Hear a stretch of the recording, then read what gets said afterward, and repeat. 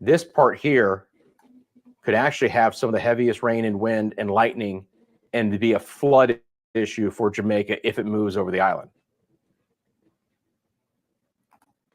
That is what hit Haiti and caused some big problems for them as far as flooding goes. The wind was not as significant, but the rain was exceptional for some of the peninsula of Haiti. Marie says Portland raining very hard, rough winds. Get back over to the live here, guys. Put myself back on a camera. Hope you're doing well. Again, over 9,000 people in here. I appreciate it. Minion says rain increasing in Kingston, waves are getting stronger. Kayla says rain and strong winds in St. Thomas. Thank you for that.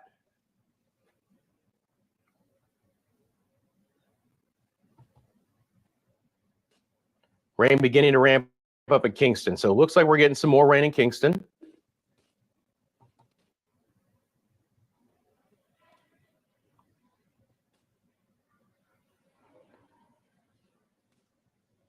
Just going through some of y'all's reports, guys, and I appreciate everything. I really do.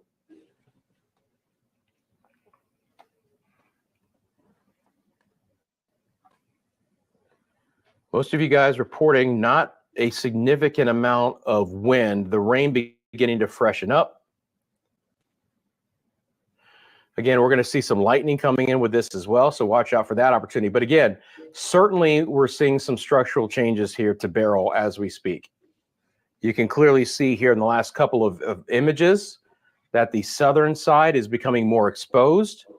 It looks like now that we have kind of a concentration of that convection on the northwest side. But again, let us be clear, that is the area closest to the island.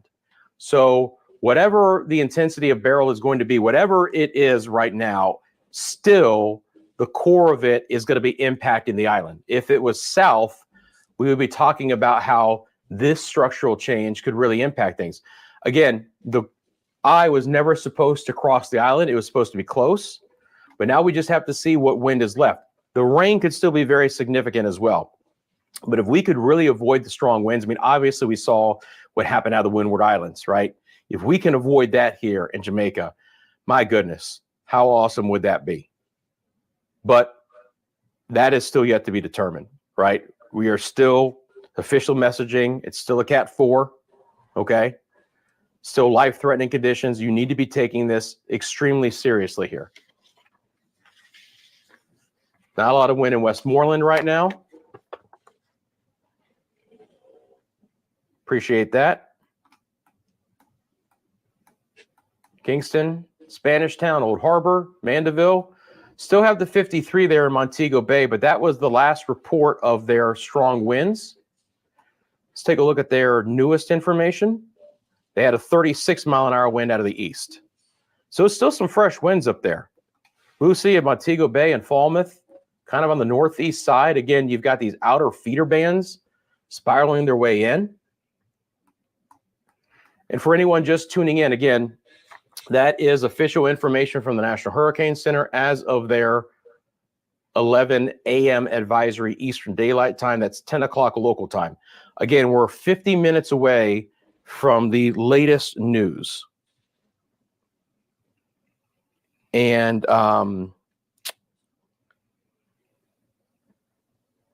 we're 50 minutes away from the latest advisory, which I am as curious as anyone else about.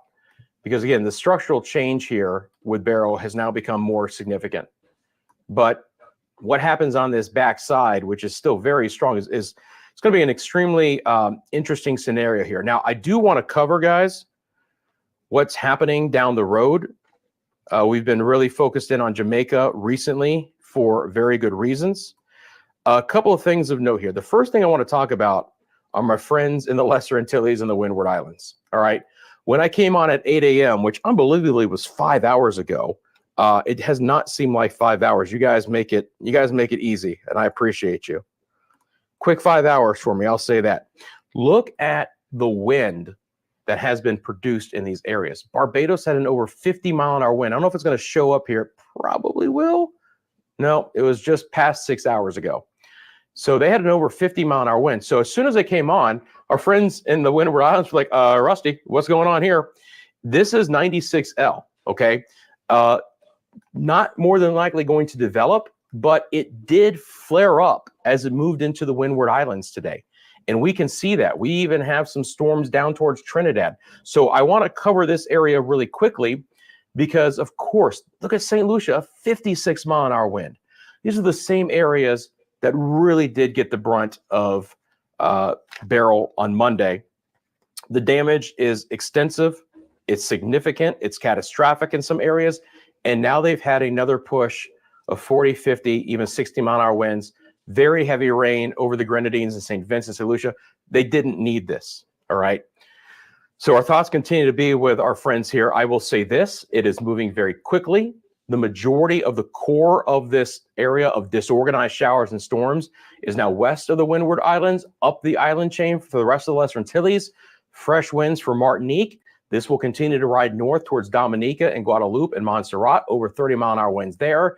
No rain for Anguilla as yet, but very fresh winds for the Virgin Islands and Puerto Rico, and all that moving in away. Again, only a 20% chance of development, but this will be an area to monitor for more rain coming back into some of the areas that are being impacted by Beryl as we speak. Now, again, we still have, as of the latest advisory, so we're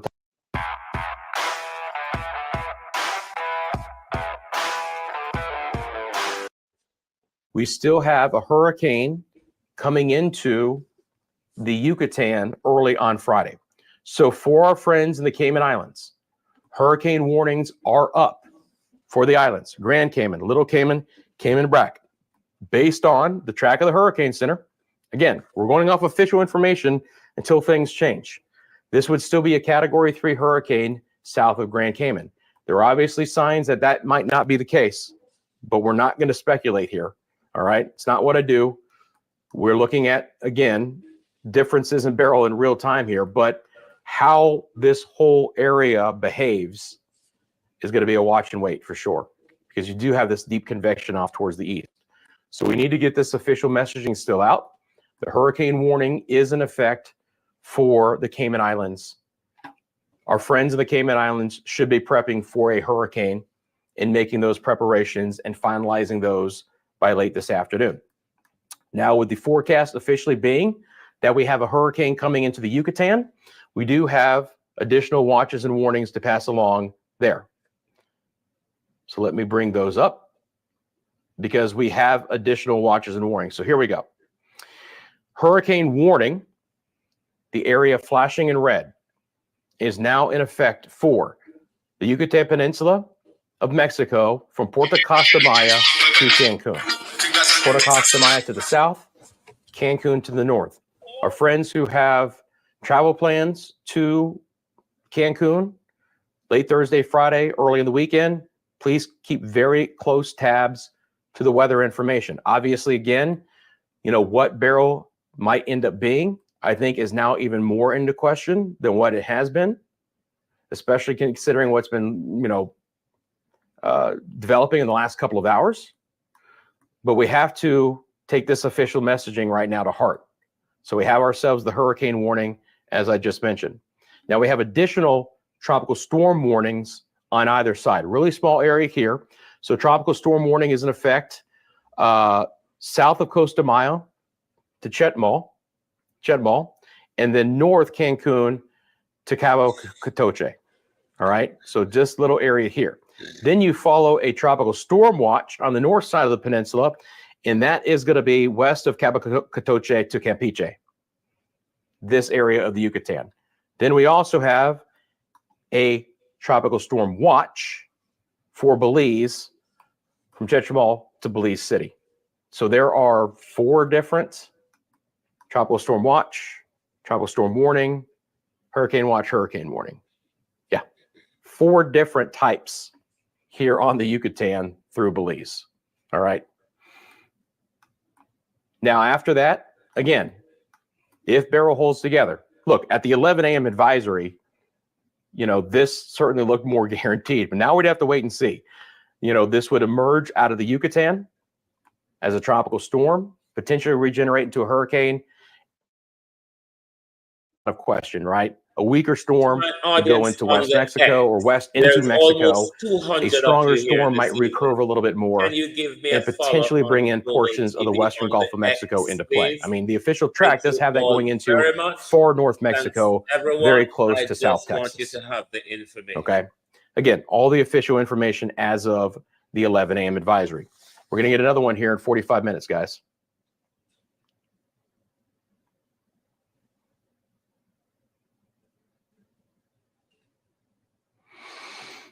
But again, as of just 2 hours ago, the reconnaissance flight that were in the storm just a couple of hours ago still reported 953 millibar pressure. It was still a very deep storm not that long ago. Now we'll see what's become. Let me get back to the chat. Let's get back over to our cameras. Let's bring those up. Live, full. And I must say, most of the cameras around the corporate areas are down. The one around Flatbridge is still up. But to be honest, most of the cameras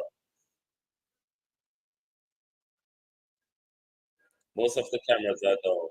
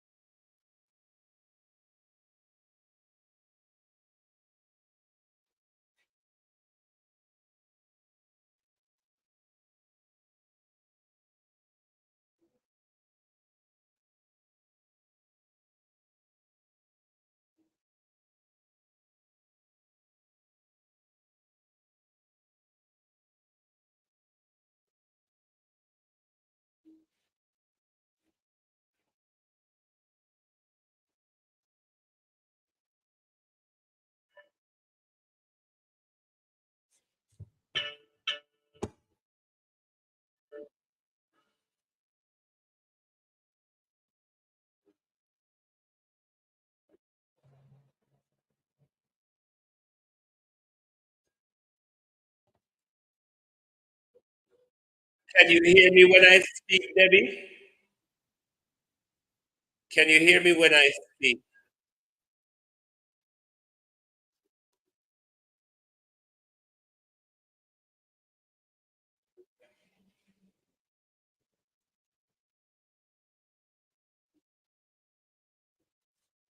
When I speak, can you hear me?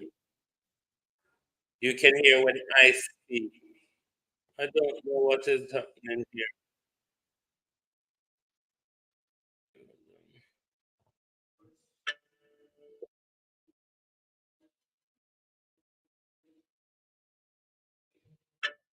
Let me share it back and see. Read stream. Can you hear the video now?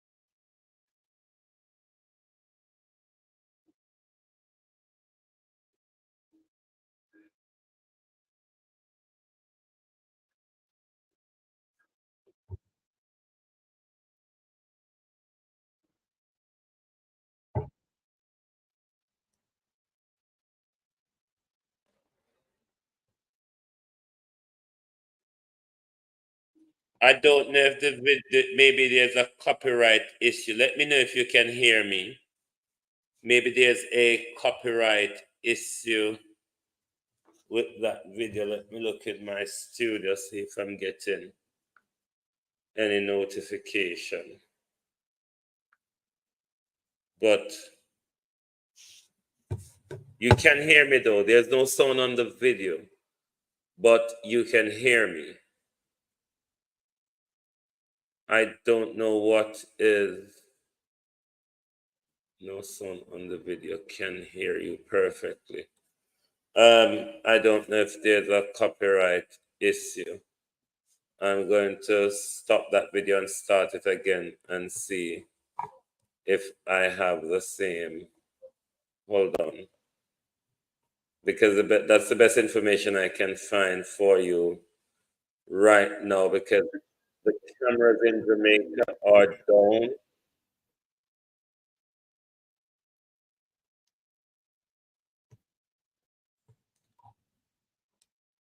It's played perfectly on my side. The blockage may be because of copyright.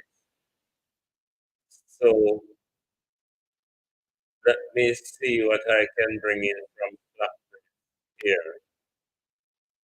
Some places across the island start having a rainfall and wind.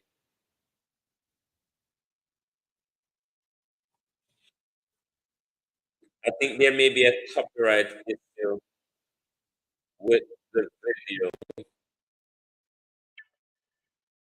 and it may be possible blocked because of that. But normally, YouTube would send me a message, and I don't get anything yet. But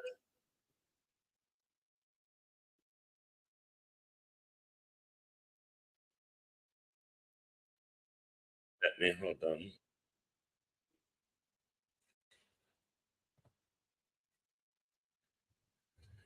I don't know what Digicel and Flow meant when they said we are ready for the storm, because way before the weather changes drastically in some place, because the weather is still not affecting St. Elizabeth, my area as yet. It is still relatively calm. But the reception quality has dropped so dramatically across the country. you can barely hear anyone when they are communicating with you. The signals for across the country. I see that video was a problem. The signals across the country has dropped drastically. You can barely get in touch with anyone or get through to anyone. The cameras in the corporate area, they are all down as well. So I'm really not sure what they were talking about. Let me see if I can find anything here that is bringing any up-to-date news on Beryl's movement.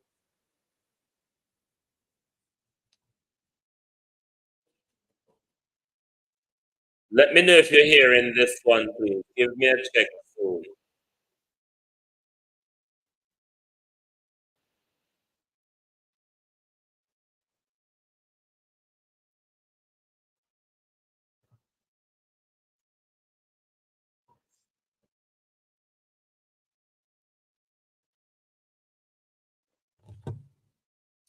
Let me know if you can hear.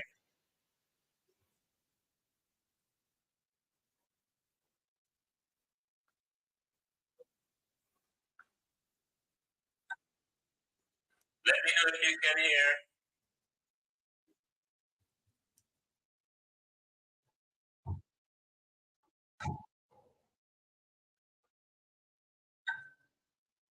Let me know if you can. Okay, I see I'm being blocked from pushing these information to you because you can hear me very well. But whenever I'm projecting any of these videos, you're not getting anything at all. Hold on a second.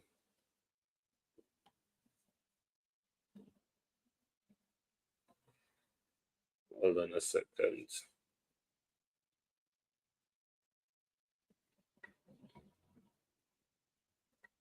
I'm really not getting anything out of the street cameras in Jamaica because the system is down. The last one that was properly up is not even giving much. And that's the one at Flatbridge. But you can see the cloud and everything is changing. As was explained this morning, because of the Blue Mountain, Kingston will be sort of sheltered from a lot of the wind given the trajectory of the storm. But they're still expected to have heavy rainfall. But the system has gone down in Jamaica so quick. Jadion Brown is saying we're having lots of rain in Kingston. Send us in your report if you are still able to be connected to the system. 60 from down electric wires. Stay away from down electric wires. Follow all the necessary precautions. Can you all hear me now? I hope you can hear me. It's the videos that it's not allowing me to project to. There's 254 of you on the X this evening. Thank you very much for being here. I hope you can also follow Global Television on YouTube as well.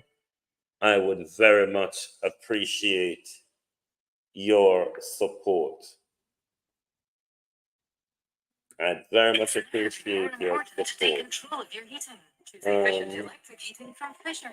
I'm not gonna run the chance and try stream any more of these things because they're not allowing it to go through. So I think it's probably copyright issues because those platforms are some mega platform. I don't see. Let me see if anything is coming from up to date. It is coming from any of the mainstream media, but let me see. I'm gonna try go to JIS, see if JIS or any of those others are broadcasting. But I'm rather surprised of how quick the system. I don't want to restream CVM. The system, I prefer to restream the government broadcasters. The system has really gone down quite early. Let me see what PBCJ is saying. Sometimes they're not always that mean. I'll see if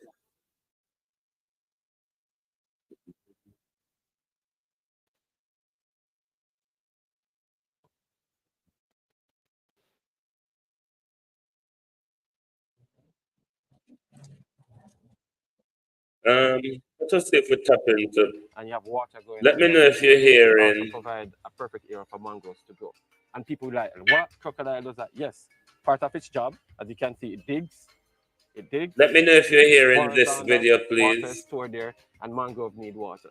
So by doing that alone, that activity encourage mangroves in the area. Let me know I'm if not you're saying any hearing this crocodile planting, PBCJ but video. it creates the area for the seeds to grow.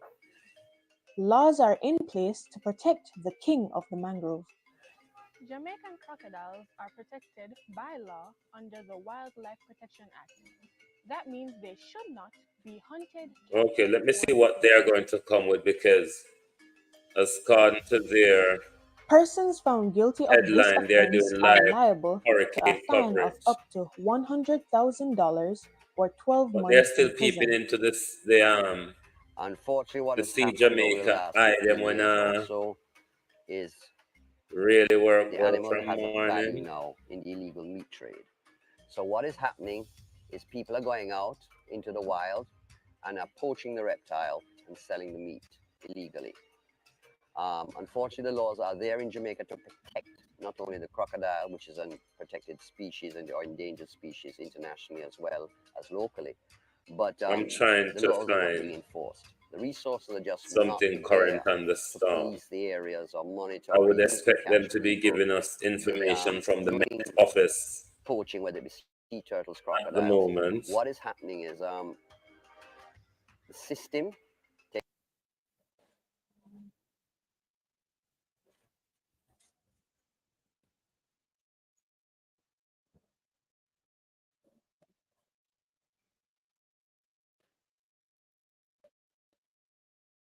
Well, I can tell the wind is starting to pick up around the Flatbush area, around the Flatbridge area, even though the camera continuously freezing. But you can see shifting in the wind. There's slight a bit of movement still in halfway tree, not a lot though.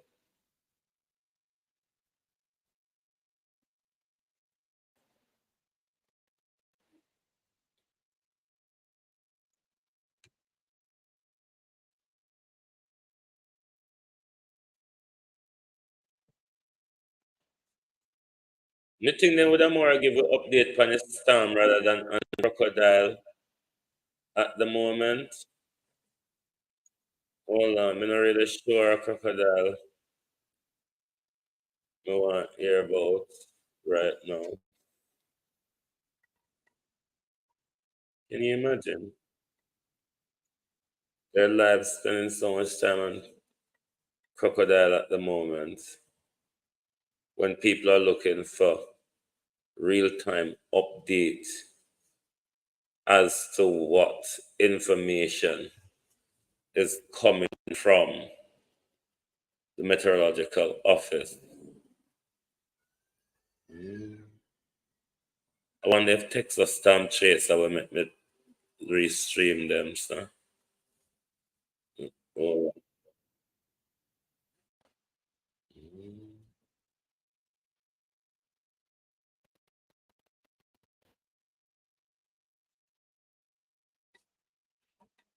I need something with analysis.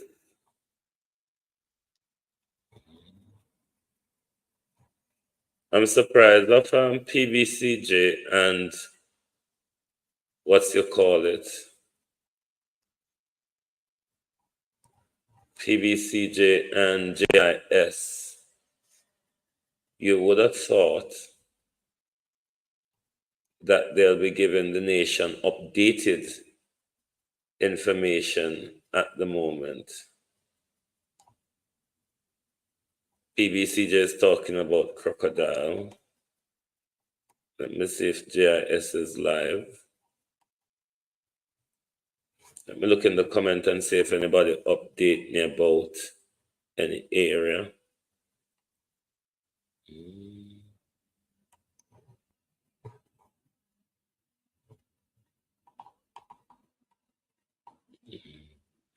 Jamaica Chronicle News is showing when wall the sea is rough.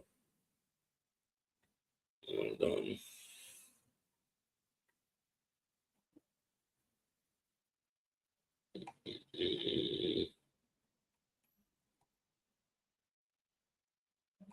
I'm just checking through. I don't really want to restream.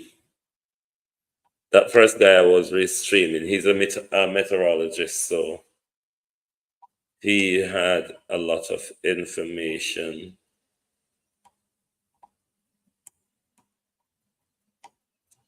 I'm trying to find, I'm trying to find at least another meteorologist who is, let me see what here is saying.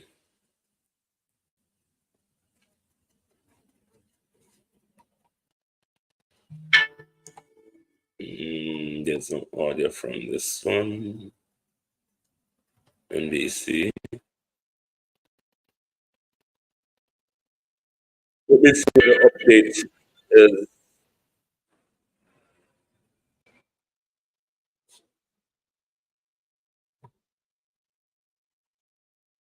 No, NBC has no audio either. I'm looking for somewhere with analysis and analytics. People who know what they are talking about.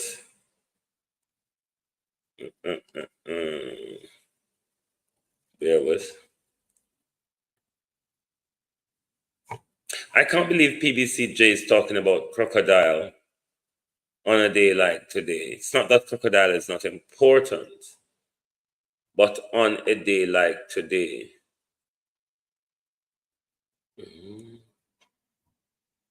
I really don't think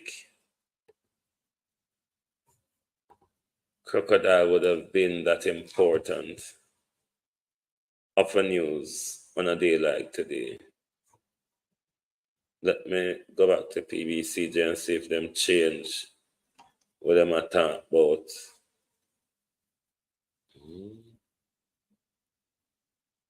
Hurricane Beryl or something. No, that's.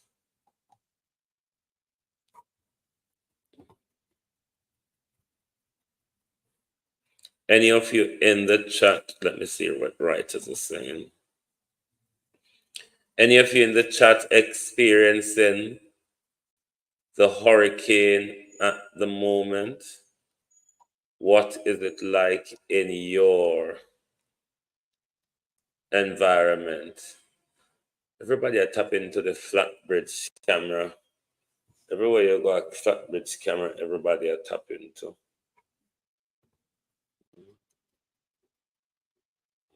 Everywhere you go, everybody is tapping into the flat bridge camera.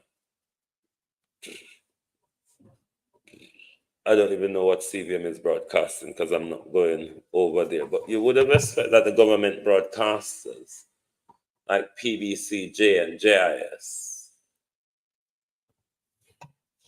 would have some broadcast going on today for the nation, at least to give people up to the minute update as to what is going on. Quite much not so. And I don't know what PBCJ think today is. Let me go back to PBCJ and see if they have anything to tell us about the hurricane and the current situation in Jamaica.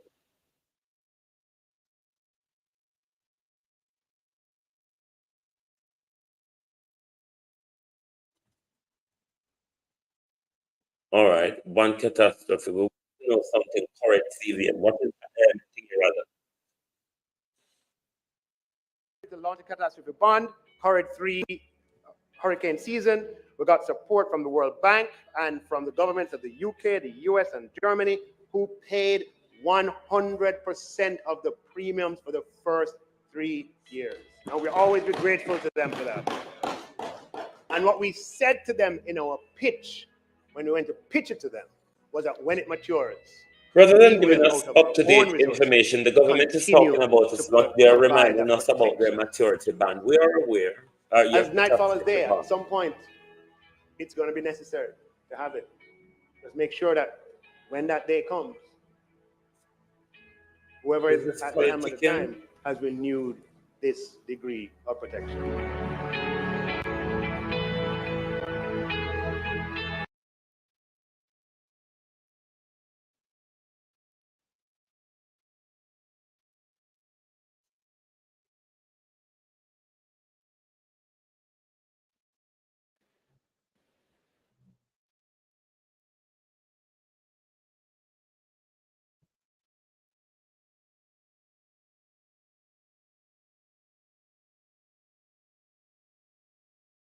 You know the title for this say coverage of Hurricane Beryl, but they're talking about everything except for Beryl. I don't understand.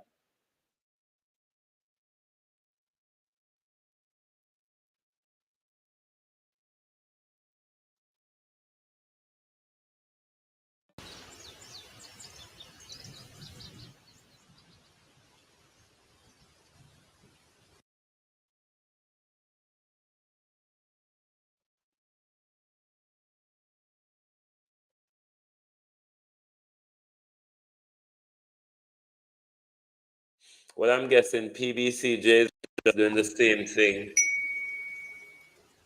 All of us are doing is checking the cameras around the country to see what we can pick up and what is really going on. But you would expect some information on a day like today to be coming out of the broadcasting houses in Jamaica. But they're rather somewhat ignorant of what is happening, is what I can say. Because so much different foreign people talking about the story, and even the government broadcasters can't be giving you analysis from the meteorological office. this is what you would expect on a day like today.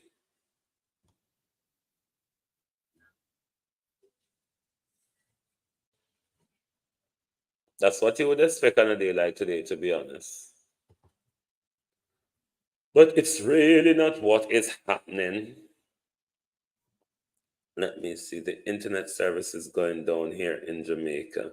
It has been for quite some time. It started raining in Santa Cruz.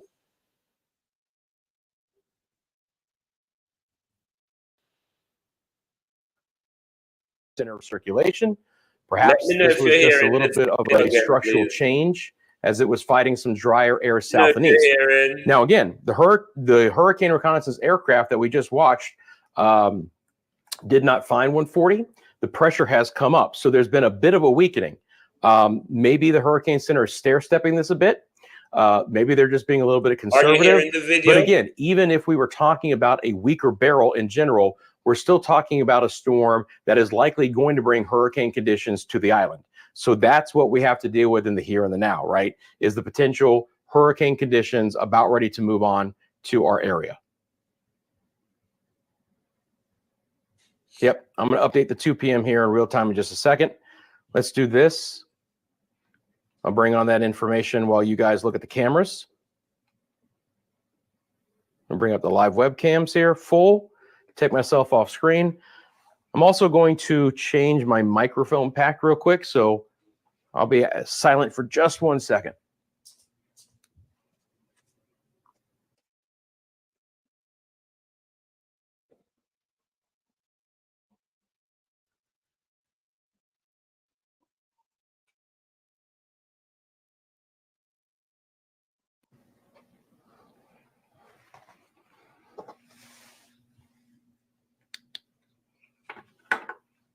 Check, check, check, check, check. No, I'm okay. Okay. Back on. Microphone should be good. Just had to change the battery packs. So a little bit more breeze there in Flatbridge, but again, nothing of too significance at this point in time. Let me go back and let me take myself back off camera here. And you guys take a look at those cameras. I'm going to load up the 2 p.m. information, which again has not weakened Beryl much. And we're going to talk about the official stuff here, guys. Again, the official is that we still are going to have hurricane conditions across the island as the eye will make a close approach to the southern coastline. So we need to stay extremely vigilant here, friends. Extremely vigilant in Jamaica, despite the fact that some areas, things have been pretty quiet so far.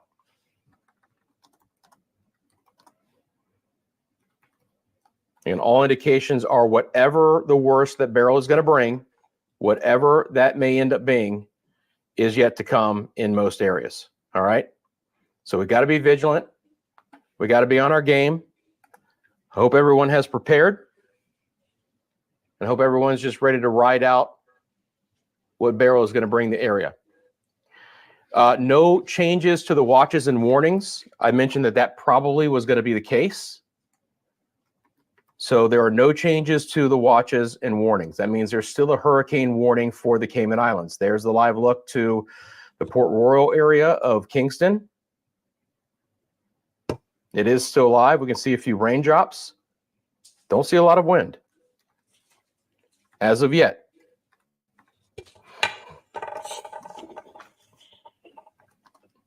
So again, the official 2 p.m. advisory, winds are 140 miles an hour. They've only come down 5 miles an hour. Pressure is at 959. I believe that's come up 5 millibars, 7 millibars. No, 5 millibars. It is an indication that the core of Beryl may not be as complete anymore, but 959 millibars is still a very intense storm. And the movement is still relatively rapid, west-northwest at 18 miles an hour. That is 30 kilometers an hour. So subtle changes to the intensity of Beryl, but nothing extremely significant, okay? No changes to the watches, to the warnings. again, we didn't want to get into a lot of speculation. I mean, we're looking at, you know, a storm that looks a little bit different, certainly on satellite imagery here. But the Hurricane Center has not come out and said, look, we really think that this thing is starting to have some big structural issues. It looks different right now for sure. Hurricane force winds do extend 45 miles at 75 kilometers from the center, and tropical storm force winds now 185 miles, mainly to the north and to the east. There's a live look to Flatbridge right now. And again, you can see that everything is still relatively quiet. Decent breeze, but not a lot of rain there. It's almost been about the same image. Sure, those trees in the foreground are a little bit getting pushed around, but the winds have just not been that significant in this part of Jamaica so far. We've had a lot more wind in some of the other areas. How's everyone doing today, by the way? You doing good? Appreciate you joining me here. About 9,000 of you in the chat. Again, we are pushing almost hour 6 here. A little bit of a backstretch for that. You would think I'd want to sit down, but I just feel better standing. I got to be honest. Just feel a little bit better standing here. Tracy says there's now a lot of wind in St. Thomas. St. Thomas is on the eastern side of the island. So again, the general trend is for the weather to continue to deteriorate. I think now it's going to come more in waves, and we're not going to consistently see it, but whatever Beryl is bringing is moving in at the hour. We'll just have to wait and see how significant it really is going to be, but we can track it for you real time here at Media Mundo. And again, I appreciate all of you in the chat continuing to let me know what is happening in your area, not only in Jamaica, but other portions of the world. I appreciate those who are tuning in from all different parts of the world to keep a close eye on what's happening with Hurricane Beryl. This is the 2 p.m. advisory. Again, issued a few minutes earlier from the National Hurricane. Despite the fact that Beryl's structure certainly looks different in satellite imagery, they are keeping this storm a Category 4 with winds of 140 miles an hour. So look, the winds have come down 5 miles an hour, but the Hurricane Center still is quite, you know, out of a 10, they're 9.5 on their wording, right? Saying hurricane conditions are about to spread into Jamaica as the eye approaches. And the eye is right here going to be making a close approach. So let's pause this and look at where we are right now. First of all, there is a bit more convection back on the west side, okay? There certainly is some drier air back on the east side, and then you have this huge blob way out east from the main center. So certainly Beryl doesn't look structurally as sound as what it was, but if it's still producing winds of 140 miles an hour, the concern is as great as it has been. I mean, 140, 145, it doesn't matter. We talked about during in the Windward Islands, right? If 145 mile an hour storm, whether it's 130, 145, because, you know, if a structure is going to knock down by 145 mile an hour winds, it's probably going to get knocked down by 130 mile an hour winds as well. Not expecting that core wind to go over Jamaica, but certainly at 45 miles from the center, there's going to be a fair amount of potentially the central and the southern sides of the island that could have hurricane impacts. Again, the official wording for the Hurricane Center, hurricane conditions about to spread into Jamaica. You can see those darker colors, those higher cloud tops, the lightning associated with this, and some of that gusty winds as well. Again, nothing being reported right now out of Jamaica, out of Kingston. Let's check their latest wind ob. It's still going to be pretty minimal, right? I don't think this is probably going to be the 1 p.m. advisory. It is. That's Eastern time, so we haven't gotten the newest one there yet. So Beryl might be being impacted for sure by dry air entrainment on the northern side. But it's going to be very interesting to see what happens with Beryl the remainder of the day, right? Because this wrap back around, what happens to this convection? Does it stay piecemealed away, or does everything get back together? Again, official messaging from the Hurricane Center, we still have ourselves a Category 4 hurricane. All right, and then we still have all of our watches and warnings that have been into play. That has not changed. Hurricane warning still for the Cayman Islands. Hurricane warning still for portions of the Yucatan as well. All right, let's get back to chat. Portmore experiencing mild rainfall, no strong wind as of yet. We are calm in Kingston, the power out in Portmore, calm in Hanover. Lights have gone out in St. Catherine there in Spanish Town. All right, so just here in Spanish Town, the lights have gone out. So Portmore, Spanish Town, Kingston, Halfway Tree, all very concentrated in one area here. We got our friends in Old Harbor, a little bit further west. You've got Maypen and Hayes and Mandeville, Santa Cruz, Black River there on the southwest side of the island. Our friends in Cambridge and Savannah Lamar and Negril. All the different areas of the island. Lucy, Montego Bay. Latest report out of Montego Bay is still going to be that 25-mile-an-hour wind. We should be getting the 2 p.m. advisories, the 2 p.m. updates there. Certainly some heavier rain coming back in on the eastern side now. Port Antonio on over towards Morant Point. Port Maria up towards Ocho Rios. Again, the official wording from the Hurricane Center is that we do have hurricane conditions likely overspreading the island quite soon. We're looking at the live, your live imagery.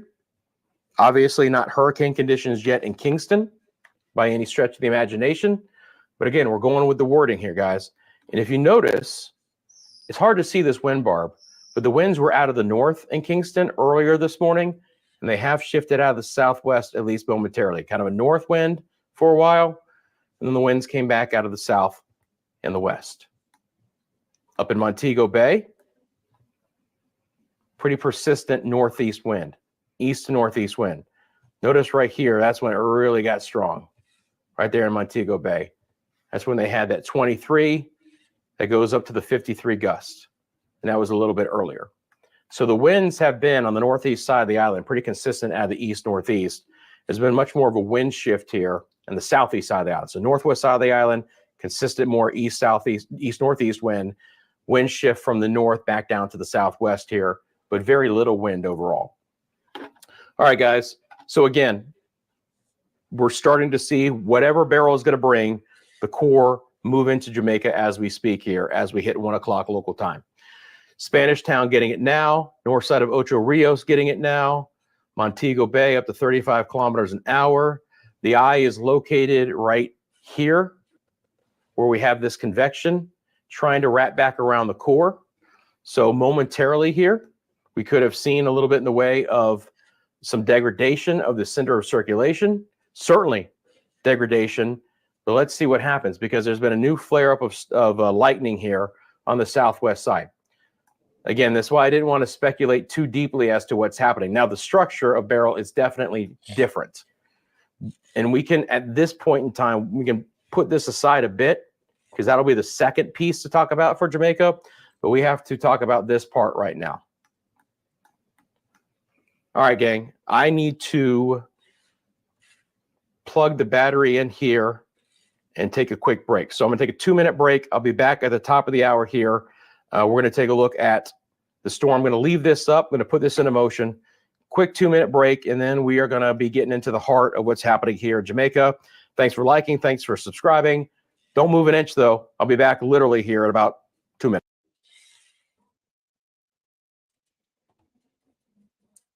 Well, we're just waiting for him to come back. For those of you who understand these fancy things, those are the imagery from the National Hurricane Center. But we can't analyze these things because these are not our areas. So as soon as he is back, we definitely will. I'll keep his image on screen. So as soon as he's back, we rejoin the analysis that he's given to us. But I'm rather surprised, though, of the Jamaican broadcasters and how they're covering what is happening. 259 of you on the X this evening. Thank you for being here. Hope you can subscribe to Producer Wayne Global TV on YouTube as well. We broadcast on YouTube, on the X, on Twitch, and on Facebook. Thank you all for being here. We hope that he will rejoin soon after his 2-minute break so we can continue to have analysis of the position, speed, and direction of Beryl at the moment, which, Alison, how you do? Which is quite an unpredictable storm as it makes its way across the Caribbean. In his analysis and experience, there are some breakage in it. The speed has cut by 5 miles or so, but we still remain at a category 4, and hopefully Beryl is weakening as it goes along. Because as much as we don't want Jamaica to take a direct hit, as much he's back and I'm not hearing him. What is happening here?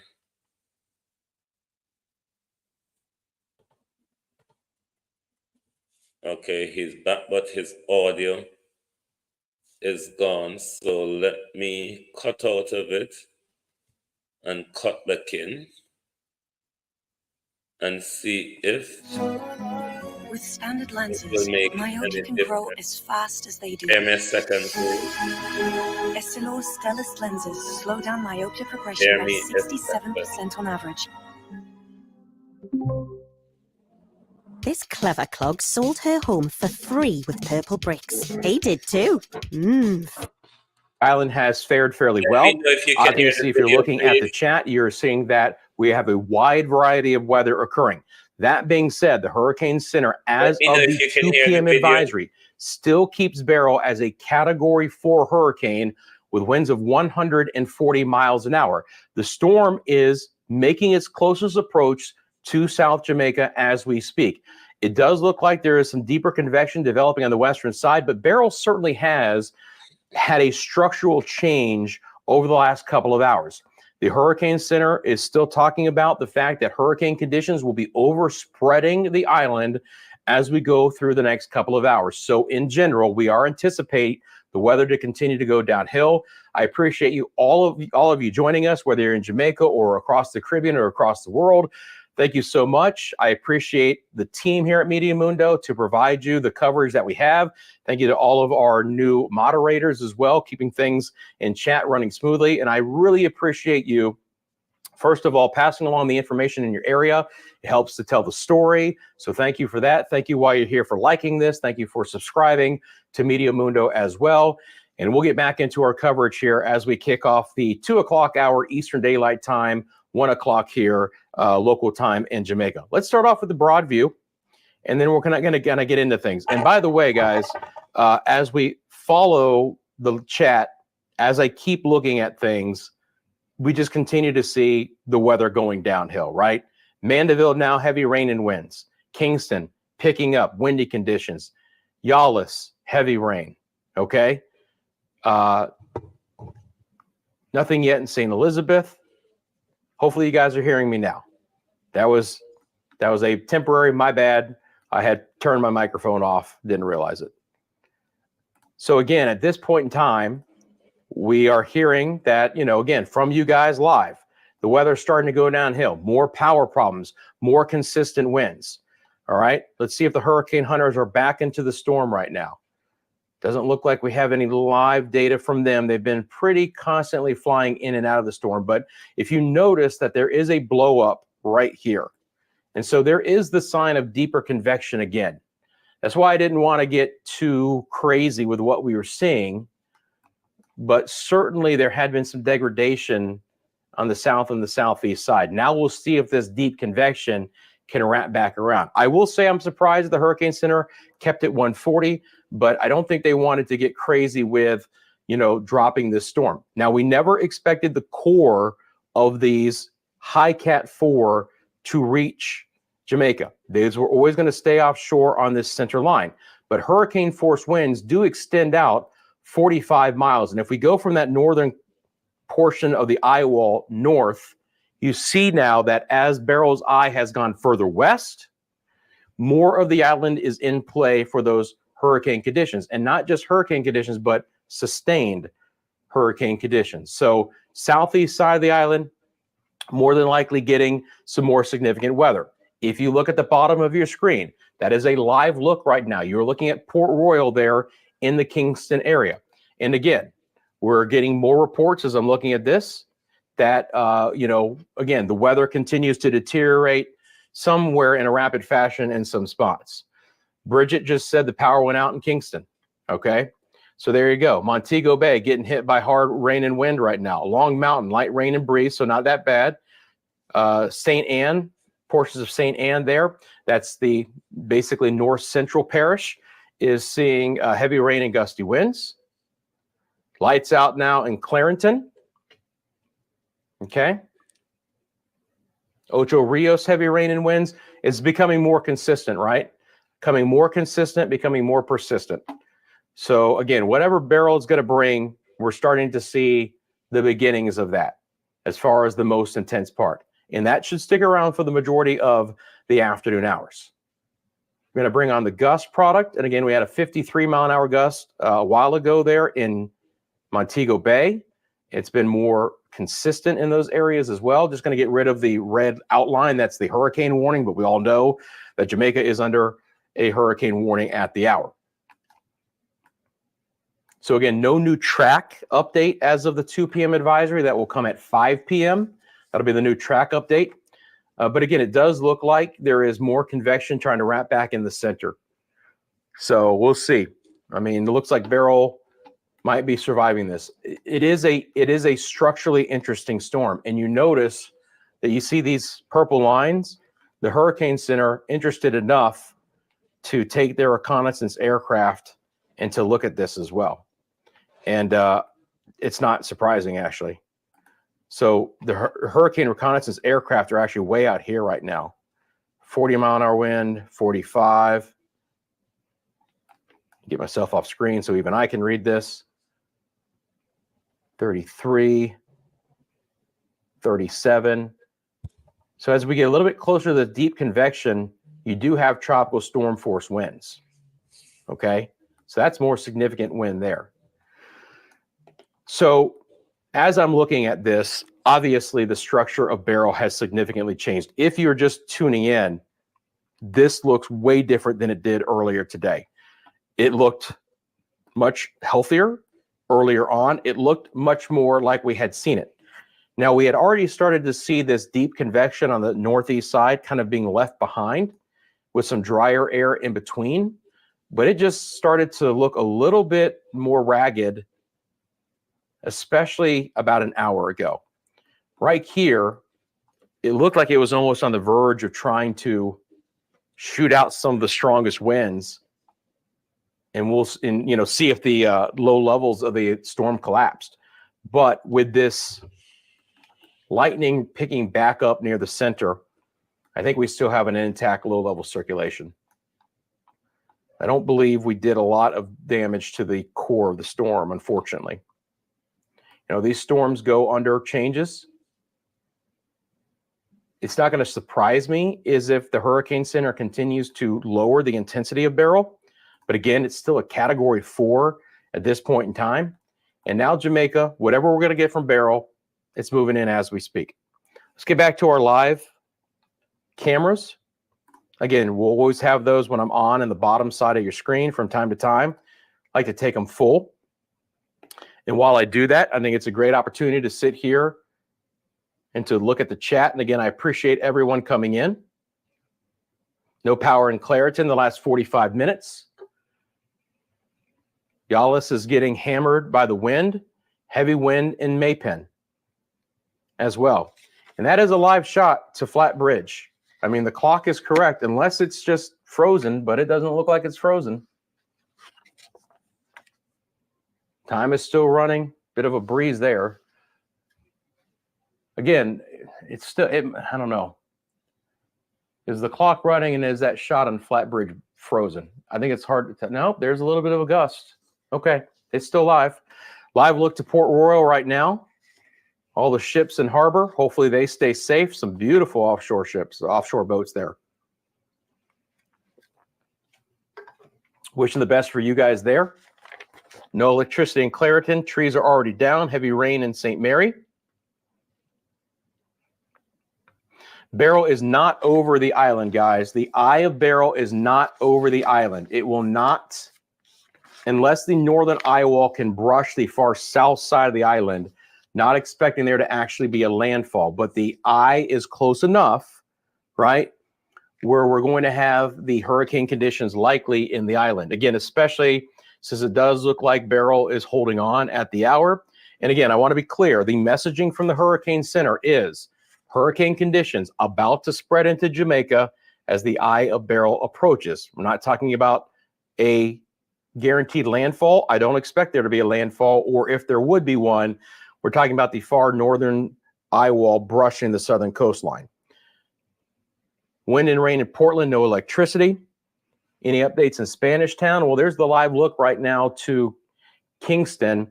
And again, you know, bit of a breeze there, but nothing of significance. It's pretty bad in Yawlis. Heavy breeze in Mandeville. No rain, no wind, just rain in Kingston. Yeah. Does Kingston have some kind of like wind buffer that we don't know about? Have you guys been holding out on us? Because I am shocked at as little of rain as we've seen sometimes there. Looks like the Flat Bridge cam is buffering from time to time as well. But as much rain and wind as most of the island has reported, these live cameras that we've had just haven't shown it much in the Kingston area. So that is one region that really has done well so far. Again, we're focusing in on the wind, but the other issues with Beryl come along with it.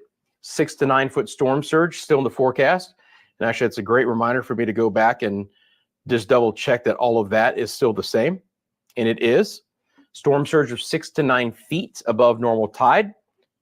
The onshore winds in the immediate coast of Jamaica. And again, we talked about that, guys, and, you know, continue to reiterate that as these winds that should be, right, on this north side coming out of the northeast or almost due east could be pushing a significant amount of water through portions of the eastern side of the island, some of the shoreline that juts out, such as the bays to the west of Port Royal and Old Harbor and the Hayes area near the shoreline, and even towards Black River and other areas. On the northern side, it's been a bit more of a due east wind so far, but there could be an onshore wind that does provide water inundation. So the storm surge is a significant part of this. It's 2 to 3 meter storm surge, guys. 6 to 9 feet is still the official forecast. Rainfall is still going to be 4 to 8 inches. That's 100 to 200 millimeters. 12 inches maximum, that's 300 millimeters. Okay. For the Cayman Islands, as you guys prepare, it's a 2 to 4 foot storm surge above normal high tide, or the tidal cycles in general. And then 4 to 6 inches of rain potentially in the Cayman Islands, maybe a maximum a little bit higher than that. Again, we're seeing a little bit more of a wrap up here in just the last little bit. Now, there is a possibility that we get both pieces of Beryl to come in here to Jamaica. Could be a 1-2 punch. We're starting to lose some of this on the southeast side as it pulls farther away from the center of circulation. But again, Beryl is a very interesting looking storm at this point in time, isn't it? With this real blow up of convection, but a lot of drier air here in between that and where we have our low level center. We are starting to see more lightning redevelop. Could be a sign that the inner eye is beginning to fire back up. Deeper convection typically means the potential for at least some strengthening / reorganization. Probably, and hopefully not going to see an actual strengthening of the wind, but we can see that eye is trying to wrap up. And, you know, this scenario also played out in the Windward Islands as well, where the storm didn't look nearly as impressive about 100 miles east of the Grenadines, and then it went through that quick strengthening cycle right as it moved into Carriacou just before. So we'll have to see how this goes.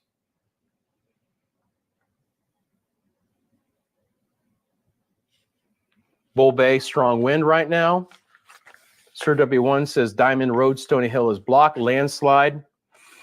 Yeah, it's going to be a problem here, guys. I mean, landslides, mudslides, some of the higher elevation areas. No power in Morant Bay. Yep. The reconnaissance aircraft we were watching were coming out of the east side there. It's interesting because it's not nearly as structured as what it was. Okay. I mean, again, you know, do you guys remember what it looked like? First of all, there was this convection out east, but this big ball, right? And if you remember what it looked like over the Windward Islands, as the storm moved closer to Jamaica just even an hour ago, it almost looked like there was a bit of loss of integrity here near the inner core. You notice how the dark blacks and whites were only on one side.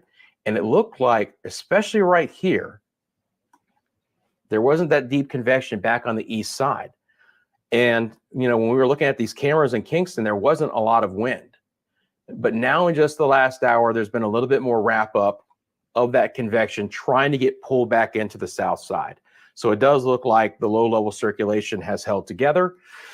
Is it producing 140 mile an hour winds? The Hurricane Center says so, and we're going to go along with that. Again, I don't expect that wind over the island.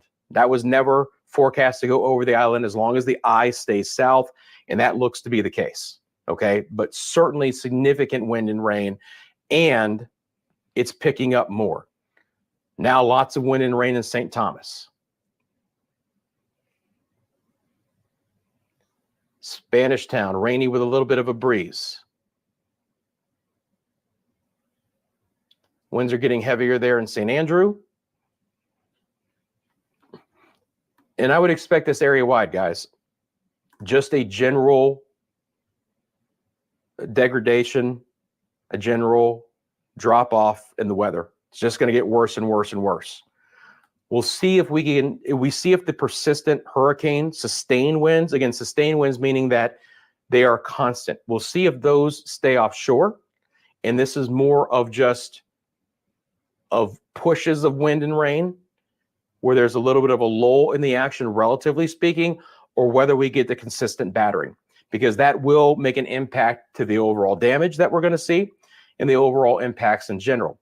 But again, this is coming with 6 to 9 feet of storm surge potentially in some spots, not area wide. That's 2 to 3 meters of storm surge as well. All right. So again, pretty significant there. As I've mentioned, we don't have a storm. We don't have a track change with the 2 p.m. advisory. All right. Track is still going to be the same as it was at 11 o'clock. There are your forecast wind radii, and there are your watches and warnings. So again, down the road tonight, Cayman Islands, it'll be their turn. Not probably as much storm surge. Hopefully Beryl's winds in general continue to come down, but a hurricane warning is obviously a very serious situation, and our friends in the Cayman Islands need to be paying attention. For our friends down the road in the Yucatan and in Belize, that's a hurricane warning that is now in effect for portions of the Yucatan Peninsula. On either side of it, it's bracketed by tropical storm warnings, and by the way, the hurricane warning does go to Cancun. And then on the far north side of the Yucatan, that's a tropical storm watch. And down in Belize, that is a tropical storm watch as well, from Chetumal down towards Belize City. So impacts will likely be felt in the Yucatan if Beryl holds together as we get into late Thursday, early Friday, and again into the southwest Gulf of Mexico. And from there, it does begin to get a little bit more of a spread in the models and not as much in the way of certainty for sure.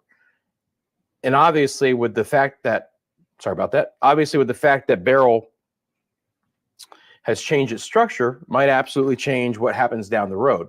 Again, the latest HAFS model that I pulled up, you can see that track right now on the HAFS model, which is one of those that absolutely was able to verify the true strength of Beryl. So many of the models have had such a tough time actually making Beryl as strong as what it really is. But if we look at the HAFS model from earlier this morning, you can see the impacts at the top right-hand side of your screen. This is going to be in the afternoon hours of Thursday, and then very early on Friday coming in. Landfall here would be over the Yucatan, still trying to structurally hold together as it gets into the southwest Gulf of Mexico, and then potentially work its way up the western side of the Gulf. Now, the HAFS model here is going to bring it into western Mexico, just south of Texas. That is where we actually have the hurricane center plotted, but there is not a lot of consistency in the models when we go that far out. So again, that is just the latest run of the HAFS. I just wanted to show you that, so you guys have an idea of what the models are still showing at this point in time. Now, let's talk about the rain, all right? Because the rain is an issue as well. So let's go back over to our models here. Let's bring up the rain.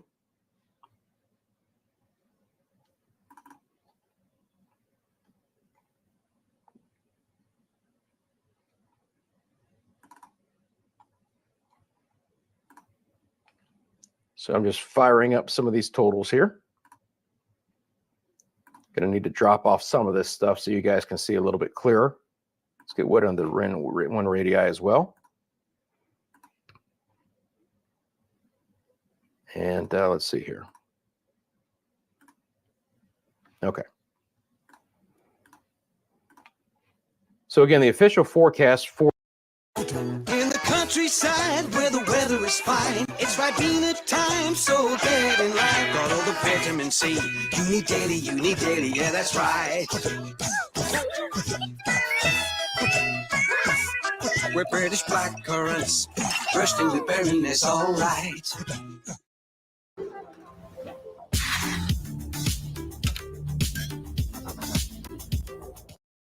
more aggressive. Earlier today, we had 5 to 8. Now we have higher for the eastern side of the island.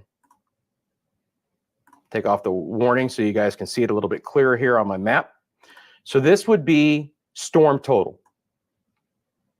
From the GFS model, how much rain does Beryl bring? Now we're talking about the higher end on the eastern side, the 8 to 12 inches, the 200 to 300 millimeters, right? You take that rain and you take the storm surge, and water inundation could be a big issue. We haven't had a lot of rain yet in Kingston. Generally speaking, it's coming down a little bit more consistently now, but you know, could we get a second push of rain from that area to the east of the center? It's plausible for sure. Rain for Maypen and Hayes, there's Spanish Town. So a lot of areas, you know, 150 to 200 millimeters, that's 6 to 8 inches of rain. There's Port Maria, there's Ocho Rios and Mandeville. Again, still a little bit lighter amounts on the southwest side of the island.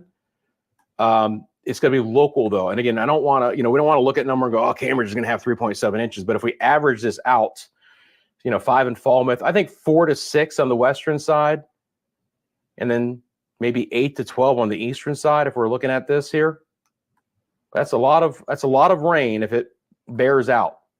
So we've talked about the wind issue, but the rain could be significant as well.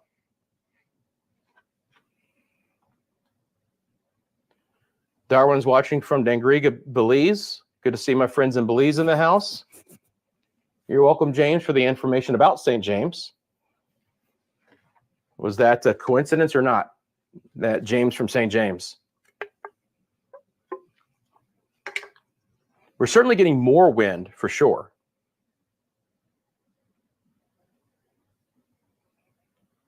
Email pics, mymediamundo@gmail.com. If one of our moderators could put that up for everyone, I'd appreciate it.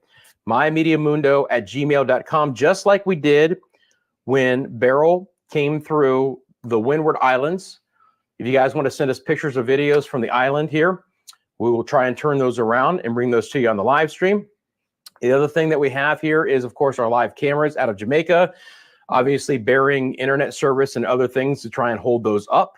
But we're going to try and bring you as much live information as we possibly can. And again, mymediamundo@gmail.com. It's all one word. Appreciate it. Thank you, Anointed One. I appreciate that. Good to see everyone with us here. Well over 8,000 people watching right now. Thank you for liking this live stream if you haven't. Thank you for subscribing to Media Mundo if you haven't as of yet as well. This is our live coverage of Hurricane Beryl, impacts to Jamaica, impacts for other areas of the Caribbean.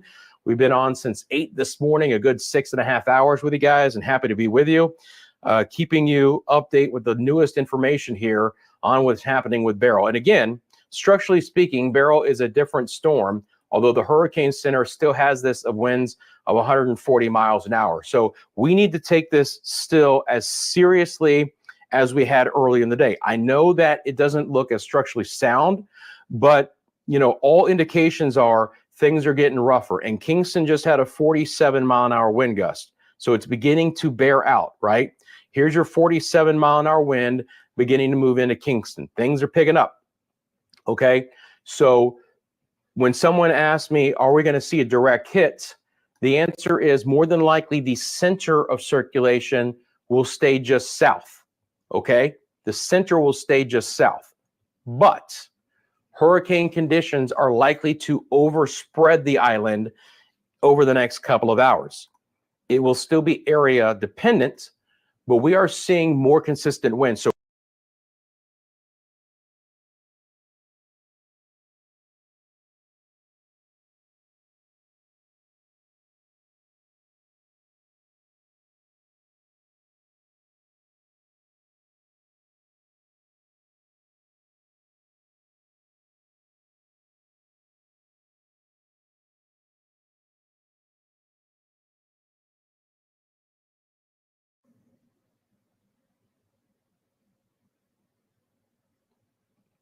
has anyone seen any flooding yet? We're getting some reports of the wind damage. We're getting some reports of power outages and trees, but are we getting any wind? Appreciate it, Donovan. It's like, I love it. Hey, if you don't get much in St. Catherine, man, that's awesome.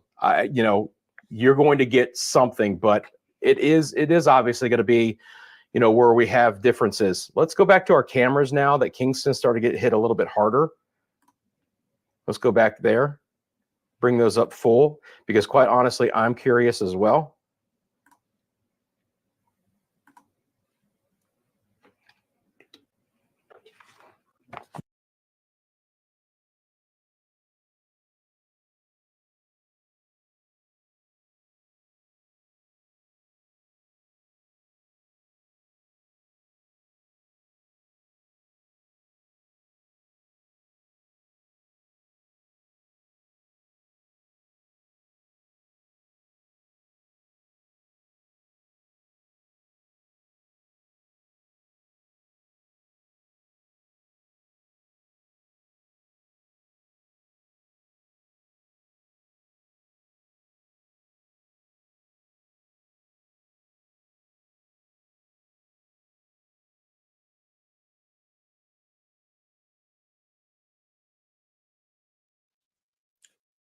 Let me know if you can hear the video, please, because I've removed the video. Can you hear it still? Because I'm still playing it on the computer.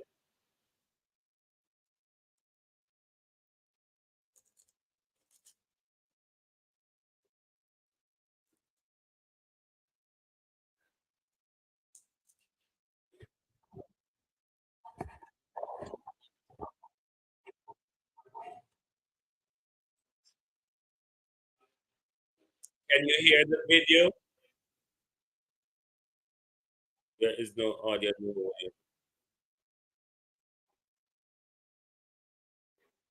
A little bit more comfortable as well. Again, there's nothing we can do. You know, you guys are in the storm of, you know, and you're going to contend with what you have to contend with, but just to try and keep them as calm as possible I'll is put the always, video back you in. know, a piece of advice to pass along, because kids can obviously be very impacted by these storms. They haven't been through them as much, right? They don't have as much life experience. For some, it might be the first storm that of this magnitude All right, that they'll we'll make see. round So, coffee. you know, let them know everything's going to be okay, right? I won't be That around the things coffee can be for a hot rebuilt, sec. power will return, those kinds of things. But we just don't want any loss of life here in Jamaica and across the Caribbean as well. It's obviously the most important thing.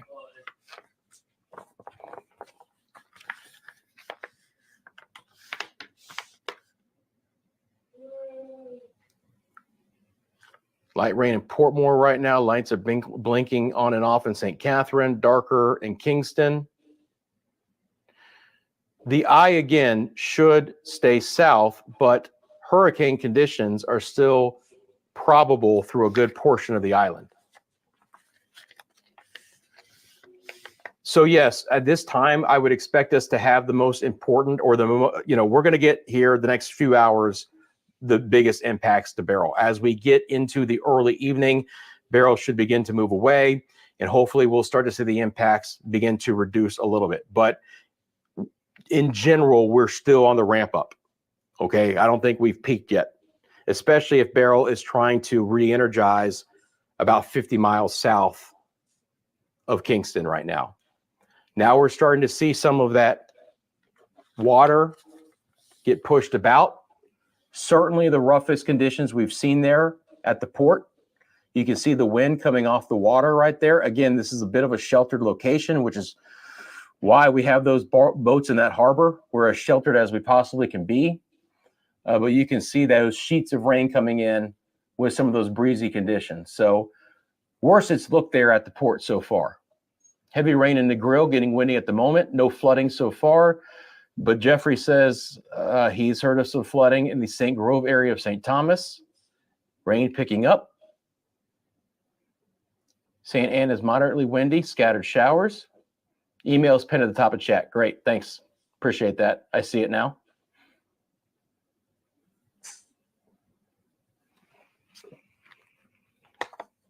Rain coming down heavier in Kingston. That is still a live look to Halfway Tree. Still some folks out and about. Although it's relatively quiet, which is great to see. I'm glad that most folks have heeded this as they should be. August Town raining with some breeze. Getting a little bit cooler, huh? And a power outage. Unfortunately, guys, with this wind, there's going to come pretty widespread power outages.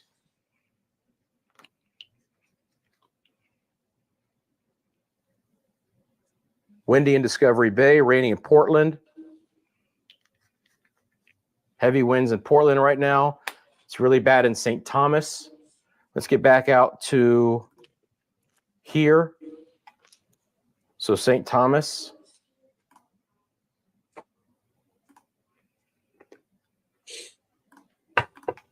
Is the southeast parish. It includes places like Yawlis and Morant Bay. And we're starting to get the worst weather moving in there.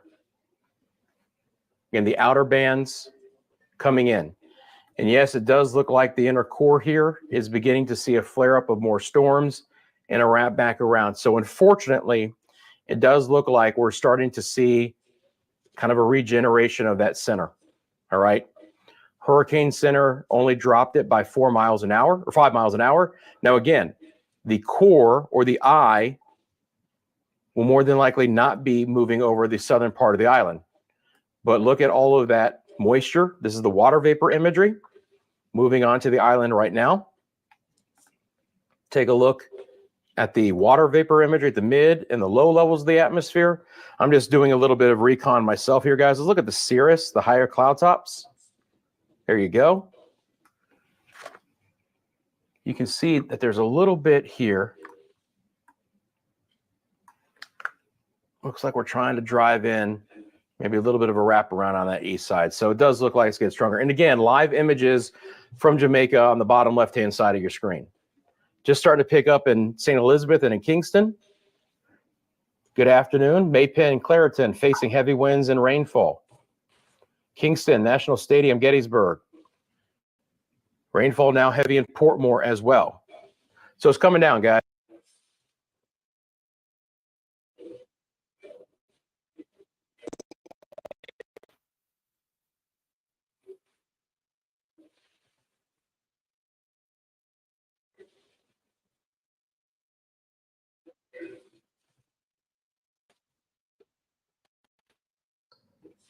Going to look at a couple of different images here, guys, so bear with me.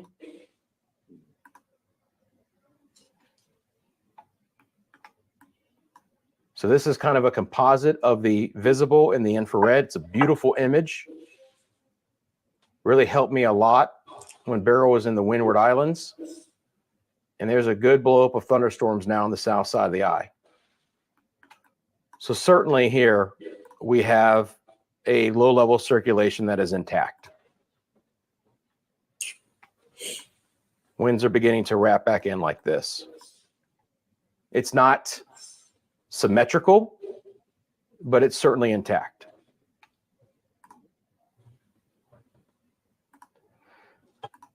So unfortunately, any thoughts of being that this thing is just going to blow its top and, you know, Jamaica is not going to get much, unfortunately, is out the window now again, as the weather conditions across the island continue to deteriorate and is expected to do so over the next several hours as well. Santa Cruz, St. Elizabeth getting rain from 10 a.m. on. Thank you very much for the report. And if you guys could just do me a big favor, and I appreciate all the information, just let me know where you are, right? It's great to hear that, oh, I don't have a lot of rain or I still have the power on.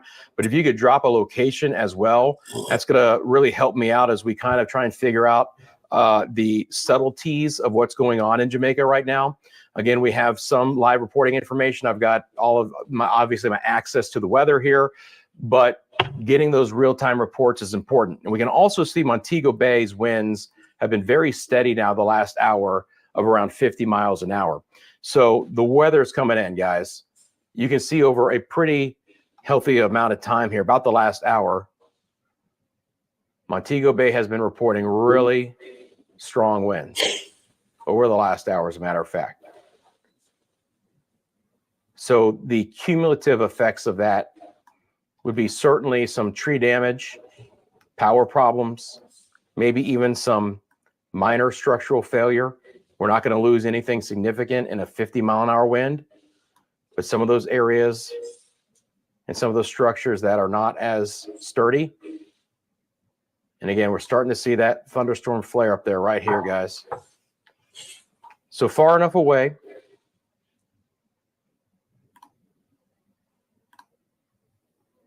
Even from the outer eye. So again, kind of the outer sections of this, about 35 miles. So the anticipation would be that we would have hurricane force winds trying to reach the southern coastline imminently.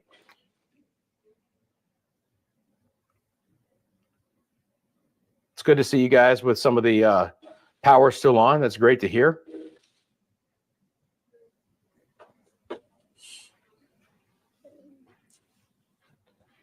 Getting a lot of rain right now in Stony Hill, St. Andrew, Old Harbor Bay, a lot of wind. No electricity in Meadowbrook, that's in St. Andrew. Just north of the Kingston area, north and east, north and just due north and north and east. Friendship, St. James, consistent rain and wind gusts. St. James is on the northwest side of the island. Hello, Belize. I know that you guys are starting to tune in because obviously whatever Beryl is going to be could have potential impacts to Belize and the Yucatan, Quintana Roo, Cancun and Cozumel down the road. I know our friends in the Cayman Islands are paying special attention to this as well. Again, clear to see that we've had this spiral feature come back into play here, guys. So again, low-level center certainly intact, a blow-up of thunderstorms, and we're going to start getting into it here. Not another eye forming, just kind of a regeneration of the eye. Again, this is right now more elongated storms. There's no circulation here. These are just elongated north to south. All of the low-level rotation with the storm is still right here. south of Jamaica. There's been a re-intensification of the thunderstorm activity. Again, it may not mean that the storm is going to gain strength.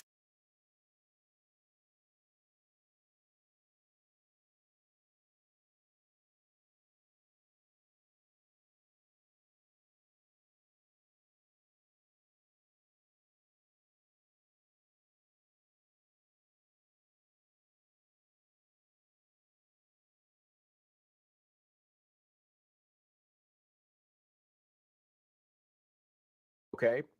And then that will allow it to continue to stay at a steadier strength.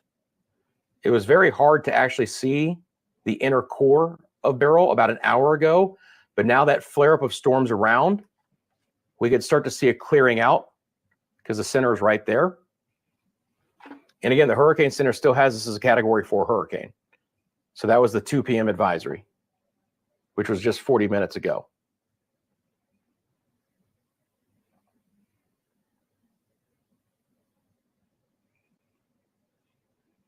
Still looking at our cameras to the south and west. Power is still on in Ocho Rios. That's good news.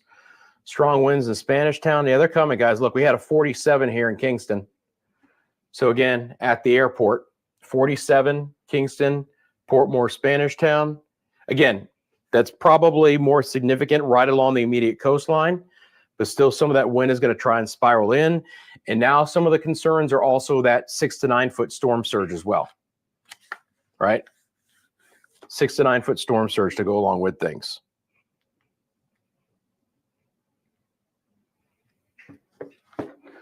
Appreciate everyone watching. Again, continuous coverage here of Hurricane Beryl on Media Mundo. Thanks for joining me. We're getting close to 7 hours of consistent coverage, but again, we're getting into the heart of what Beryl is bringing into Jamaica.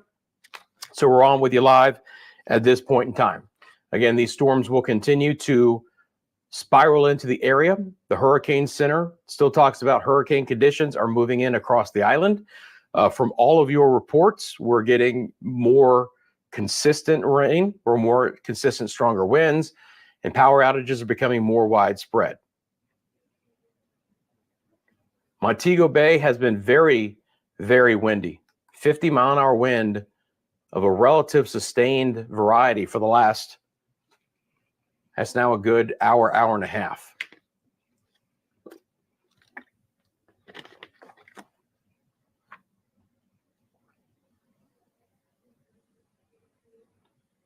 Rain's starting to get serious. Again, just give me, if you guys wouldn't mind just putting where you guys are. Now, maybe you mentioned it in a previous message and then put it at the end. Sometimes I can't catch every one, but I'm trying. No electricity in Mandeville.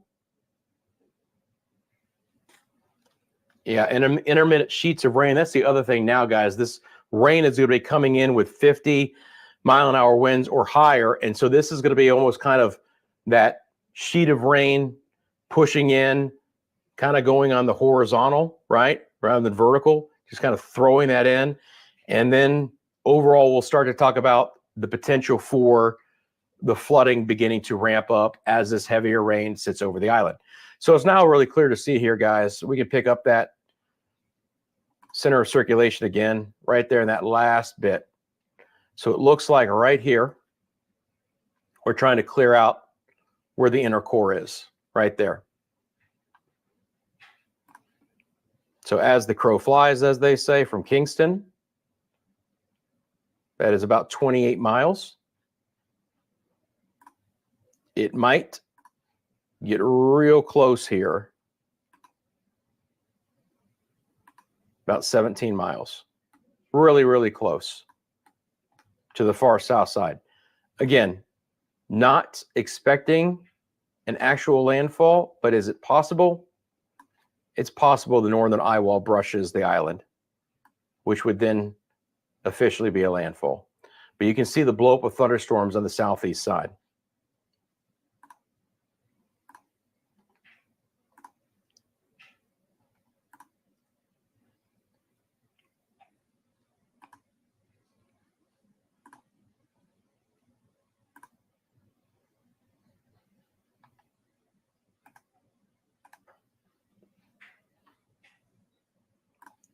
I'm going to see some of the new model information here.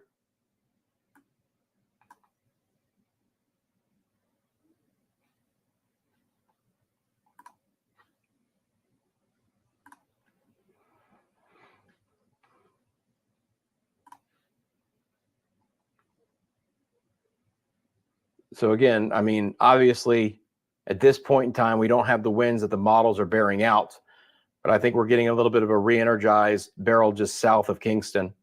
So we'll have to see how this plays out, guys.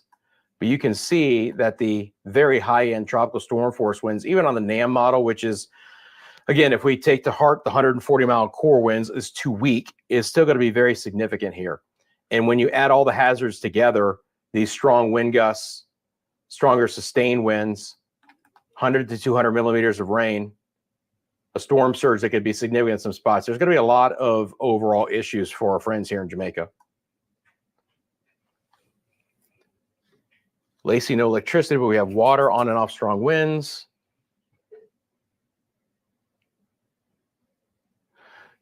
So when it comes to the eye, I'm just watching for there to be a blowup of thunderstorms near the center of circulation. It's indicative that the storm may be trying to re-intensify or to reorganize at the low levels of the atmosphere. You can see that right there. We lost on the satellite imagery a bit of where that low level circulation was. It was a little bit covered in the clouds. Didn't look as organized. We lost the lightning as well. You saw that? Now you see that those lightning and that deeper convection is beginning to spiral back around on all sides. So there was a loss of that there for a bit, but now it's beginning to come back in earnest. Again, the low level circulation never really got too ragged, even though we lost that signature there for just a bit. It's still an interesting feature here with more elongated storms rather than actual spiraling here. If I look at this, there's two pieces to this, guys, right? If I put this into motion, you're going to see some big spinning out of this part, and then you're just going to kind of see a east to west movement with this, a blow up of thunderstorms, but you don't see that this convection far off to the east is trying to wrap back around the core. Now, could that still happen in time? It's plausible. There's still a lot of dry air in between, right? And we'll see if these storms can hold together, because believe it or not, if they do, that could be a secondary punch of some very heavy rain trying to get back into Jamaica later today. But certainly there's been a bit of an intensification of this low-level activity right here again. All right, how we doing, guys? Appreciate it, Peter. Thank you very much. No electricity in Alexandria. Kingston is quiet right now. That's good. Again, Kingston did have a 47-mile-an-hour wind gust at the airport, which, of course, is right on the coast.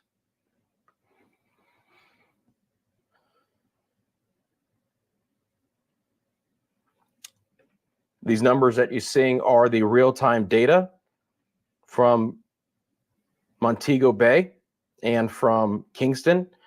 So, again, within just the last little bit here, we've had 50-mile-an-hour winds at both locations. You'll see those pop on. But if I stop it right now, it's a 51. Oops, sorry about that. It's a 48 in Montego Bay. It's a 47 in Kingston. And again, you can clearly see the activity south of you guys.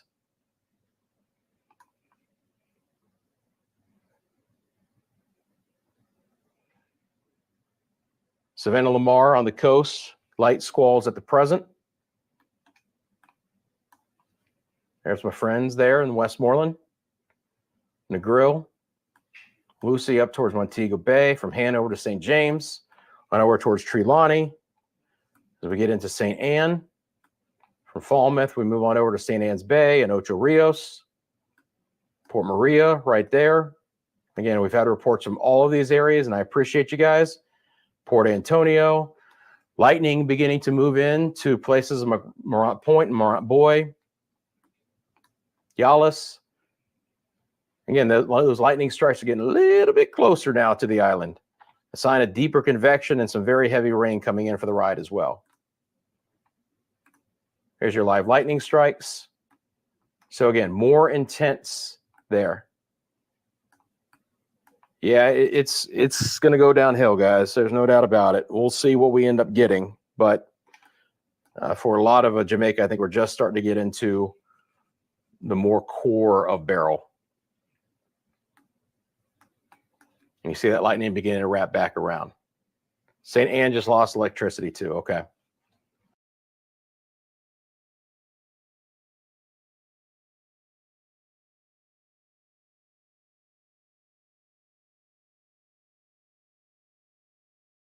Let's go back to our cameras. I'm going to reset a couple things behind the scenes. I'm going to bring back our cameras live. Take myself off. I'm going to look at a couple of pieces of information behind the scenes. If there's anything of note, I'm going to pass it on to you guys as well.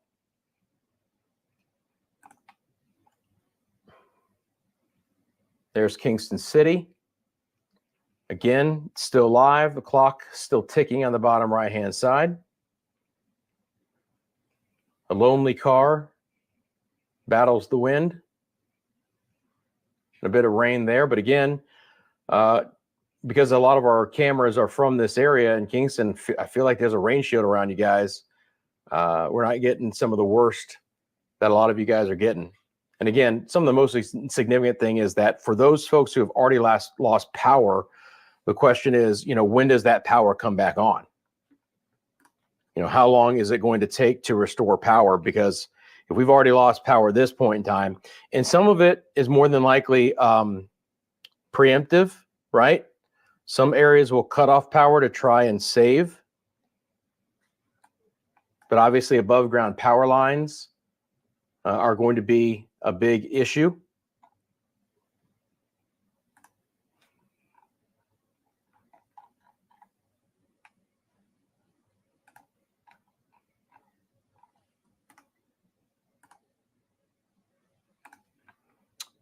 Continue to watch the live shots there. Again, appreciate you guys very much for joining in. 8,000 people plus going strong as we get close to hitting a full 7 hours of coverage here at Media Mundo. I appreciate you guys sticking with me.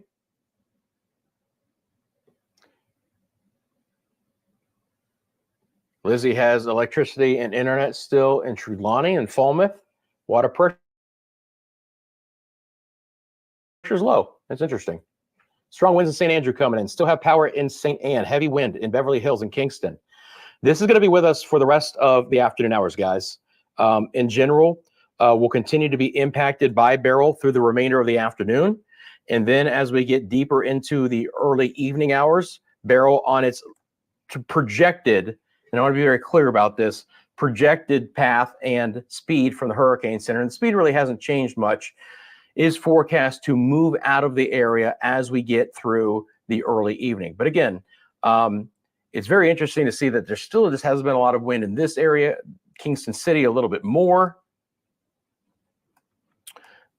But considering we had a 47-mile-an-hour wind at the airport in Kingston, it just shows you how area dependent some of this is. It's not as widespread right now.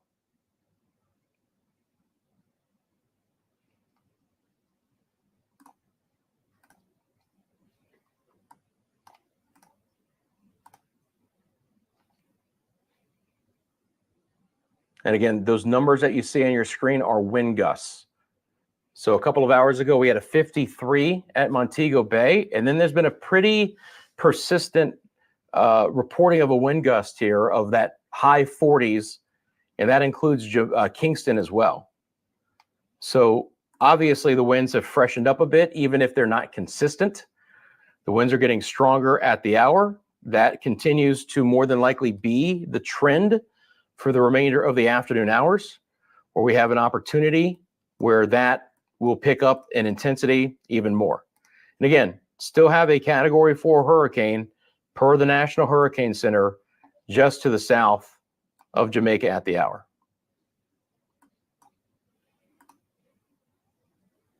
Live look to Kingston City. Getting reports. Emily says it's crazy right now in St. Mary. Twain or T. Wayne says we've got power in Hanover. Stay Jamaica Villa says high winds in St. Anne. McCoy says the rain is picking up in Portmore. Appreciate all the information, guys. Helping to tell the story. Again, you have pictures or video. Look at the pinned comment, mymediamundo@gmail.com. And friends, we will promise I've got you covered in Belize and the Yucatan. I know I got a lot of people who watch the channel from there. I've covered it several times, but we'll continue to update our friends in that area with this storm as well. Not going to leave you guys hanging. You know that. We'll focus on Jamaica, but we've got other areas to discuss. So again, as I was updating the 2 o'clock advisory to bring that on to you guys, but you can see again that we're starting to get a little bit more wraparound around that center. And now it's becoming clearer on visible satellite imagery here. This is the infrared. It's going to be clear and visible as well. So look at that regeneration of that eye just in the last 35, 40 minutes. Beryl's hanging tough. We'll see what the wind speeds are from the Hurricane Center. We'll see if they come out with a special update. See if we got any aircraft reconnaissance air moving through right now. Do not see any at the exact hour. Again, when the reconnaissance aircraft are investigating the system, we can watch that live here at Media Mundo. We can watch the plots. We can see in real time the information that they're getting. Jay Smith says they're in Montego Bay. It's crazy. Hunker down, buddy.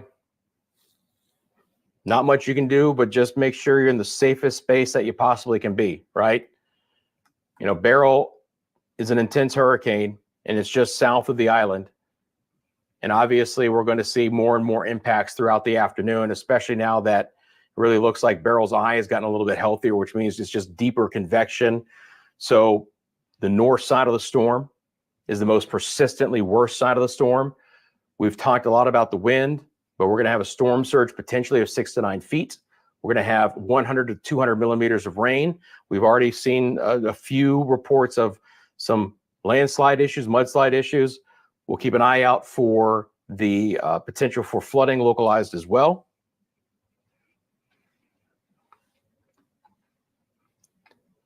Again, the entire island, the weather in general is going to get worse and worse through the afternoon. You can have breaks in the action, but generally speaking, the worst is either moving in right now and will stay with you for a time in the afternoon, or it's still yet to come.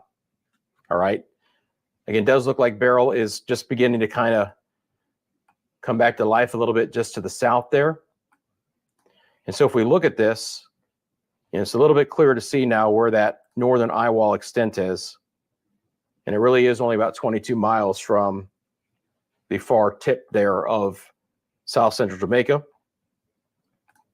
From the Kingston area, with a 47-mile-an-hour wind gust, it's about 27 miles away.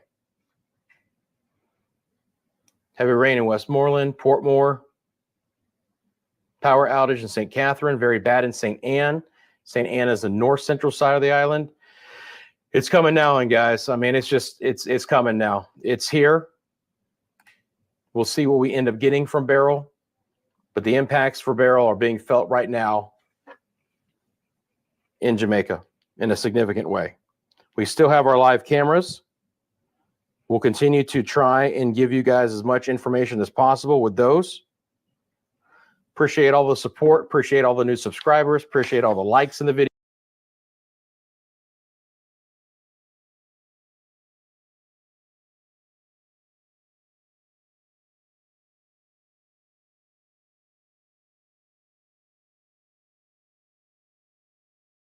At least the core beginning to look a lot healthier here on our satellite imagery.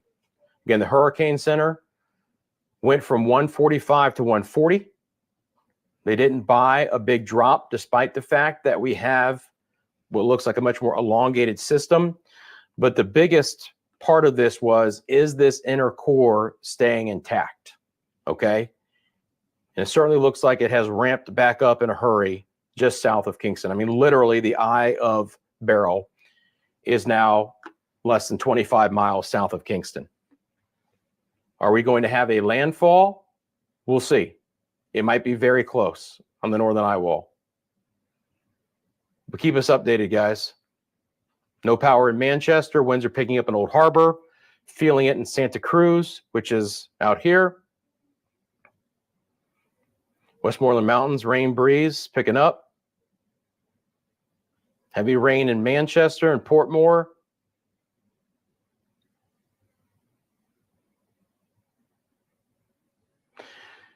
It's just getting overall worse, guys. I mean, I know we're starting to get into the heart of what Beryl is going to bring. And, you know, fully expected, guys.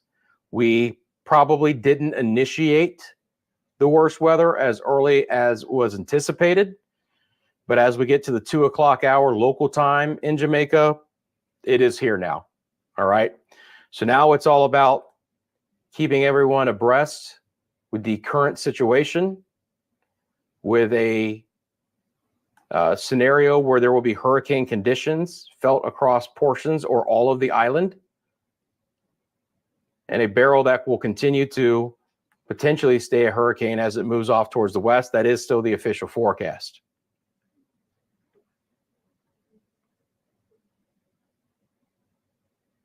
So we're getting some good winds in Old Harbor. Again, the newest information is on the top of your screen. That is the 2 o'clock advisory from the Hurricane Center, which of course is Eastern Daylight Time. It's an hour behind. So that was the 1 o'clock local time in Jamaica. So it's an hour old.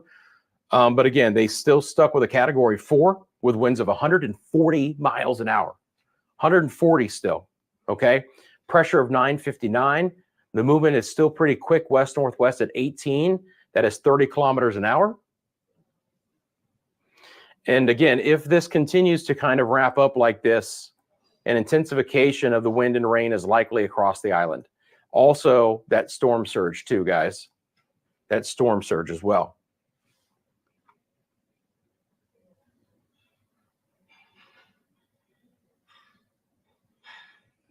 Again, those are your latest wind gusts as well, 47, 48 miles an hour.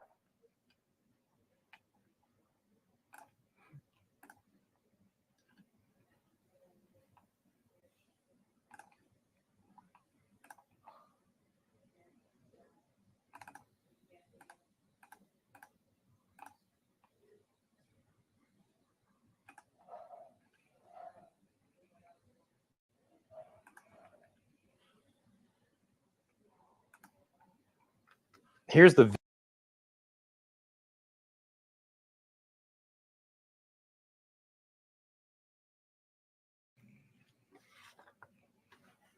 me bring up that information. So again, what we have here is a whole new cluster of literally every type of watch and warning that we can have in the Yucatan. So let's break this down. And again, these are for our friends who are watching in Belize and Cancun and the Cayman Islands, those folks that are anxious down the road. And I understand that anxiousness as well. You know, having grown up in Florida and watched storms from days away, you know, the here and the now is talked about a lot, but obviously you're very curious how this storm might impact you. So again, we're going off of all official information, right? The fact that the Hurricane Center still has a 140 mile an hour storm located just to the south of Kingston at this point in time. Hurricane warning continues for Jamaica, continues for Grand Cayman, Little Cayman, and Cayman Brac. And now there is a hurricane warning for the Yucatan Peninsula from Puerto Costa Maya north to Cancun. Okay? Hurricane watch is in effect for the Yucatan Peninsula south of Puerto Costa Maya to Chechemal, and then from Cancun north to Cabo Catoche. All right, on the northern side of the Yucatan is a hurricane watch. Tropical storm warning is still in effect for Haiti, the peninsula, the southern coastline of Haiti, as of the 2 o'clock Eastern Daylight Time advisory.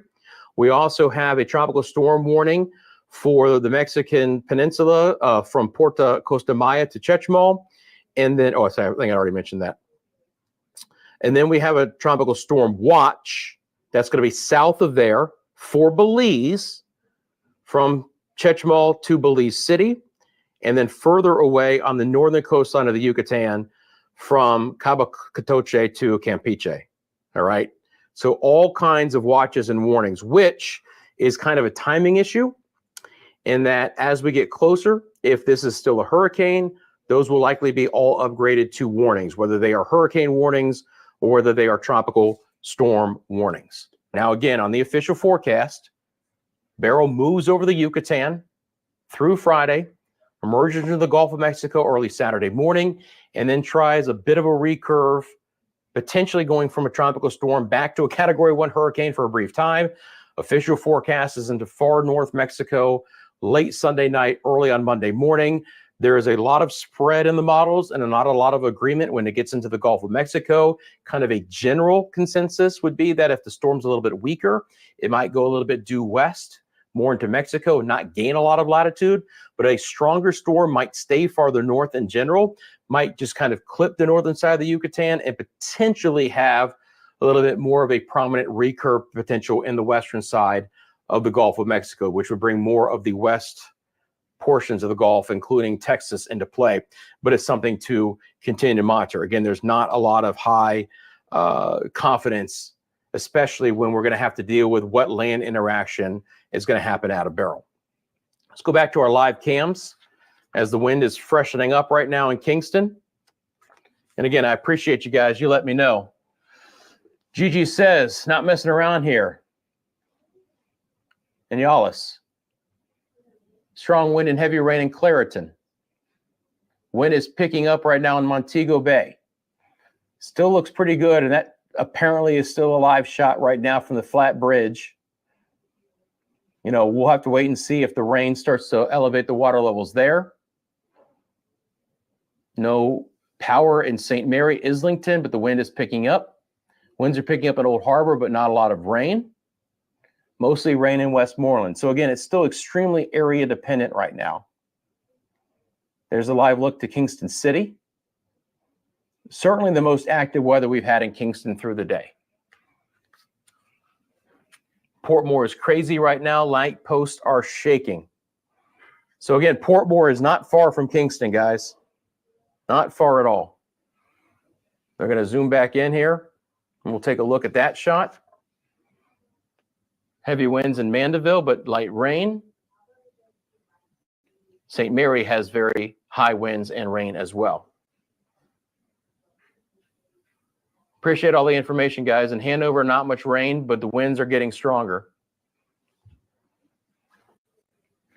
Still have power in Kingston, at least in some spots.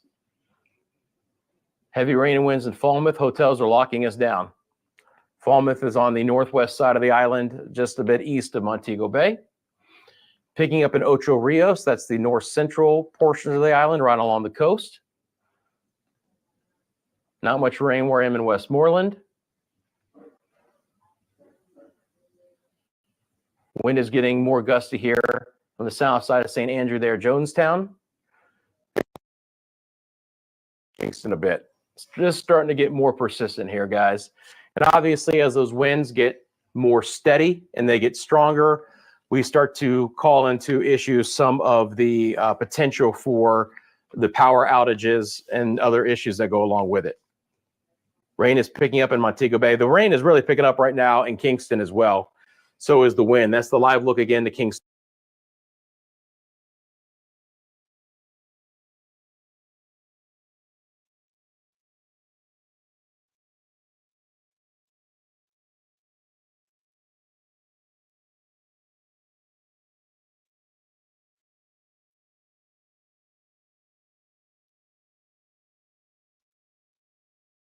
Behind, but still believing that that's a live shot from there.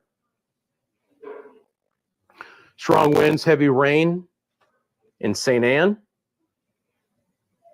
Is that Priori? It's a new one for me, but I appreciate you, Rita.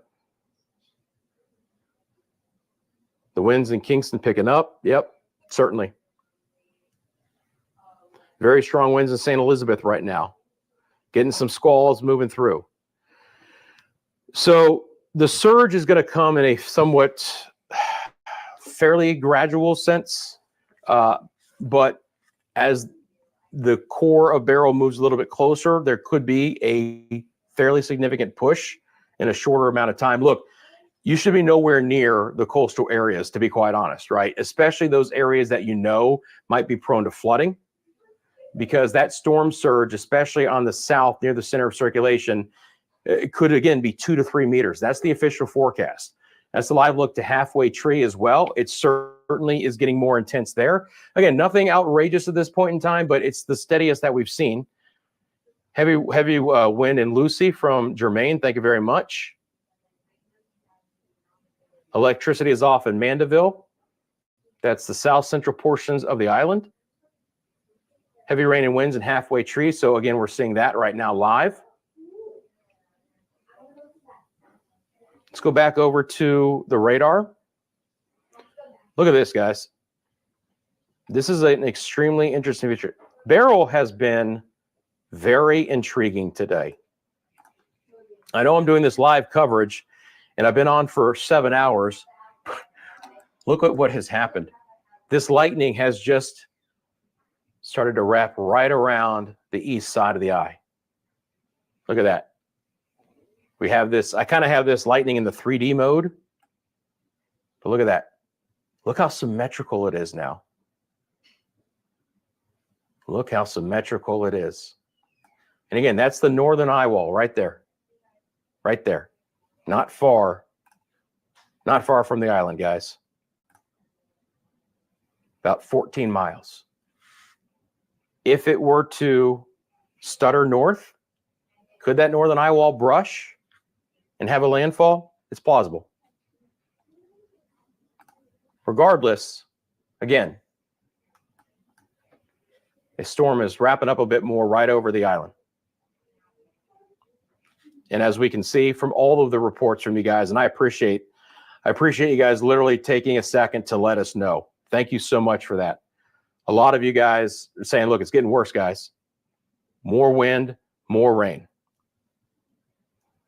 3:12 Eastern Daylight Time, 2:12 here in Jamaica. Rusty McCraney with you here at Media Mundo. Thank you so much for tuning in as we are now into hour 8 of our continuous coverage of Hurricane Beryl. Beryl is located just south of Kingston, Jamaica.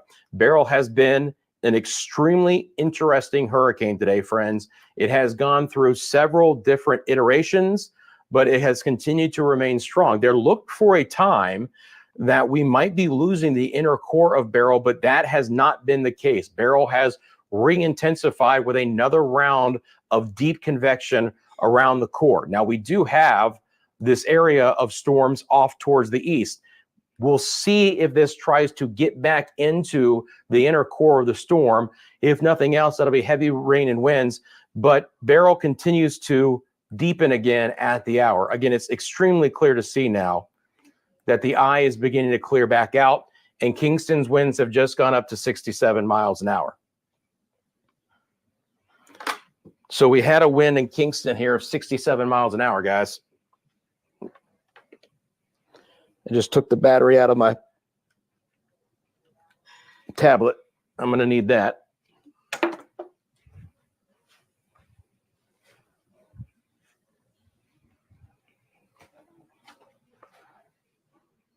Give me just 1 second here, guys.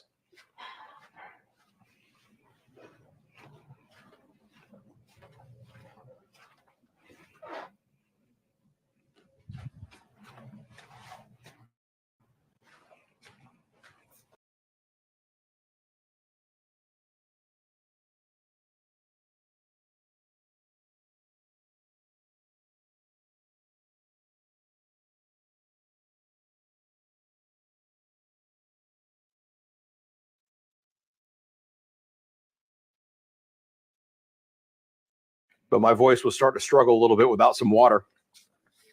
So again, guys, it's getting worse. Beryl is beginning to wrap back up with this eye live here on Media Mundo. You can see the lightning. Kingston just reported a 67-mile-an-hour wind. Now, again, that's at the airport, which is right on the coast, okay, including the Port Royal area. The METAR information, again, you can kind of clearly see is almost quote-unquote offshore, but that's where we have the airport, and it's a 67-mile-an-hour wind. You can see that the lightning is intensifying and beginning to wrap back into the outer eye wall there. So Beryl is beginning to juice back up here at the hour, and it is right over Jamaica. So again, and let's go live to some of these cameras. Let's bring these up full. By the way, you'll see these cameras live here, but we're really starting to see that pick up now.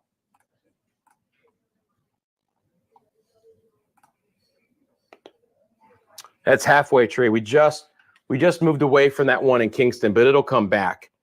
But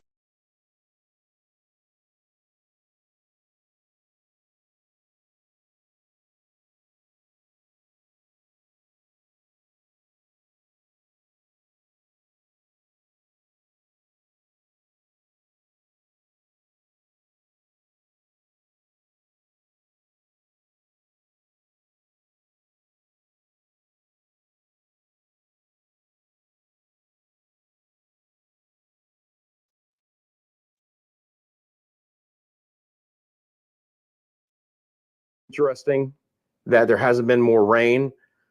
I'm almost curious as to whether this is some kind of looped image from earlier, although the timestamp is still live, just based on everything else that we're seeing right now.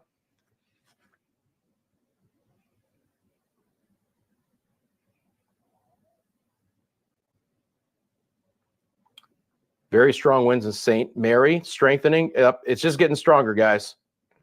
Again, in general, the weather going downhill here. I'm going to keep up these cameras. Hopefully, I believe they're on a cycle. We'll move on. We might have just lost the internet connection to that particular one. Again, if it's possible to get back up the Kingston ones, we will. But again, you're looking at a storm that's getting stronger. There we go. All right, let's get back to the webcams. There's Kingston City live. You can just see all those sheets of rain, and obviously in the foreground, the trees. Again, a 67-mile-an-hour wind there, halfway tree. The winds are really beginning to pick up. I mean, obviously, it's like precipitous to see all these power lines that are exposed like that as well. Lights are flickering in New Kingston. Hey, Donovan, I appreciate you throwing that out in chat. Thank you very much. And I appreciate all of our new subscribers here to Media Mundo. We've had a lot of new people join us here, and I appreciate the coverage. I really do. Appreciate you guys tuning in. We got you covered here. We'll keep you up to date. Again, Flatbridge. It's just one of those areas that's like Tranquility Bay. Just a spot that if that really is a live image, everyone run there because there's no wind. Let's get back to the cam here. I just want to show you this, guys, again. And as we cycle through, if I see an image that's a little bit more pertinent, we'll get back into it. But we can see the deepening of the storm here. And again, a 67-mile-an-hour wind gust was just reported with a sustained wind of 48 miles an hour out of the east. So now what's happening is what we thought would happen. Do you remember a little bit ago, Kingston had a southwest wind, which I couldn't wrap my head around? Well, now we're getting the true winds coming in. Now we're getting everything coming back around this eye. All right, so here we go. Now we're getting into the heart of it. Again, deepening storm with the lightning, 67-mile-an-hour wind. The problem is now with an east wind, it is going to start pushing some water up into some of these areas, right? Into some of the bays, into some of the ports. 6 to 9 foot storm surge is still the official forecast. I hope it doesn't bear out that much, but that is 2 to 3 meters of water trying to come in as Beryl moves along. 4 to 8 inches of rain, 100 to 200 millimeters, locally higher rainfall than that. Landslides, mudslides, power outages, all potential issues.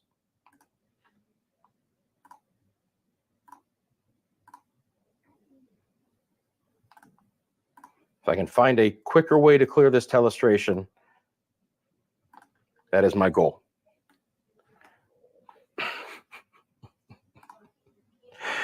Oh, man, this telestration. If y'all know who John Madden is, I am not John Madden. He was the old NFL head coach who became an analyst, and he would write on everything. My telestration skills are not as good. But again, guys, we can clearly see that Beryl is beginning to pick up some steam just south of the island. Westmoreland getting windy. Here's a live look there. Again, bottom left-hand side of your screen. These are all live cameras here at Media Mundo. Everything is good in the grill. I love to hear it. Haven't had a report lately out of Port Antonio. If someone wants to drop it in the comments, what you guys are seeing. Again, I can give you the official reporting information that I have right now with the 67-mile-an-hour wind in Kingston. Last report out of Jamaica, 48. We've got our live cameras to show you guys as well. Thanks, John. Appreciate you. Send us some videos, guys. Again, part of what we're going to try and do behind the scenes is we will try and turn some of the pictures and videos around to show you guys some of that. Mobay has power at the moment, intense winds in St. Elizabeth.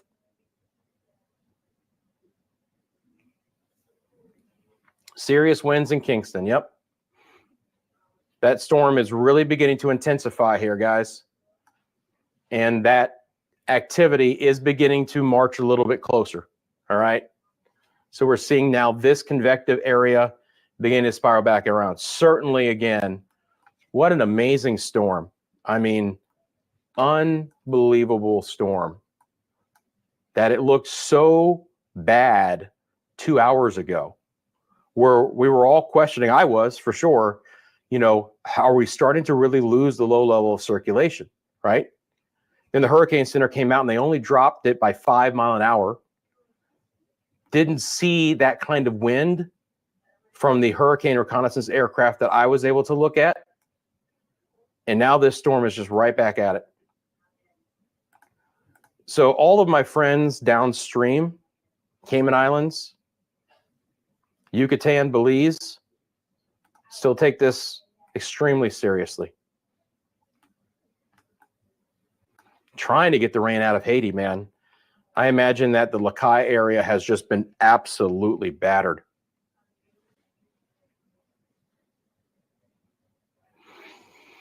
Kyle and Linstead just lost a 40-foot high mango tree. Linstead, come on, can I get a little bit of love for my geography knowledge of Jamaica?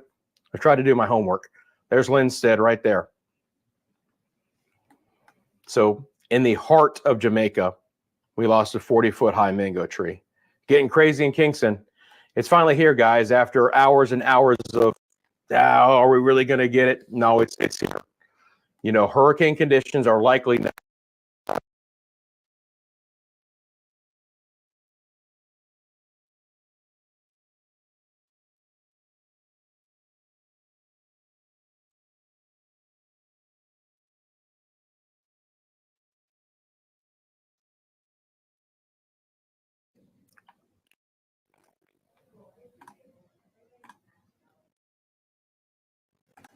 I want to just curious. I know that there's several different bays in that area. They all have different names.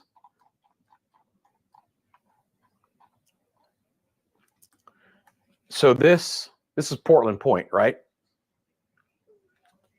So could there be a brief landfall at Portland Point? Holmes Bay, Peak Bay, Cologne Bay, Salt River Bay, all right here. Could be a lot of water coming into those areas with this east wind and the orientation of the shoreline. But if we're going to get a landfall, might nudge Portland Point. Friends, thanks for tuning in. I appreciate you. 8th hour of coverage. You want to do me a big favor and like this live stream. Subscribe to the channel if you haven't subscribed as well. Appreciate all of those who have supported the channel via the super thanks, via the super stickers, via becoming members here at Media Mundo. Just again, another way to support us here. Again, appreciate all of that. You can find other ways, the Venmo, PayPal at the description below to help us keep going here. And again, a lot of new subscribers recently, and I appreciate you guys tuning in. Appreciate you guys, and trusting us with the coverage. Montego Bay now up to a 55-mile-an-hour wind. So the weather really beginning to turn down here. Sorry about that. Weather really beginning to fall off here across the island. I imagine some folks continue to lose power, and likely we're going to see widespread power outages and some extremely intense wind to go along with, again, enough rainfall where we're going to have some flooding issues as well. That lightning is beginning to try and creep closer to what we just said, Portland Point. Very close right now. Very, very close.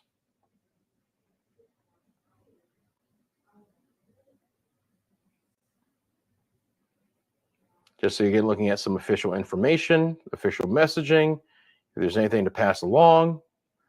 All those cameras in the bottom left-hand side of your screen, those are all live still.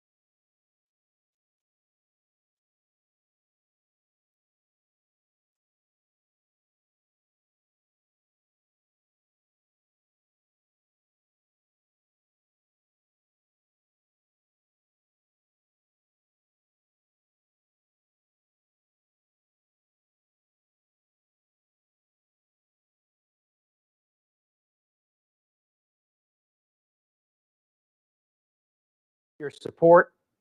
We got a couple here, guys. Online Genie, thank you very much, man. Much love. Much love to you. Much love to Angela. Much love to our new member, Claire. Thank you very much, gang. Big thumbs up to all those people. Big, big thumbs up. Much. Still a Cat 4, guys. Winds of 140. All the newest information from the Hurricane Center is right here.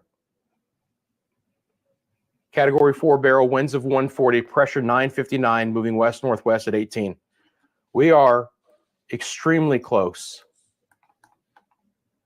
to potentially seeing the northern eye wall brush the coast. There might be an actual landfall. It's going to be real close, guys. Again, that's just for like official records. We're going to get what we're going to get here. Whether this eye wall brushes the southern coastline or not near Portland Point. Heavy wind in Clareton, rain in Westmoreland. Starting to really pick up at Jamaica or in Kingston. I get it. Let's actually go back to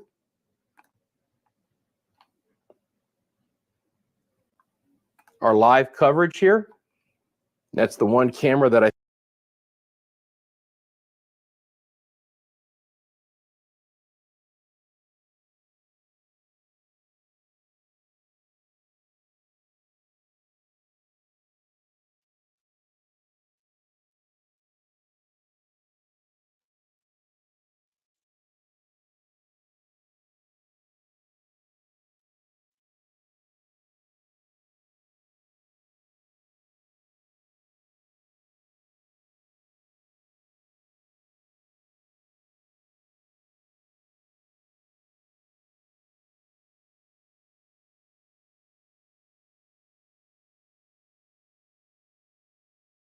been a weekend in Canada, and I appreciate you guys. Thank you for the coverage. Heart goes out to everyone on the island. I really do appreciate you guys very much. Heavy rain and wind in St. Elizabeth. That's a live look to Kingston City right now.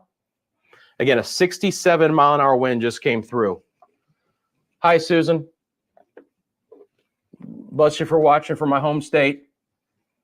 Here's Halfway Tree right now, again, live.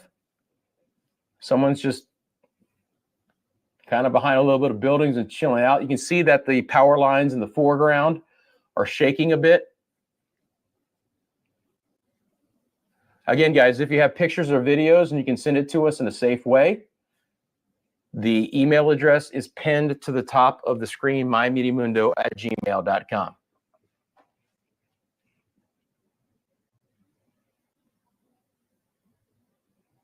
Got a lot of people watching from all over the world, and I appreciate that, guys.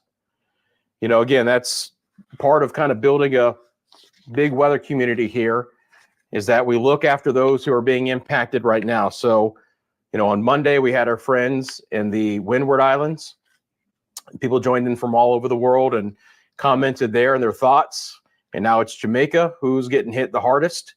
And then down the road, we'll have to potentially look at the Cayman Islands and portions of the Yucatan. But just great to see that everyone is here. I want to make sure I don't miss anyone here. I think we covered all of the super thanks and super stickers and memberships, and I appreciate all of that as well, guys. Thank you very, very much. Strong winds in Kingston.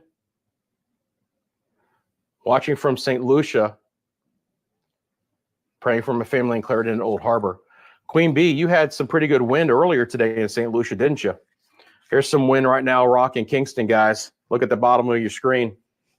That's the worst that we've seen. There's Halfway Tree live. Again, still a car that is meandering about the streets. What I like to see out of this image is that there's no one out there in this. That is smart. We'll start to see if, again, there's any kinds of structural damages coming along with this. The winds look to be consistent there, but not of an over situation at this point in time. There in Halfway Tree, it really looks like a lot of this is right along the immediate coast. And again, here's this shot of Flatbridge, which allegedly on the bottom right-hand side of your screen is still relatively live by a minute or two.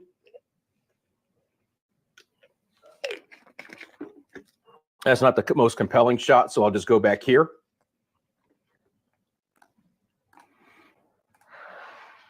So again, if you're just tuning in, Beryl has been an absolutely intriguing storm. It looked a little bit worse 2 hours ago, and then has re-intensified near the core, which is going to try and intensify those winds. And that's what we're seeing right now near the Kingston, Portmore, Spanish Town, Old Harbor area. You can see the lightning right there over Portland Point. And some of the bays just north of there. The eye itself is extremely close to brushing the southern coastline of Jamaica at the hour. Or again, Kingston, which a fair amount of the morning, really all of the morning and into the early afternoon, hardly had any wind at all. And now they've ramped up to a 67-mile-an-hour wind like that.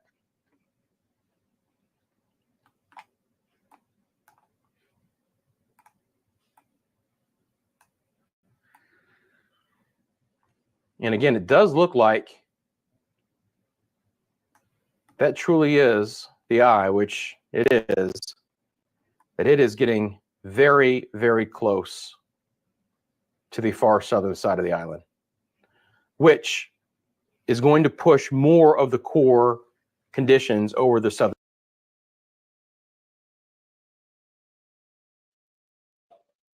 You can tell the wind is getting. Look how camera is dancing. But people are out in that area.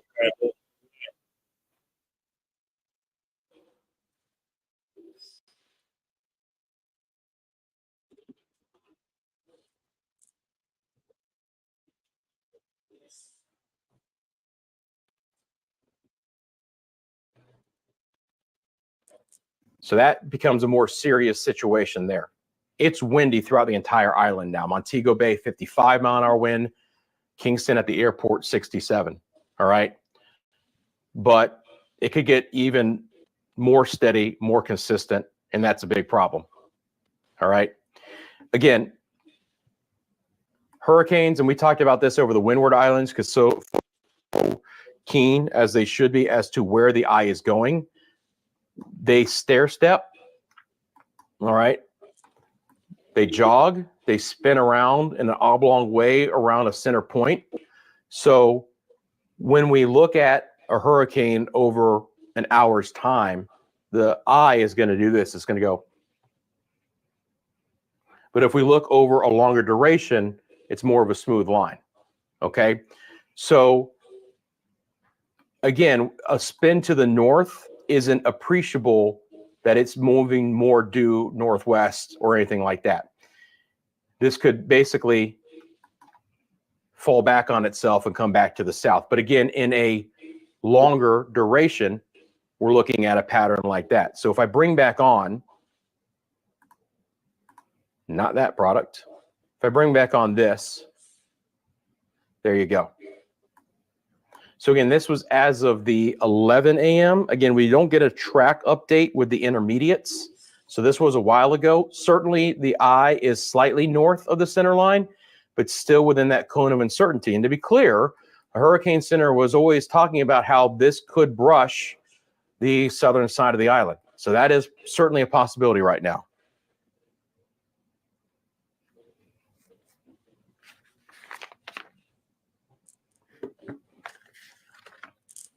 All right, let's check back in with our chat. Heavy rain in Linstead, watching from Trinidad. Good to see you guys. Black River and Treasure Beach, seem in trouble. right south of the island. So anywhere along the southern coastline really needs to pay close attention because, again, all hazards are in effect for you guys. The potential for the hurricane force winds, the potential for the 2 to 3 meter storm surge, the potential for the 4 to 8 inches of rain. So all hazards come along. And obviously, again, the power outages, the landslides, the mudslides, all perils right now for the island. And as this core has gone through this regeneration here, that lightning, again, is indicative of that deep convection. Again, that is live lightning here at Mediamundo. So you can see that. I'm going to get you to the last frame. Zoom in. So in this northern eye wall, we have 50 lightning strikes in just the last 15 minutes. That is really significant deep convection, and some of that is now beginning to spiral inland. You can see that over Portland Point and some of the bays here, just to the south and west of Old Harbor. And here's a report out of Old Harbor. Thank you, Richie Longwood, 1234. Old Harbor Bay, South Coast, raining hard. I would imagine it is. Again, not that long ago, we had a 67-mile-an-hour wind. Danny says in Kingston right now, Aki trees taking a beating. Heavy rain and winds in Manchester as well. Thank you, Ruth. I appreciate you.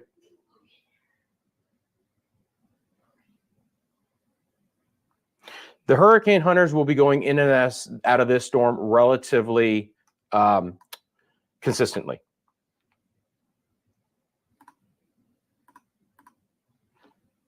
Can always go back on here and see, but at this point in time, looks like I don't have anything near the eye. Now, sometimes, look, they fly the entire 4 quadrants of a storm, and with Beryl being as big as it is, they could be really out there. I don't have time, unfortunately, to track them in real time behind the scenes, but I don't see anything that we can plot right now. So might be just a little bit until we get it back in, but I think they're going to be very interested to see what's happening with this core. Again, very curious to see. We are so close to that eye wall potentially getting there. Water vapor imagery.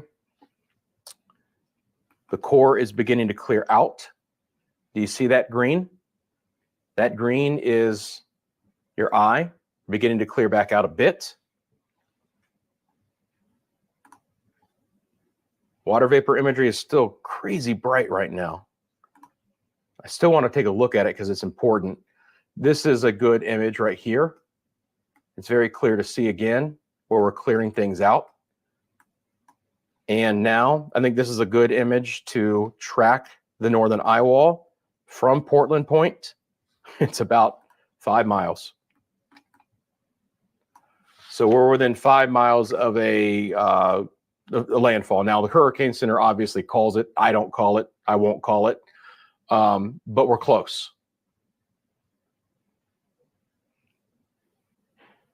And so because of that, I want to make sure that if they do call it, I am aware. How's everyone doing, by the way? You guys hanging in there? Let me know. I'm hanging in there. I got to admit, my back's a little bit stiff. I still don't want to sit down.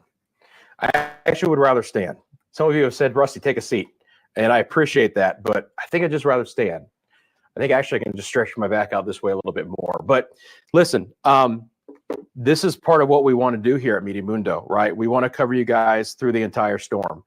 I've done this for most of my career, all right? And, you know, I know that the channel's new and we're new to covering this, but this is old hat for me. This is not my first rodeo of a long day, and certainly not going to be my last. And part of this is that so you guys can understand that when a storm like this arrives, that we've got you covered here, right? You know, our coverage continues to expand, right? Even from, you know, last time we're bringing you coverage of some cameras here from Jamaica, and it is going to be area dependent. Obviously, we take advantage of what we can in certain areas, but sticking with you guys is certainly something that we want to do. And appreciate all the support of our new moderators, appreciate all the support of the team behind the channel, all of you guys tuning in. Again, biggest way to say thank you is just a big thumbs up and a subscription to the channel to help us continue to grow. Again, we'd like to continue to do this and continue to provide this kind of coverage throughout the Caribbean. Again, we're in early July, guys. We got a long way to go in hurricane season. 3 named storms so far. Beryl, the most significant storm we've ever had in this area this early. 67 still last report in Kingston. Again, just south right now. Light gone from Summerfield and Clarington.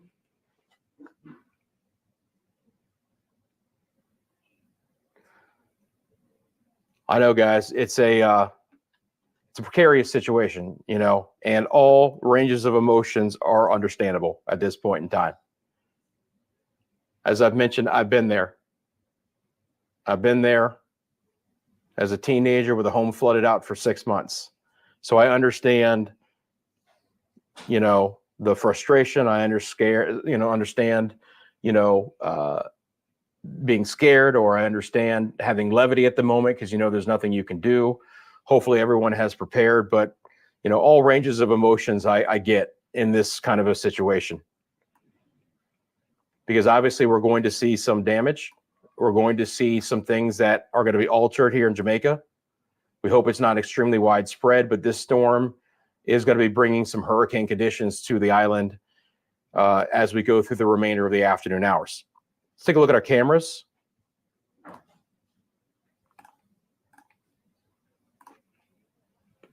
Live look to Kingston City at the hour. Nora Lee says heavy rain and wind. I'm sorry, Nora Lee, I just lost your message right when I was about to read the location, so I apologize for that. World Weather Trackers, hello. Heavy rain in Kingston. Is the eye wall going to impact Westmoreland? So we're brushing the northern part of the eye wall close to the south central part of the island, okay? Whether the eye wall actually touches land, we'll see, but obviously the hurricane force winds extend 45 miles from the center of circulation. So hurricane force conditions are likely in these areas, especially on the southern portion of the island. Again, Flat Bridge is kind of coming in and out, but it is updating, so we're going to stay with it because, again, I think it is an area we have here.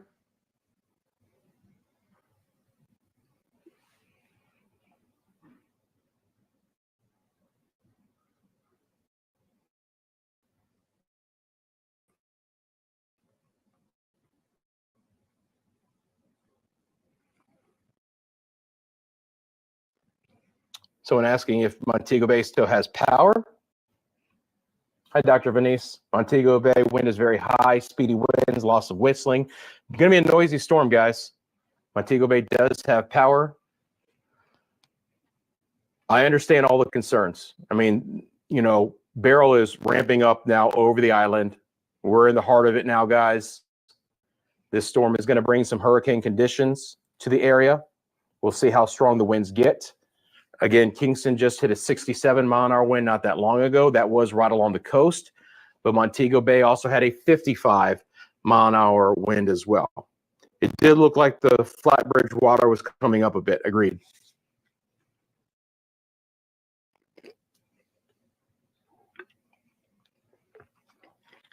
Electricity now gone in David's area of Mandeville. Super strong winds in Spanish Town, but they're holding on to power.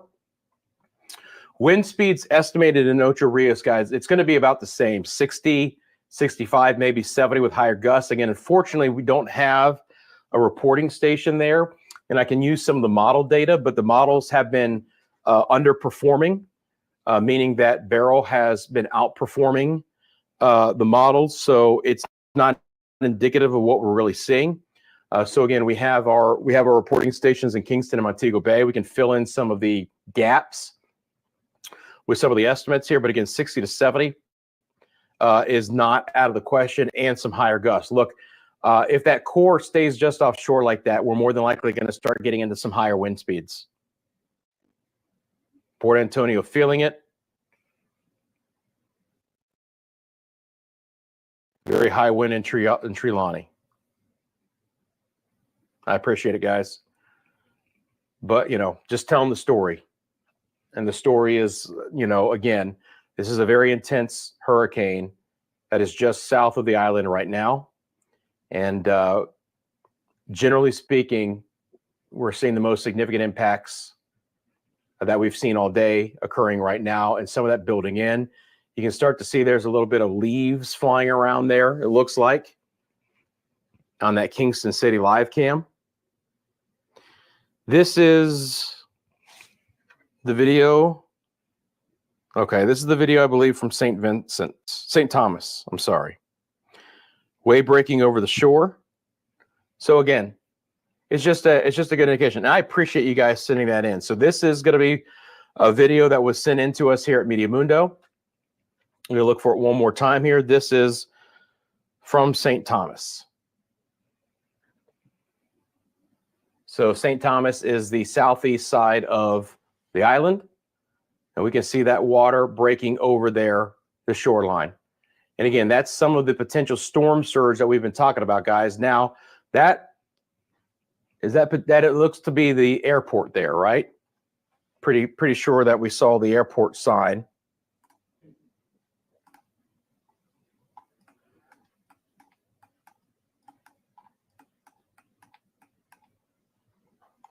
Besides being in St. Thomas, I don't have a specific location, but obviously that was at the airport right on the coast. And it looked like, again, the elevation of the runway was much higher, which is good. But it gives you an idea that where the areas are low-lying, that's the kind of water that's going to try and be pushing in, right?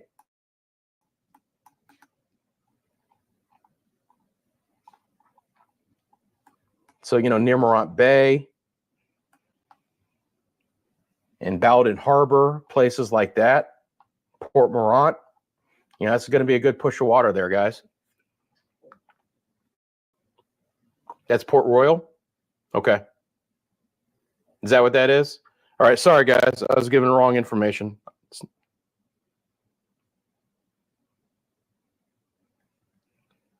You guys know better than I do. So again, just to confirm that was Port Royal Road. Okay. Thank you, Mr. Thrust. Thank you very much. I appreciate you. No, there's not a lot of buoy action here, unfortunately.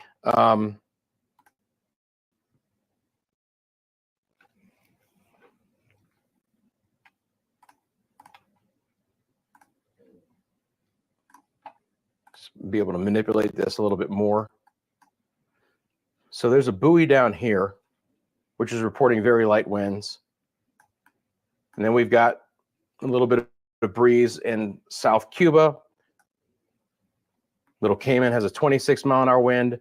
But again, you can see that this, its high is just kind of hovering just south of the island now, guys. Look at that. So again, this is the evolution of it over the last 6 hours. There's your blow up of thunderstorms that really allowed that eye to come back to life. There's your 67-mile-an-hour wind in Kingston.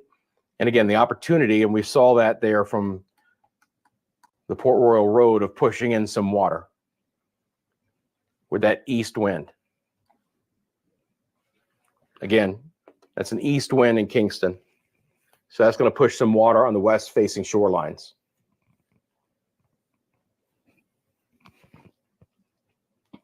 Nicole says her pear tree is gone. Project Dynasty says Old Harbor getting wrecked. Our email is the pinned message at the top of the screen. It's going to be a few more hours, guys. Several more hours. Okay. It's moving northwest at 18, but it's an expansive storm. Unfortunately, behind this first line, there's another cluster that we'll have to monitor to see how that might impact the island again. It's holding on at this point in time. Let's hope that some of this intensity comes down, but we could be spiraling in some very deep convection. Again, it's still separated from the main area of Beryl, but it is still marching along with the low-level circulation. You can see all of that heavy rain and lightning now getting into Old Harbor and Hayes and Maypen. So again, appreciate you guys helping us out there. That is Port Royal, right there at the airport, which had the 67-mile-an-hour wind, by the way. Yep. Thanks, guys.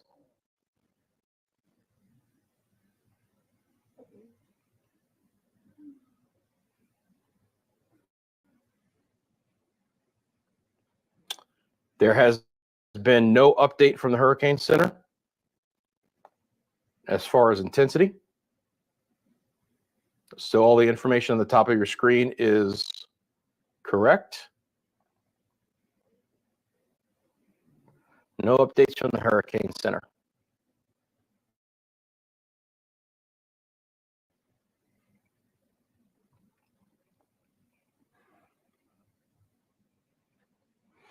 So again, looking at this, Beryl again, looking healthier in a bad way. We really want the degradation of Beryl, but unfortunately, we can clearly see now again what has come of the center in just the last 30 minutes. And again, we'll see how close the eye gets to making landfall. Could be very, very close. But my friends, especially in the southern half, and really the entire island, should prepare for the opportunity of hurricane force winds in your area. It's another video here. Would this potentially be the St. Thomas video? Don't know for sure. But we're getting more video in, and I appreciate, guys. We'll still have our live cameras up. You see those on the bottom left-hand side of your screen.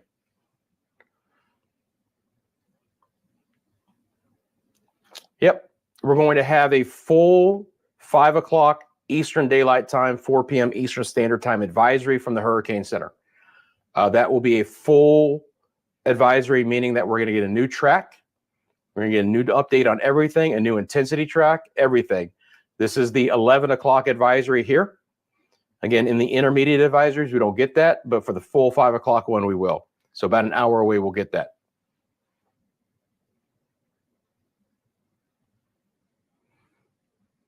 Natasha, one of the lucky ones to get the power back on. Doreen says heavy breeze and a lot of howling noise here. She's halfway tree road there. Ruthven Road. It's a cool name. Montego Bay, heavy winds and rainfall. Yep, all the information on Beryl, guys, as of the last report from the Hurricane Center is on the top of your screen. You can see some of the video that we're getting here to Media Mundo on the bottom corner of your screen. We appreciate that. We also still have our live cameras up as well.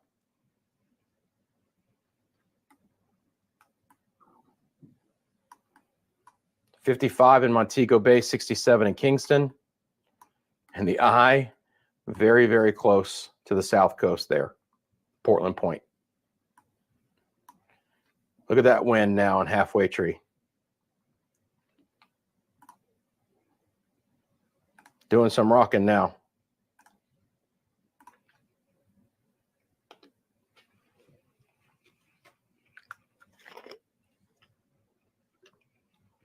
When the camera starts shaking, you know that they're getting into it.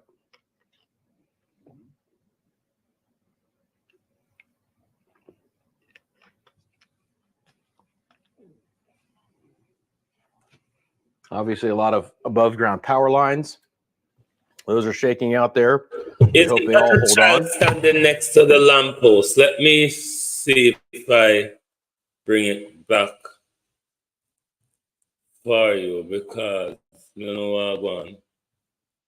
That's where I want to pick the monsieur to do a little while. People are still moving about. Yeah, people are still moving about. They really don't give two toss, I tell you.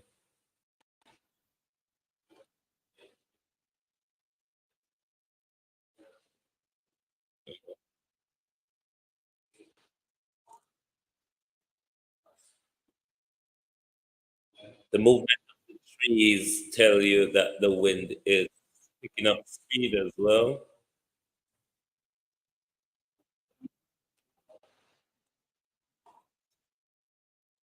Um,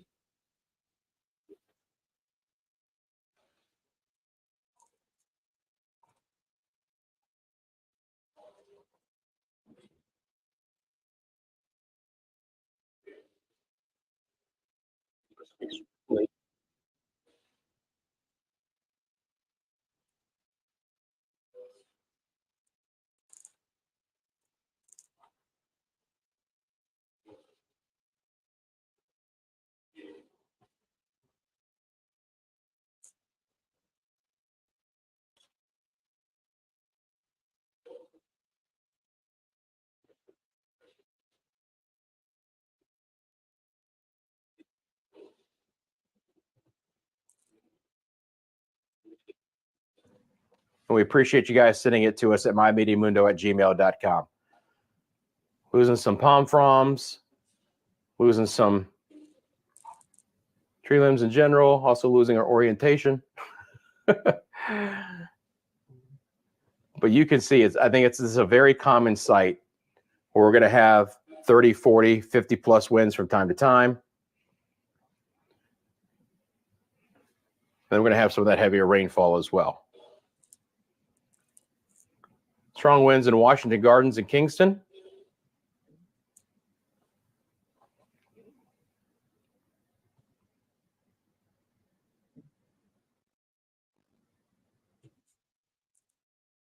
There are 3 simple changes I tell all of my arthritis patients to make. Number 1, you have to start drinking more water. You wouldn't believe whether it clips Portland Point or not. Again, appreciably, it brings no difference, but this would be landfall number 2 for Beryl, if it is. Down the road, landfall number 3 might happen in the Yucatan if we do have a second one here in Jamaica after what we saw in Carriacou, and then potentially a the one picking it outside, I'm picking it out. You know, the white vest around up.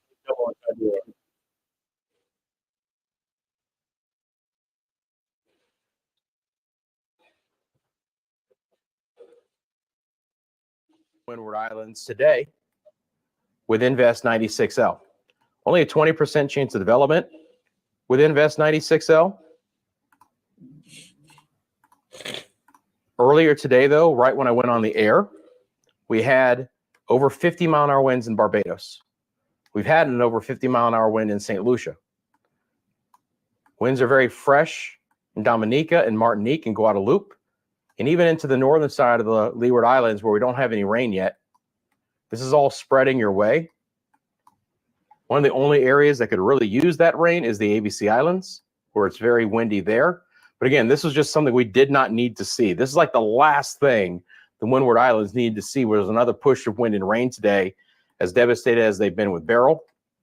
You can see all the very breezy conditions through Puerto Rico and the Virgin Islands. We're finally starting to see some of that rain alleviate itself somewhat in Haiti, but still here towards the Western Peninsula, towards Lacaille, they're still getting some rain and wind and thunder. They still continue the tropical storm warning there. Hurricane warning for Jamaica, hurricane warning for the Cayman Islands, hurricane warning in red for portions of Yucatan. That does include Cancun south. And then on either side, bracketed by tropical storm warnings. And then on either side of that, bracketed by tropical storm watches. And again, we're getting all a new update from these areas as we get into the next hour.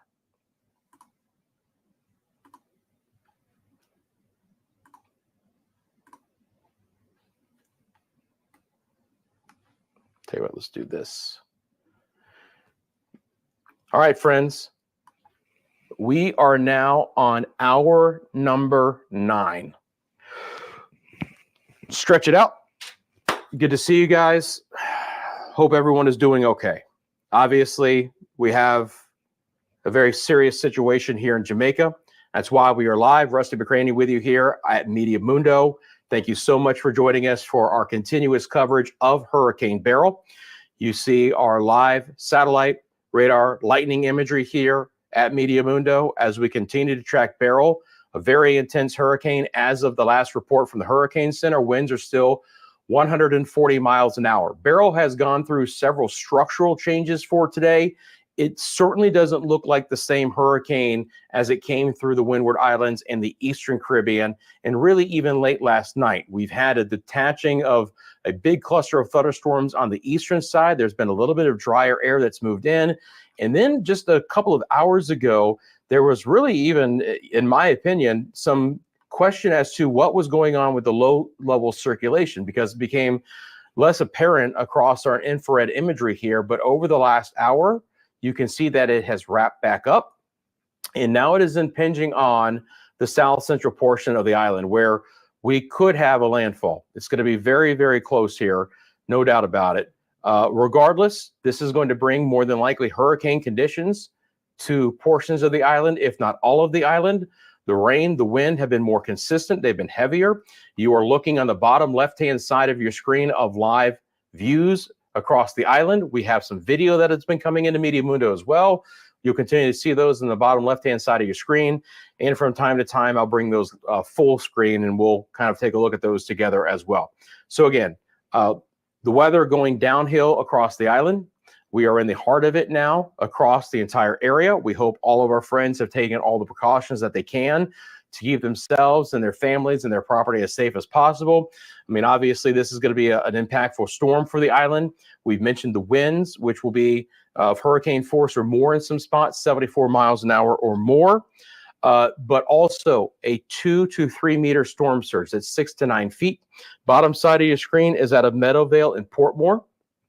So again, we appreciate the video coming in here to Media Mundo, and you're seeing that again, those sheets of rain. If you look kind of just right there, the sheets of rain on the east and the northeast side of the top right-hand side of your screen there.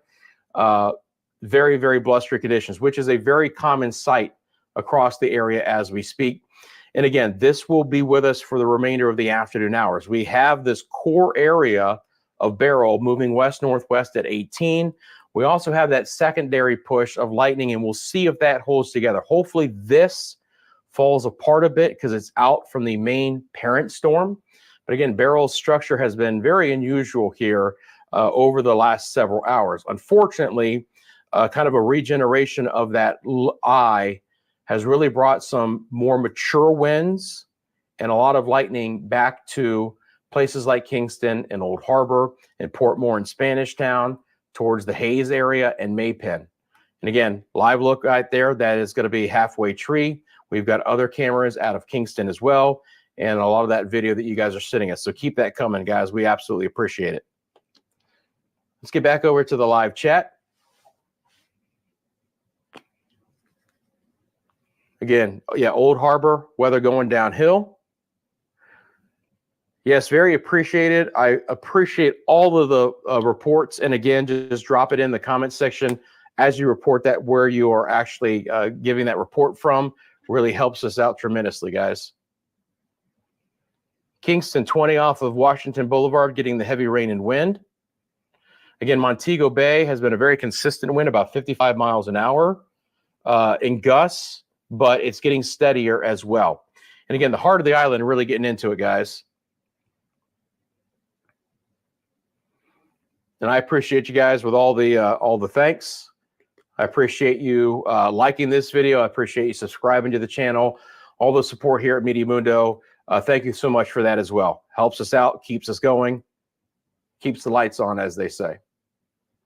So again, I'm kind of almost going back and forth from the Hurricane Center, just, you know, making sure, have they put out an update? Has this actually touched land? It's so close. But right now, nothing. And again, appreciably, it doesn't matter. Now, down the road, I know we have some people watching from Black River. I know we have some people watching from Savannah Lamar. We're going to have to watch how this skirts the coastline, right? Let's check out that video here if I can get to it fast enough.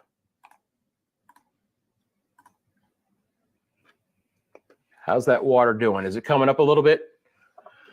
Certainly looks like it's come up just a little bit. Again, we anticipate that. Our friends who know this area here on the channel have said that the flat bridge does flood with heavy rain, that even the roadway floods as well. So again, this is a good indication of the kind of flooding that we might see. If we know an area that floods and some heavy rains, we can follow along with that. How about you can't see much now from the Kingston City live cam? Getting battered a little bit more significantly now for sure. Now in the foreground, the wind doesn't look to be that significant, but look at all of that kind of like, you know, low level clouds and the rain that has really set in. And so now the visibility has significantly dropped in Kingston. And you get that as well too, right? You can get some, you know, fog trying to develop with the lower clouds. There's someone on a motorcycle. I know he's on camera having a little bit of fun, but obviously the winds have picked up here too. This is Halfway Tree. You can see those weaker structures there on the left-hand side. They're getting blown about pretty good now. So now we're getting more significant and sustained winds into Halfway Tree. And you can see that the rain droplets are really hitting that camera lens.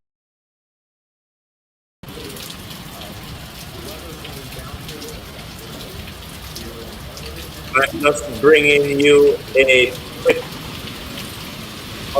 video I've just received from one of my moderators. This is from Queen Catherine. Dr. Arlington. Please.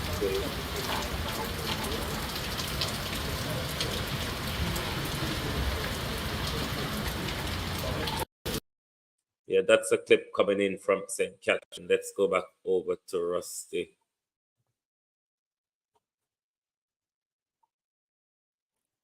Hang on.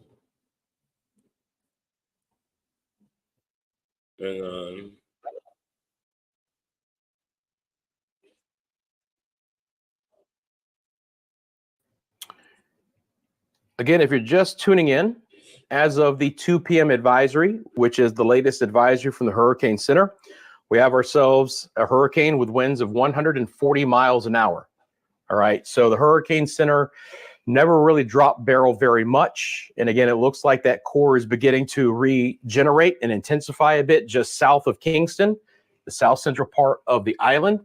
That's the official track from the Hurricane Center. Now, that's no update from the 11 o'clock, but obviously the location and the forward speed and all of that is new. But again, some of the additional things to pass along are all of the new watches and warnings for the Yucatan and for portions of Belize. And obviously down the road, we'll keep a very, very close eye on that. And then into the Southwest Gulf. Rain getting heavier in Mandeville. Rooftops flying left and right, southeast area of St. Andrew. Okay, that's the most intense damage report that we've heard. All right. If we're losing some roofs there in the southeast area of St. Andrew. So if I go back to the map, give me just 1 second here, guys.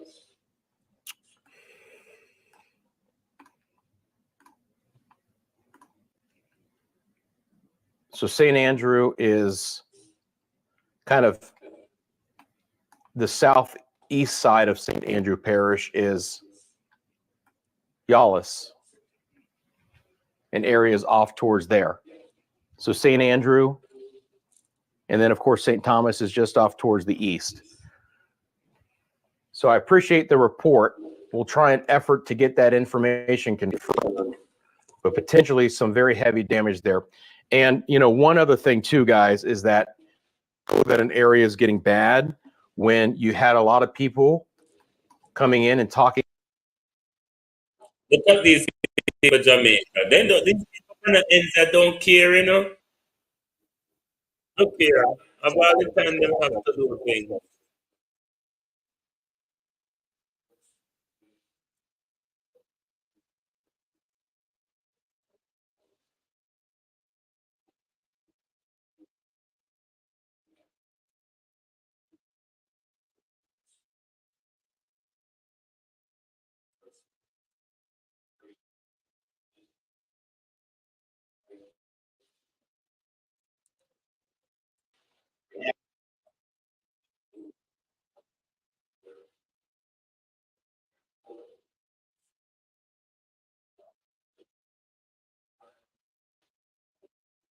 That people really don't give too much.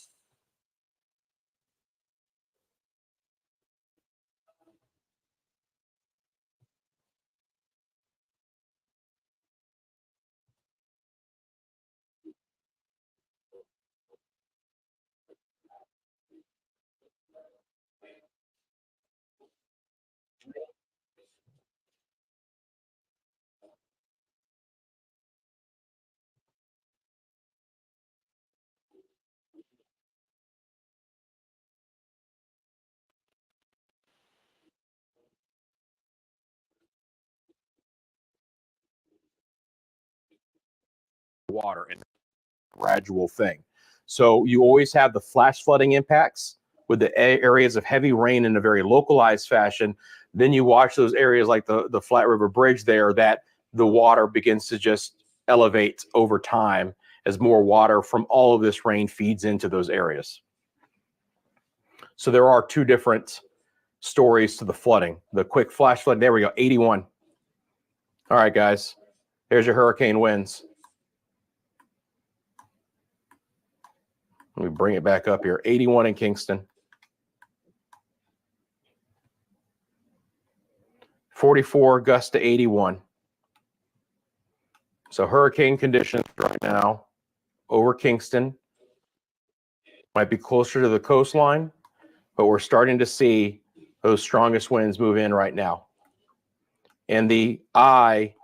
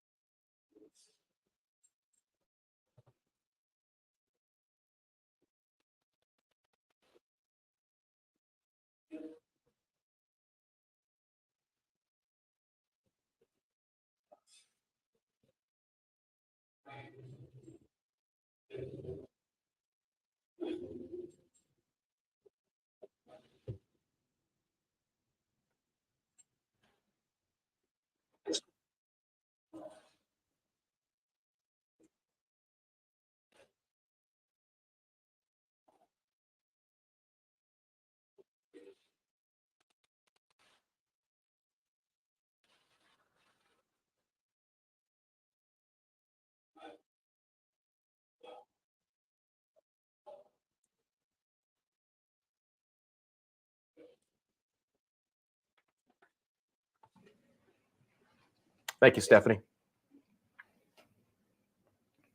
Thanks, guys. Marcel says, very heavy winds, just saw a huge tree fall. Portmore is right in the heart of it, guys. We just had an 81-mile-an-hour wind. All right, let's see what I would in like the outer Hope Road with the car. You see how the weather changed drastically now?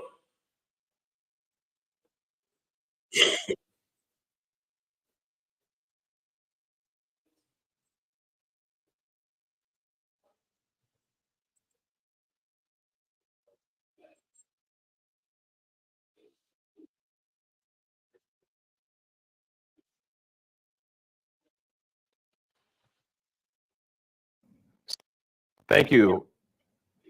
In the Yawlis area, talking about the heavy rain and strong winds there. Yeah, it's coming down real hard right now at Halfway Tree. We're going to get more and more, again, potential issues with the power. There's Kingston City. Again, this was a shot not that long ago where we had good visibility, where we could really see pretty far. There's that shot at a Halfway Tree right now. Again, a very significant squall is coming in to the Halfway Tree area right now. And you can just see it's sheets of rain. I mean, absolutely going sideways right now.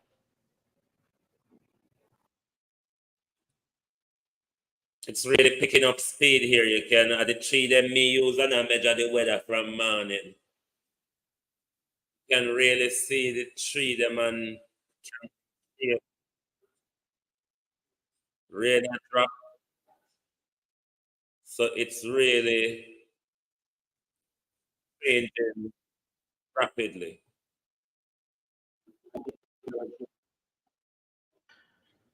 Send us your pictures or videos.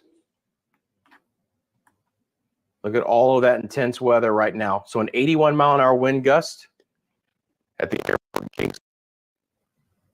That's beginning to spiral into Old Harbor and Hayes and Maypen. Again, Beryl is sitting right off of the southern coast of Jamaica, potentially even a landfall. It's extremely, extremely close at this point in time to actually having a landfall. Again, live cameras down here on the southern meteorology speaking. I mean, you're hearing me say that all the time. On the northwest side of on the bottom left-hand side of your screen.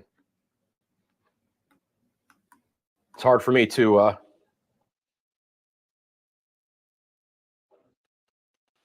Just want to show you what's going on out in Halfway Tree there.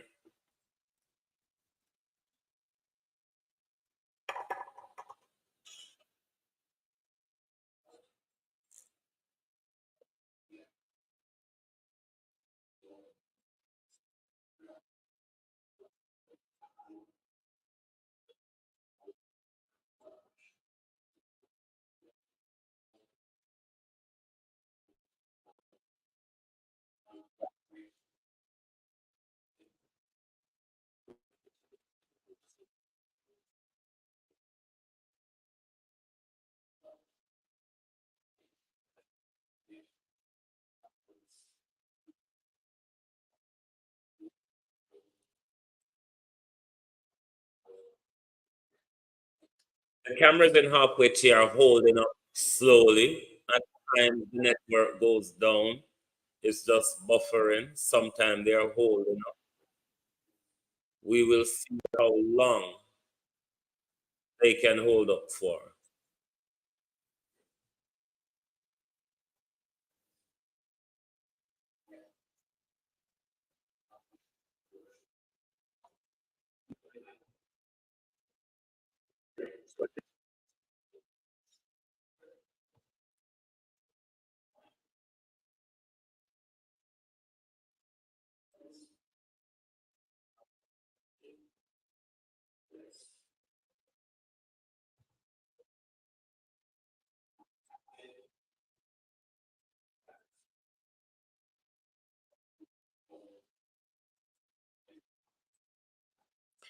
That bricks still look relatively quiet though.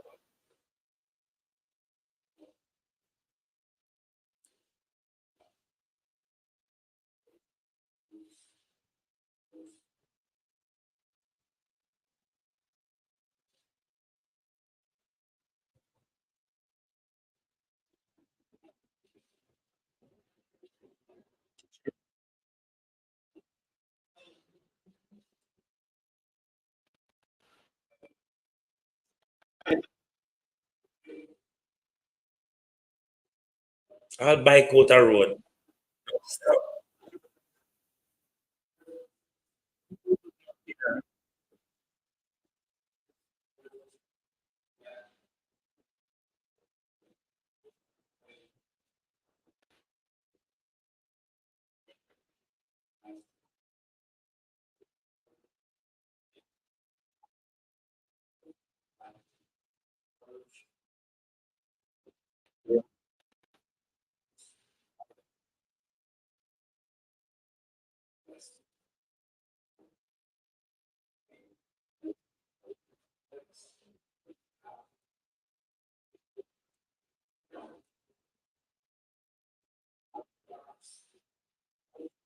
It looks like the flatbridge camera them freeze.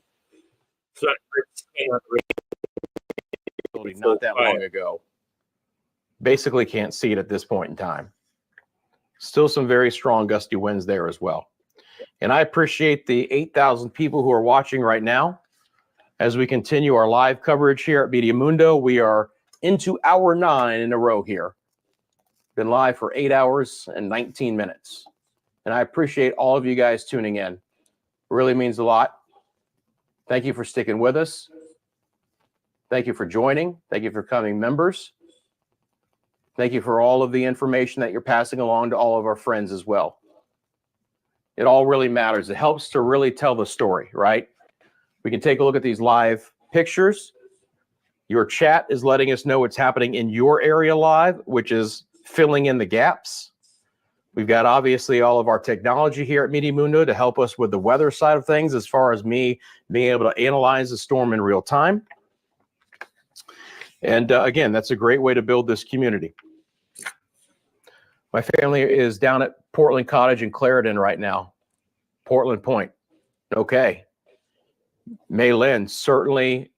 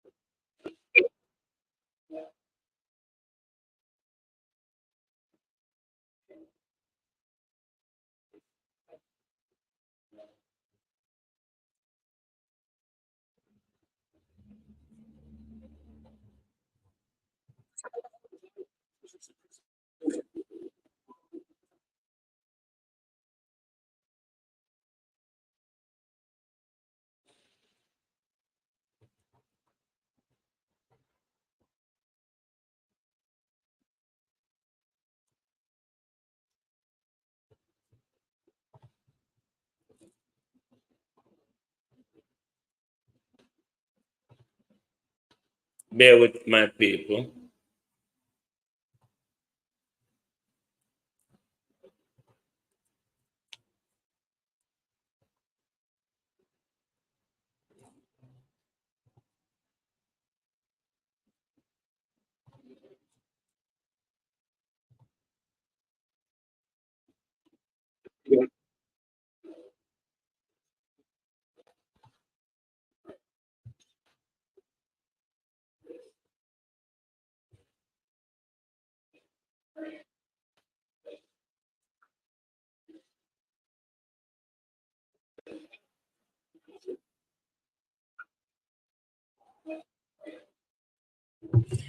Is the audio coming out clear to you?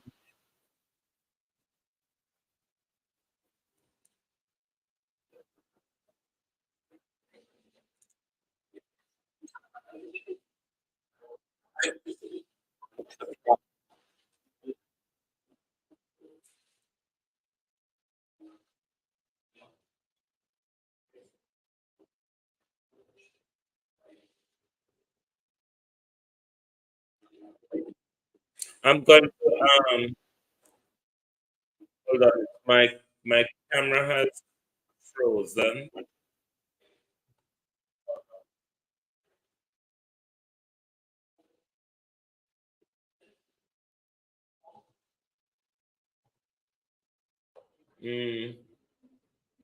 My camera has frozen. But let me try to refresh this page and bring it back to you. Hold on.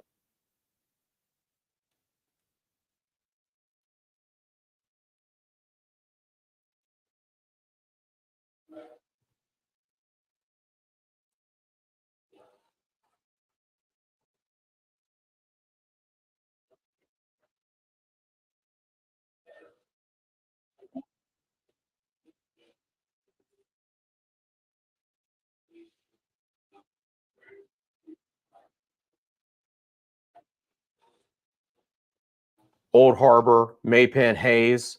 Again, the potential that the northern eye wall has come very close to brushing Let me know Portland if Point here. there's any All right. changes. Logston, I appreciate you. Thank you very much. Heavy winds in Stony Hill.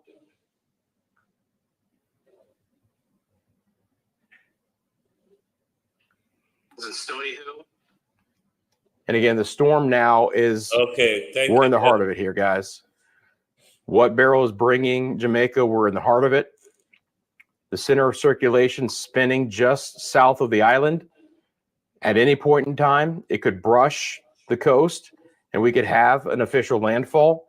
It's extremely close. Regardless, hurricane conditions are possible across all of the island, with hurricane conditions very likely on the south central side of the island. We already saw that in Kingston with an 81-mile-an-hour wind. Sustained winds are very strong. Storm surge is going to be an issue as well. A storm surge of 2 to 3 meters, that is 6 to 9 feet. Rainfall of 100 to 200 millimeters, that is 4 to 8 inches with locally higher totals. We can take a look at that real briefly. Again, rainfall is going to be a big issue. So let me just make sure I've got the correct time frame here, and we'll switch over to our timeline. Let's go out to tomorrow morning.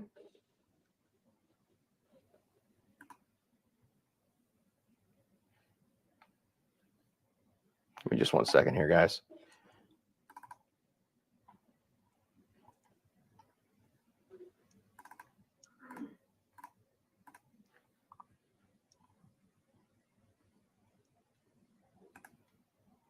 All right, so this is 8 a.m. tomorrow morning. So this is basically going to be the complete impacts of Beryl, right? What are the impacts as far as rain that Beryl is going to bring? Again, we look at this and the potential for some significant rainfall on the island.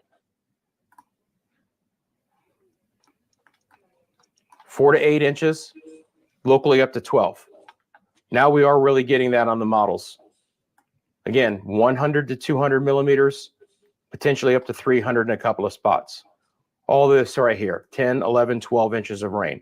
So we have an all peril situation here, guys, meaning that the hazard is not just the wind. There's going to be some significantly heavy rainfall that will lead to flash flooding, that will lead to localized flooding over time. We've got the storm surge of 2 to 3 meters, and then we have the hurricane force winds in portions of the island as well. Again, as the model picks up on this, it continues to drive in more significant rain across the majority of the island. Places like Ocho Rios and Port Maria, we have an 8-inch rainfall total between now and tomorrow night. but most of this falling by the daybreak hours tomorrow, if not even just by late tonight. Again, still slightly lower out west, probably because of the wind direction. Again, there's the more moisture push here, but we're still getting some wind and rain spiraling into the northwest. But to me, this looks correct. Where we have the highest rainfall totals on the eastern side, we have another maximum here towards Kingston. So Kingston and Halfway Tree, potentially over 8 inches of rain. Portmore and Spanish Town as well. Again, we haven't had those totals anywhere near as of yet, but there is still a lot of heavier rain to come as well. And of course, saturated soil, strong winds, more trees coming down, more potential power outages as well. So there you go. Again, that yellow area is Invest 96L, just a 20% chance of development, but it could bring another surge of rain later. And as we get to 5 o'clock, we are going to have a new update from the Hurricane Center.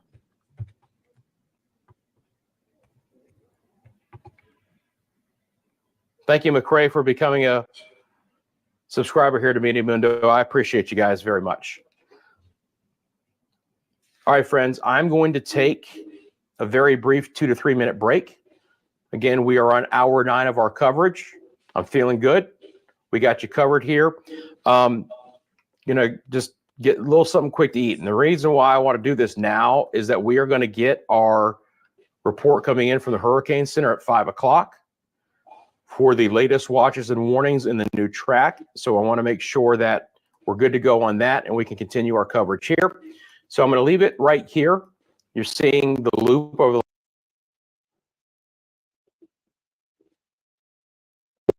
is on his break.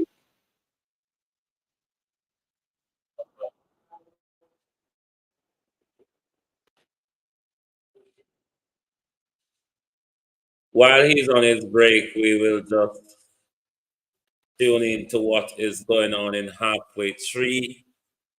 At the moment, the wind and rain is really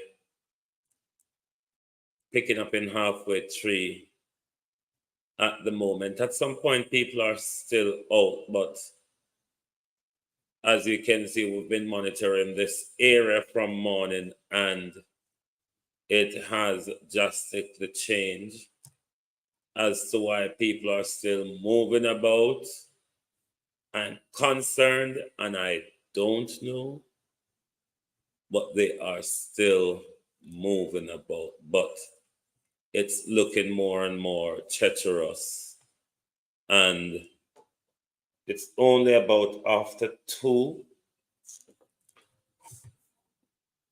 in the day in Jamaica, and it looked like midnight, and this will expect to last. No, it's just going to 4 o'clock in Kingston now, but this is expected to last for the next few hours.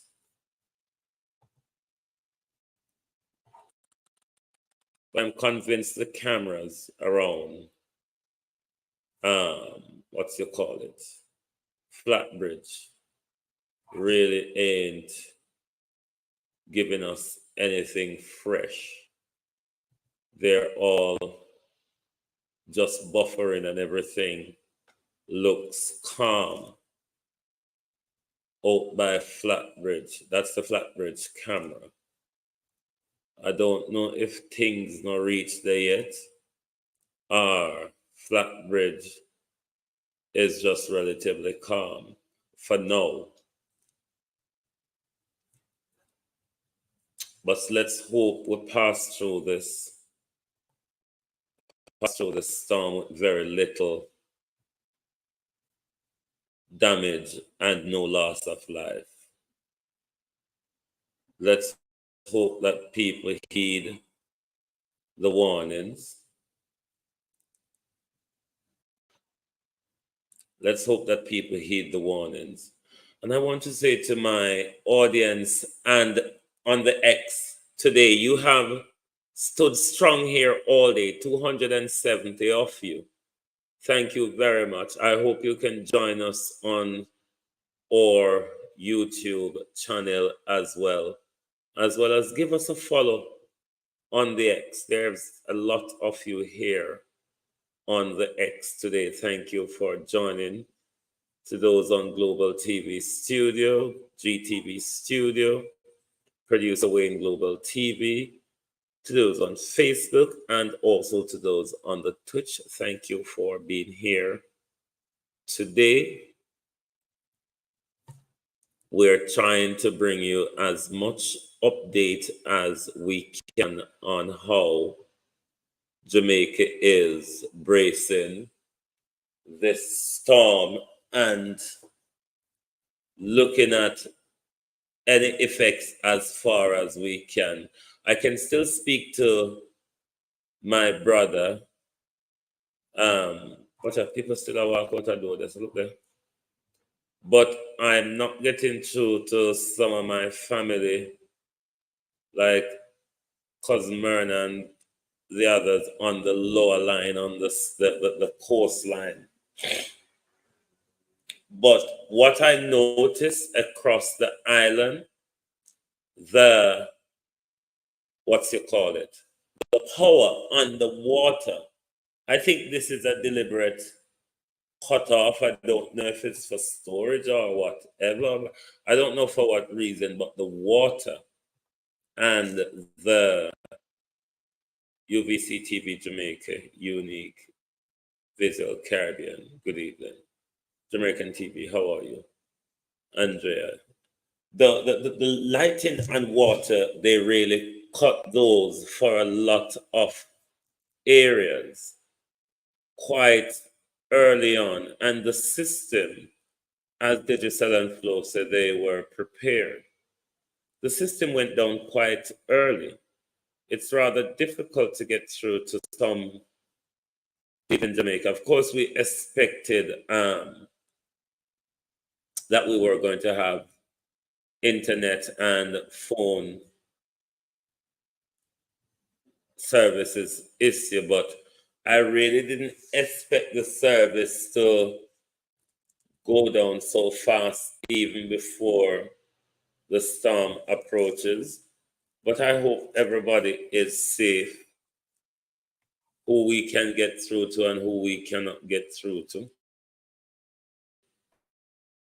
I hope everybody is safe throughout this period. But for my area of St. Elizabeth, the last time I spoke to them, they were getting more wind than rain.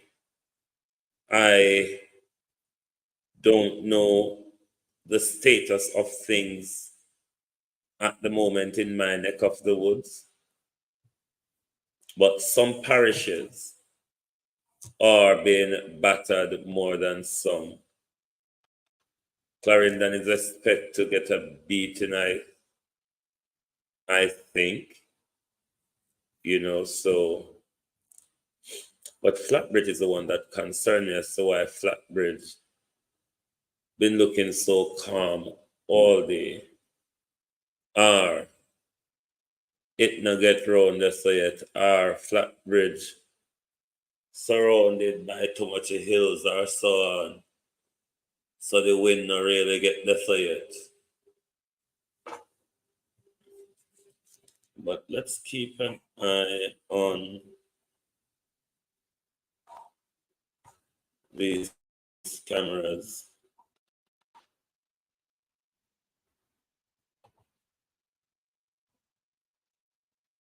See them people look like them gone in here now. Let me see if they'll come back. See that I think the one in a white vest still busybody.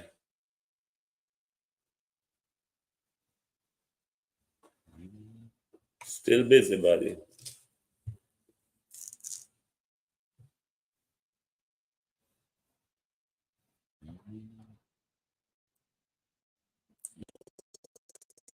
See if Rusty is back yet. No, Rusty's still at east. When him come back, we're going to look at halfway 3. the wind and the rain. You can see the rain gushing across the camera screen. Really, the wind, you can see so the wind will pick up more and more. But why on earth is Flatbridge so nice and calm and lovely? Why Flatbridge are full with today? But then again, the timing out of Flatbridge, I said 10 minutes after 3. The time on the Flatbridge clock, I said 10 minutes after 3. That the one there 13 minutes after. What time in Jamaica now? 3:42. So there's like a half-hour delay on the rolled up for these. It looks like there's about almost a half an hour delay on these cameras.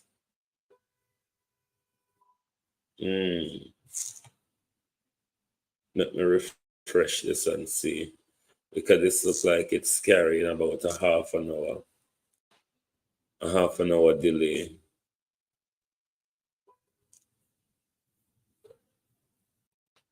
Let me see what is going to happen here. Yes, see the time update now, but it still remain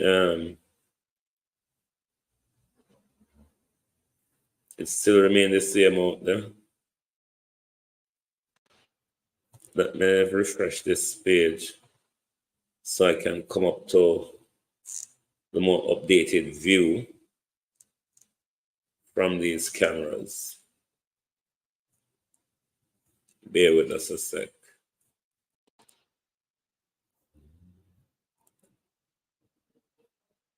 I have to struggle through these adverts and all those things.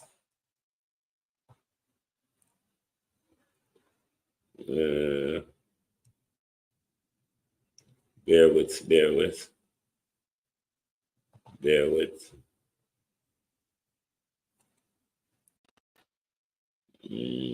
This is.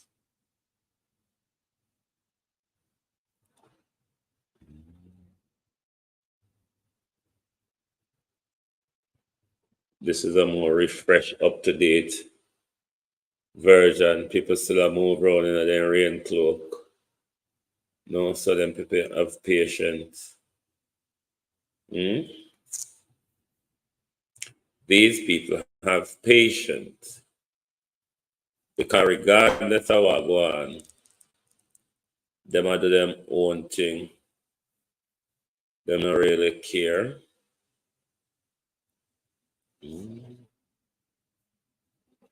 They are doing their own thing. Let me check the comments a bit. How do everybody? How do? I'm tired, you see? I'm tired. I nearly 4 hours now I sit up for. All me. All me. I nearly 4 hours now I sit up for. But let us see what's. I come back, that carrier come back again. I need to refresh over that page. Because that carrier couldn't come back again. Unless them not have a warning for heed.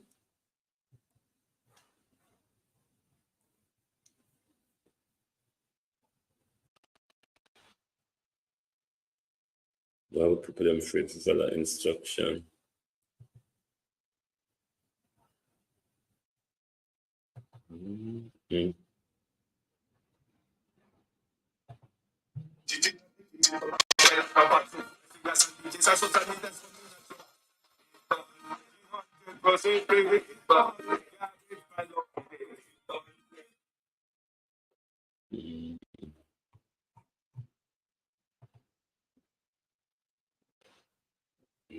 Hang on.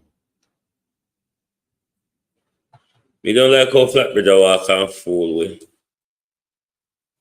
Even though the tree them round a Flatbush I sway a little bit more. But round a Flatbush really, really quiet. Too quiet for my liking. The other man there walk comfortable. All the one there in a yellow. I want him walk up and down suffer. I want his stall still open. No, sir. I'm looking for Rusty to come back. Yeah, Rusty is back.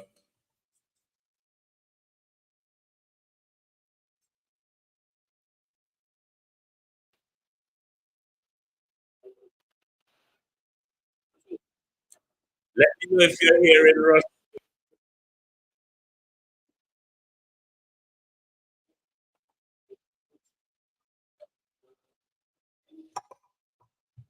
Hold on, I'm refreshing Rusty to bring it back up again. So the audio can.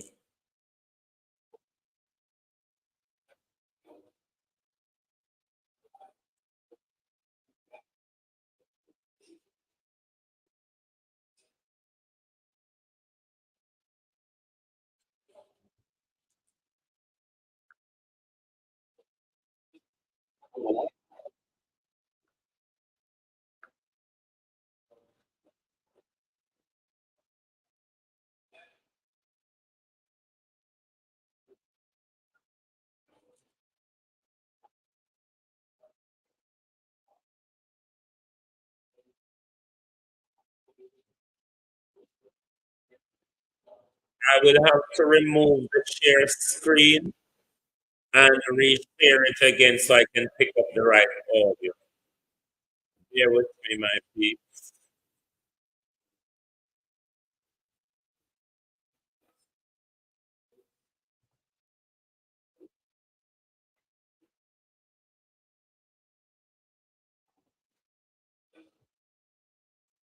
Well, and again, cause more damage overall. So you kind of got both, right, as a potential. You've got that squally weather, and then you've got the more consistent winds that can cause some issues as well. So I don't have the graphics for the 5 o'clock aren't up as of yet. But again, I do have the advisory, and the discussion is out as well. So I'll wait for that to come back. Oh, I apologize. Haven't loaded back up my computer yet. Just resetting things for the 5 o'clock. I'll pop back on here momentarily.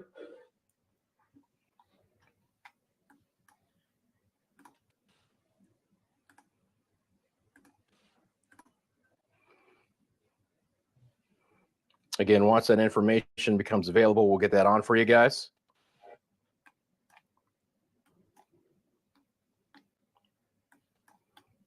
Of course, our friends in the Cayman Islands need to be paying very vigilant attention to Beryl. We're already starting to see the winds pick up a bit there towards Little Cayman and Cayman Brac, and then eventually on over towards Grand Bahama, where we do expect hurricane conditions in that area. So I'm going to kind of read over the discussion with you guys as I'm reading it, just to get an idea. So you're talking about how the westerlies affected Beryl, but the central core of the hurricane made a comeback this afternoon with the eye becoming better defined. Okay. And so that was the key point. I mean, we were watching that in real time together, weren't we? Right. Where, you know, that westerly shear really knocked down the storm for a brief time by a couple of hours. And then the inner core blossomed again. And that's the first statement from the National Hurricane Center. So again, good to see that, you know, what we were looking at in real time is what the Hurricane Center was describing. It's resulted, whether this has resulted in a re-intensification is unclear. So that's why they're holding the initial intensity at 140 miles an hour. Okay. Again, they're talking about brushing the coastline with the eye wall. I haven't seen where they said it has made land, but it's brushing it. Again, moving off basically to the west-northwest. That initial motion should continue. The GFS is now a little bit further southward, so we can look at that. The European has shifted its track a little bit northward, so they're actually coming more in line with each other. And so I think we're going to get a track that holds about the same from the last one at 11 a.m. More than likely, if anything, they're going to probably shift it a little bit farther south. They say that even though that's going to be the case, they can't rule out a Texas landfall yet. Still going to be encountering the same shear that we've been hoping that would knock down Beryl for the last couple of days. And while it's had some mitigating, situation here, it really hasn't done much. We've gone from a 165 to a 140, but we'll still have that west shear, guys. And then we'll just have to see what happens as it moves closer to the Yucatan. So that's kind of the broad brush from the Hurricane Center as far as the 5 p.m. what's called forecast discussion. It gets a little bit more into the weeds of the meteorological side. But again, always read those updates to get their thinking and understanding of the storm. We'll see here. We don't have the 5 o'clock. We might. We'll see here. Let's take off the formation zone. Yeah, we do. It says 2, but it is the 5. Again, that's just an error of the system, but you can see that the biggest thing is just the initial location is correct. So again, in the short term, we're going to deal with the potential for hurricane impacts in the Cayman Islands. If we're lucky, we stay a tropical storm, but that is not what the Hurricane Center is discussing. All right. Hurricane warning is in effect for Little Cayman and Cayman Brac. Hurricane conditions are likely in that area. That's what a hurricane warning means. Nothing is ever guaranteed, but a hurricane conditions are likely in those areas. Stays west, and again, so we're at a 4 now. We've still got 120 as we get into tonight and overnight as a category 3, down to a category 2 as we go deeper through our Thursday, then Thursday night into Friday. We do have it as a Cat 1, dropping back down to 90-mile-an-hour winds before, again, a potential landfall. Just to bring it back into our live cams for a while, see what is really popping along our camera.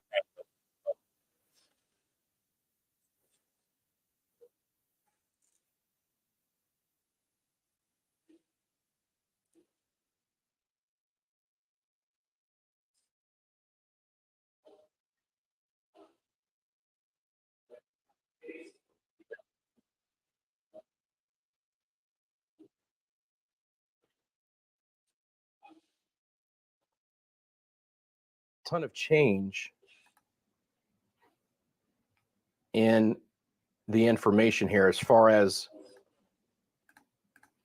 what we've got. So I'll type that up on screen. As I'm going to do that, actually, since we have our live cameras, let's just bring these up full.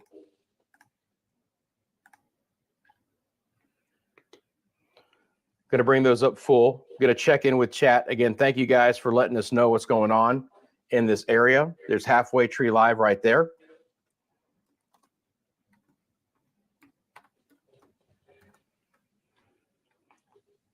Still looking pretty good in that area, relatively speaking. Again, we get this video. Obviously, it's kind of we're not consistently watching it or monitoring it as far as here on the channel. But what I'm looking for is, do we see any damage on the street, right? Is there anything like that? Haven't seen that much there. A little bit more visibility now back at this camera. So we can see a little bit farther in the distance. Looks like some of those core winds might be trying to get out of the Kingston area, at least at this point in time. That could be just a short term. Certainly the opportunity for more squally weather to move back in. Again, the other big issues are going to be the storm surge, which are still forecast from the Hurricane Center of 6 to 9 feet. They have not changed that. 2 to 3 meters still is the official forecast from the Hurricane Center.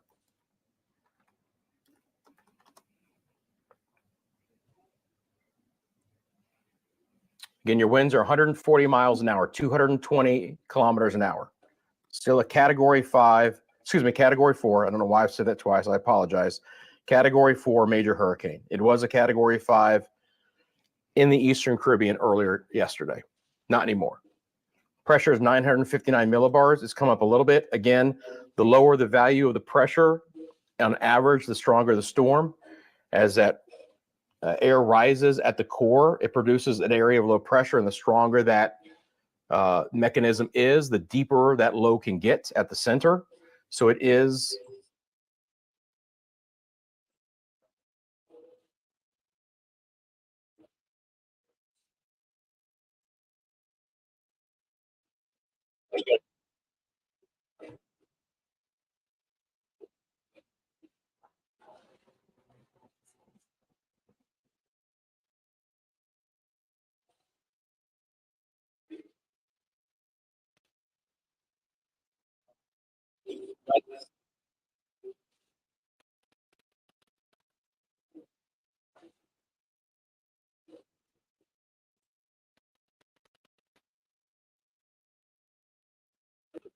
it.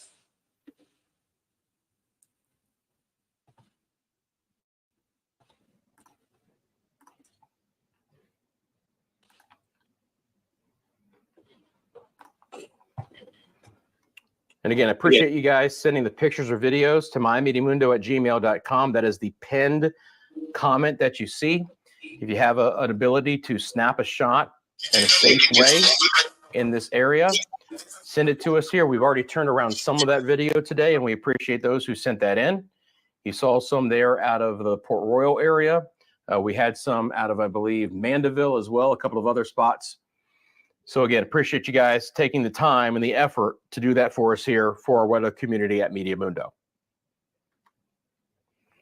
Coming up on the 4 o'clock hour now in Jamaica, and you see the sheets of rain there in Halfway Tree. Again, it's good to see that the power lines seem to be holding well there. Obviously, you know, some flooding on the roads, some flooding of low-lying areas will start to be another concern as we go deeper into time here and as we get more and more rain falling. Forecast is still for 4 to 8 inches of rain. That's 100 to 200 millimeters of rain, potentially even up to 300 millimeters in a couple of spots. And it looks like the models have been picking up on some of that more 250 to 300 millimeter of rain potential in the area. Again, especially on the eastern side of the island, to go along with some of that lashing wind as well. And again, obviously a concern that we could have some pretty good storm surge inundation, especially for some of the coastal areas. You guys know the spots if you live there. Some of the, when that wall of water comes in and that surge comes in, some of the areas that are most flood prone, those will all be susceptible here with Hurricane Beryl.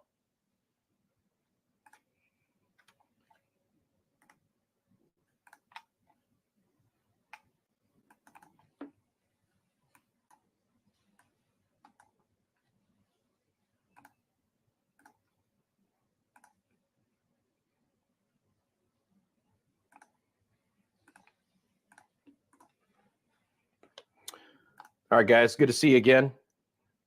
Thanks for hanging with our continuing coverage. Thanks for all the thoughts for our friends in Jamaica. Still under the hurricane warning. Again, going to get rid of some of this information just because it's going to be a little bit easier to see.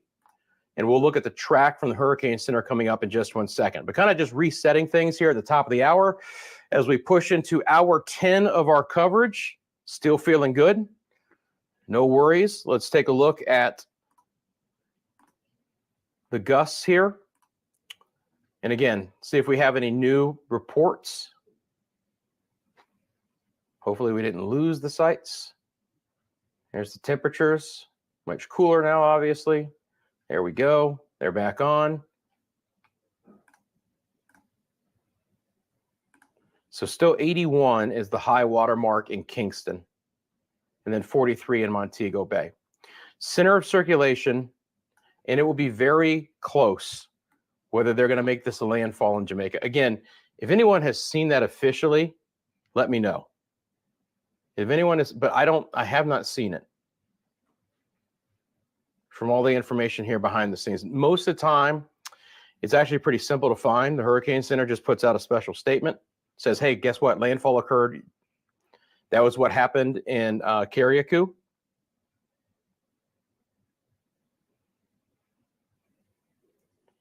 But again, haven't seen that from the Hurricane Center. And it was very interesting, by the way, that they used the term brush the coastline, as if they weren't like, we're not going to call it yet. We don't know. We don't know if we want to call it to actually be a landfall.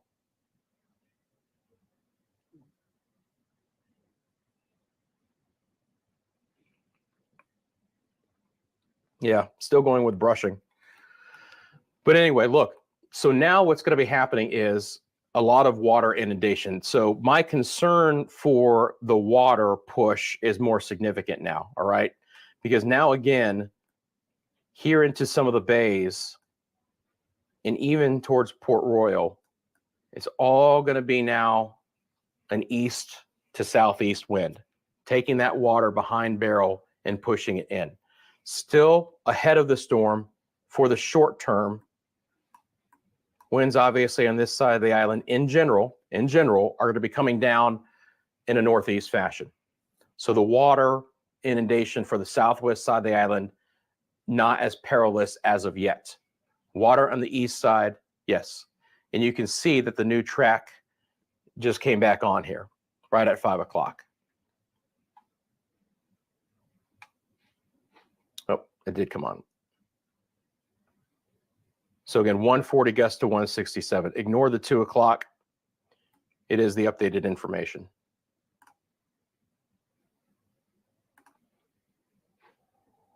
Nope.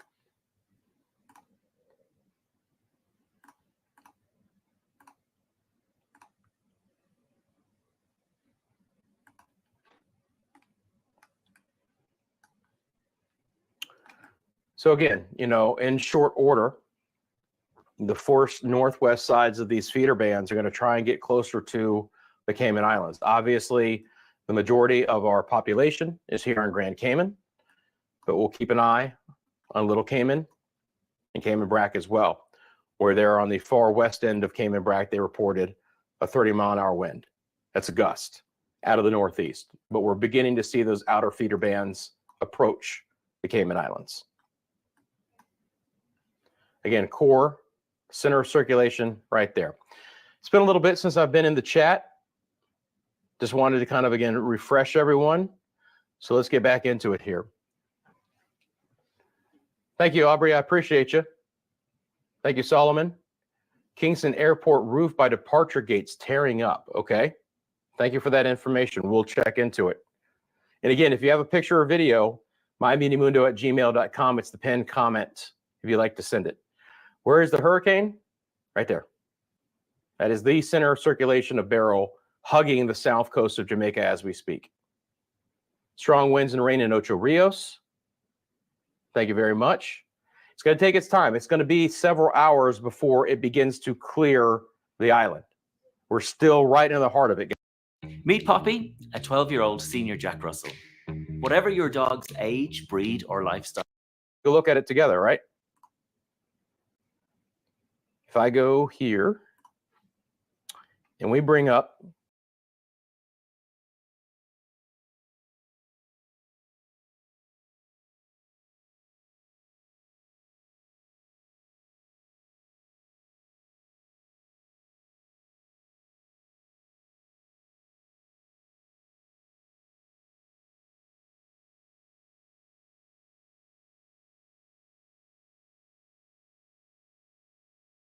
evening hours before the western side of the island begins to clear a bit. And it was the same situation with Beryl was over the Windward Islands, right? Where we had the winds pull back in behind the storm, and they really freshened up and brought another round of very heavy wind and rain to portions of those islands. Now, some of that was because the eye wall had actually moved on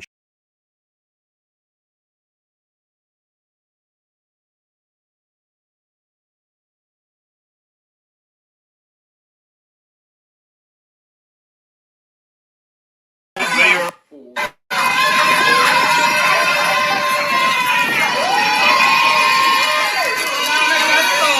just want to make sure we're all right. We're all right. You want to follow? Who you want? Where 1 miles an hour. And we'll see if the reporting station is holding on for dear life here. Montego Bay last check 43, but they've had a very solid wind. I just realized I was muted. We're bringing to you optics from the Prime Minister.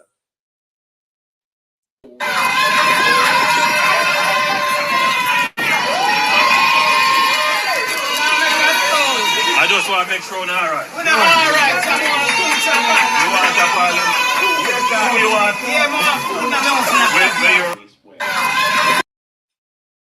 Weather pick up here. For Mandeville and Maypen and areas to the west, I would expect the storms to get just more intense. I would expect the winds to be more sustained and more constant for a while as the center of circulation of Beryl is making the closest approach to the south central side of the island. Even on the east side still, guys, we're still going to have rough weather. Again, the size of Beryl is such that while we are going to have some localized wind and rain, the general area is going to be completely covered by near hurricane or hurricane force winds from time to time. All right, so you can see guys moving here from east to west as we go through the remainder of the afternoon hours. A lot of lightning right now on the south side as well. A lot of lightning. You can see that right there towards Hayes, moving off towards the west. Again, we still have some of our cameras. Obviously, we're reliant upon some of the internet. Halfway Cheese still holding a trumpet, still keeping our eye on the camera around, but let's pop back into Rusty's argument.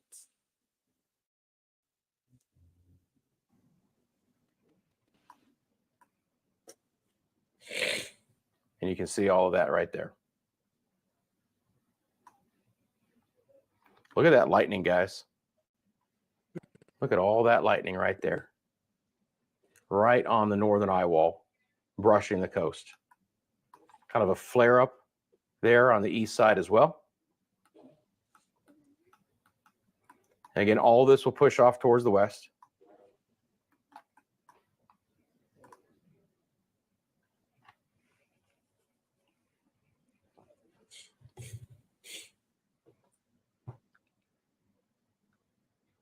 Thank you, Regina. I appreciate. I believe those are our super stickers, the keep it up and the lifting the weights. I love it.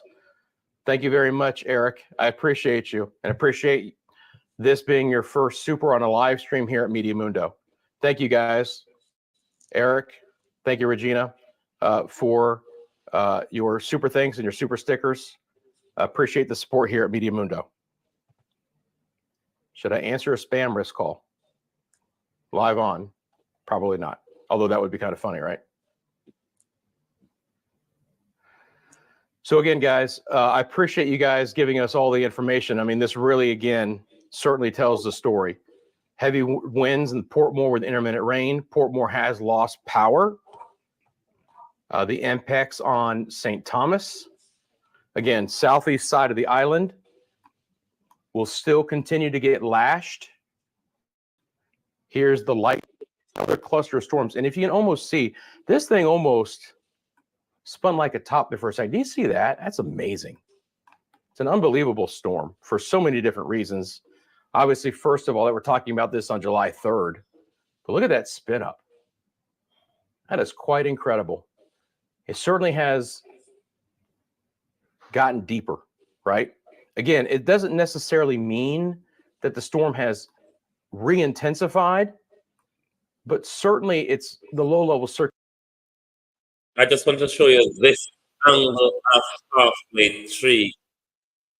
We've turned the camera down this angle now. The weather starts picking up back in halfway tree again. You can see where the rain and wind is picking up by the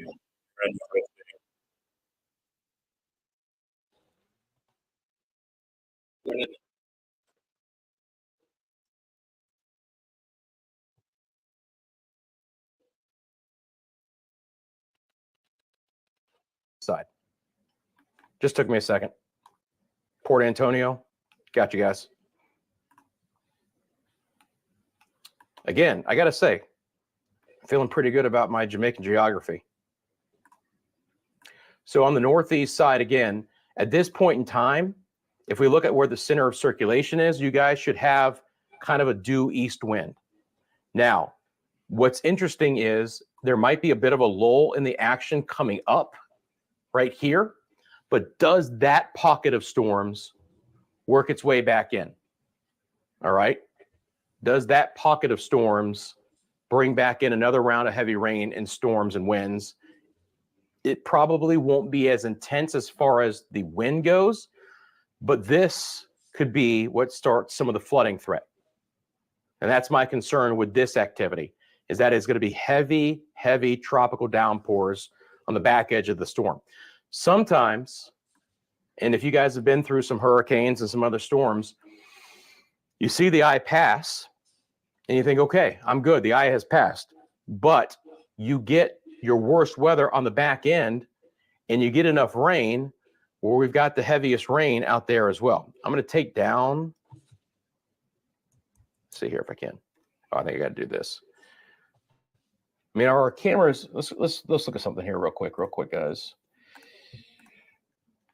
Are our cameras still live? 358, no, they're not. So we're losing some of our cameras here as Jamaica has gotten harder, but this is all expected. This is all expected.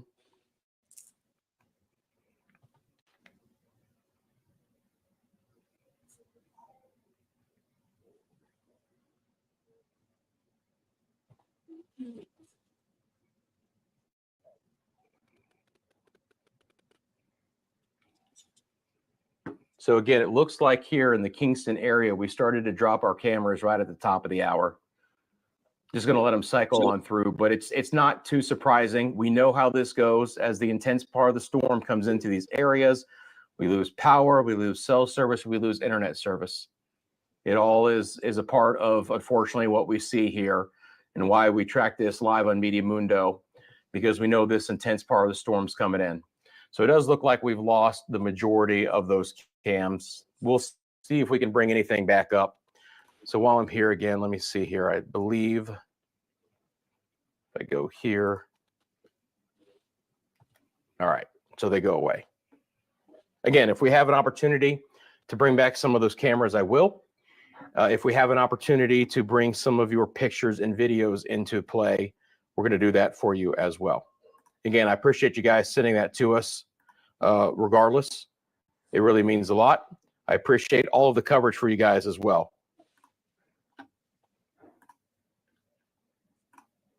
Just one second here. I am,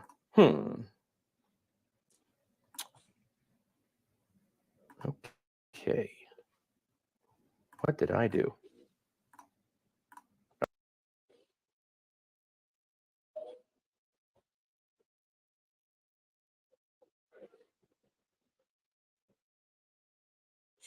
Let the camera them gone down, my peeps. Now I get nothing from cameras. Yeah, buffering.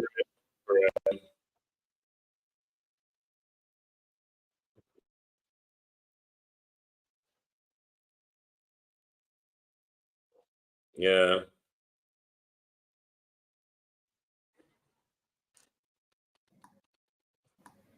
So winds of 140. South of the Cayman Islands, still a Cat 3, winds of 130. Cat 2, winds of 110 as we get later into tomorrow.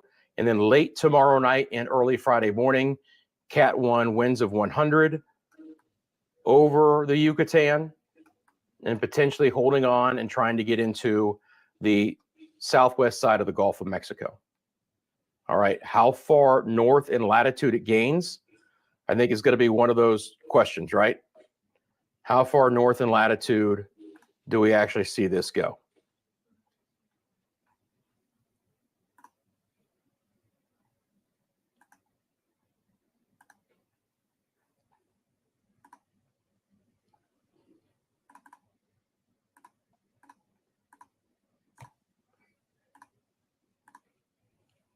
It's going to be the 5 p.m. advisory. So this is the brand new advisory from the Hurricane Center. Not really much has changed. A subtle shift west and south, especially in the Gulf, but not much. I mean, we can see that point is still very far north Texas, or our friends in, or excuse me, North Mexico, or our friends in South Texas are going to be paying some attention to this. All right. So the 5 p.m. advisory, again, still tries to get it very briefly back to a Category 1 hurricane. I mean, right on the edge. We'll see if that comes to fruition. But again, for our friends in the Yucatan and in Belize, make sure you're preparing. Make sure you're ready to go, as this hurricane is more than likely to move into your area. Again, that's the official forecast from the Hurricane Center. Let's talk about the watches and warnings that are currently in place from there. So let me pull those up. Bring myself up on camera here as well. So let's talk about this. Now, first of all, the tropical storm warning has finally been discontinued for Haiti. Thank goodness. They had been at it for about 18, 24 hours. It was truly amazing.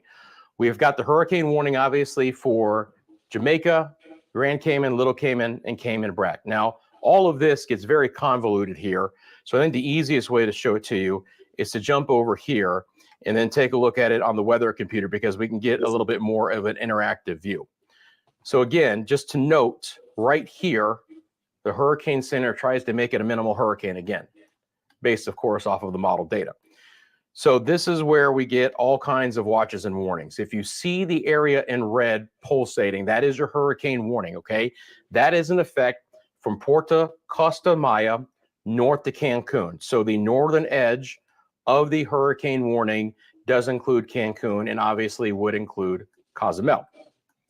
On either side of that, you've got a tropical storm warning in blue, and that is going to be for Puerto Plata Maya towards Chetumal on the southern side of the Yucatan Peninsula there, okay? On the northern side of that, you've got the tropical storm warning from Cancun to Cabo Catoche, all right, right here in this darker blue.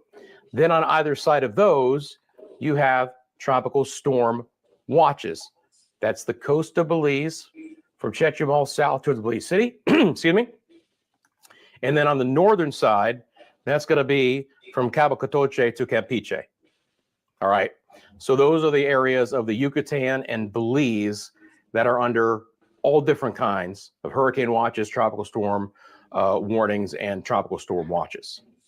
All right. And some of the area, by the way, is under both a tropical storm warning and a hurricane watch. And they do that because the feeling is this: tropical storm conditions are very likely, hurricane conditions are possible. So we're going to put up both a tropical storm warning and a hurricane watch in the same spot. Hey, Jaden, how you doing? Thanks for tuning in.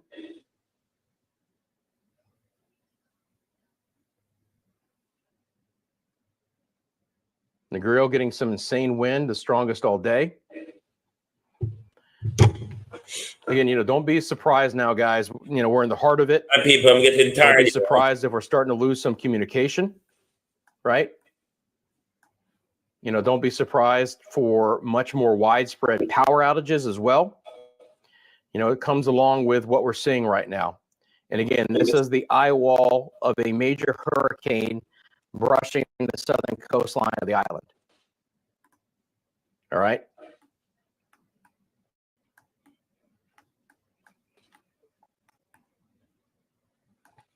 And we have these storms. I'm hoping they fall apart. I don't want to get more heavy rain back into Portland and St. Thomas. All right, let's try and push everything east to west and try and get this rain to fall apart, because again, flooding is going to become a concern here as well. Guys, this storm is rocking and rolling.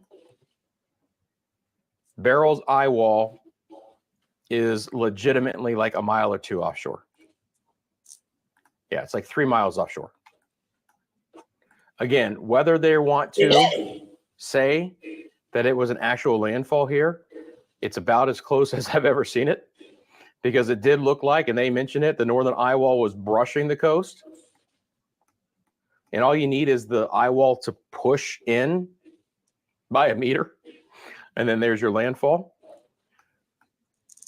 You can start to see, again, a little bit in the southwest side here. Let's take a look at some of the satellite imagery.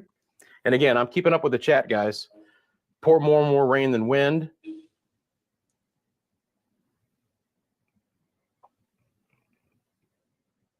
Thank you for all the kind words, guys. Thank you for following along, by the way, all day as well. I really appreciate you guys. Also, thank you again while you're here. If you wouldn't mind liking and subscribing, again, that really helps out the channel. If you think that we're doing a good job here at Media Mundo, liking and subscribing makes the channel more visible to other people who use YouTube who have no idea we exist.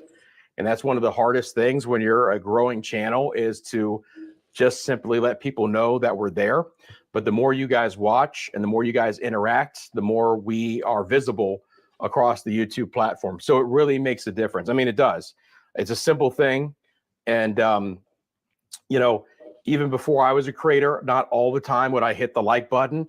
But now anytime I watch something and I get something out of it, I make sure I do, because I know what those creators have gone through to produce that content. And I get it. It's a lot of work. And so, you know, to continue to grow would be a fantastic thing here on the channel. And we appreciate your support. So again, just looking at some of the different satellite imagery here, starting to see a bit of an undercut on the southern side. Let's see about the water vapor imagery here. Take a look at the upper levels.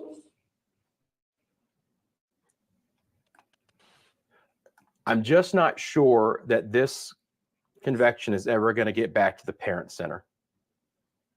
I don't think it matters. We've obviously had a regeneration here, but it's such a unusual storm.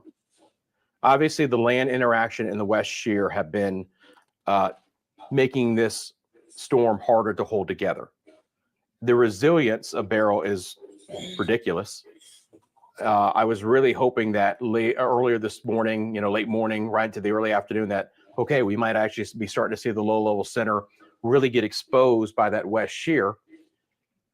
And we might be looking at a storm that could fairly quickly lose some of its integrity. And then about an hour later, it did this. And we had an 81-mile-an-hour wind in Kingston. I know we've got more in other areas. Thanks for tuning in, guys. It's really awesome. I mean, obviously, I can't keep an eye on the chat all the time, but every time I look, someone is saying that they're viewing from halfway across the world.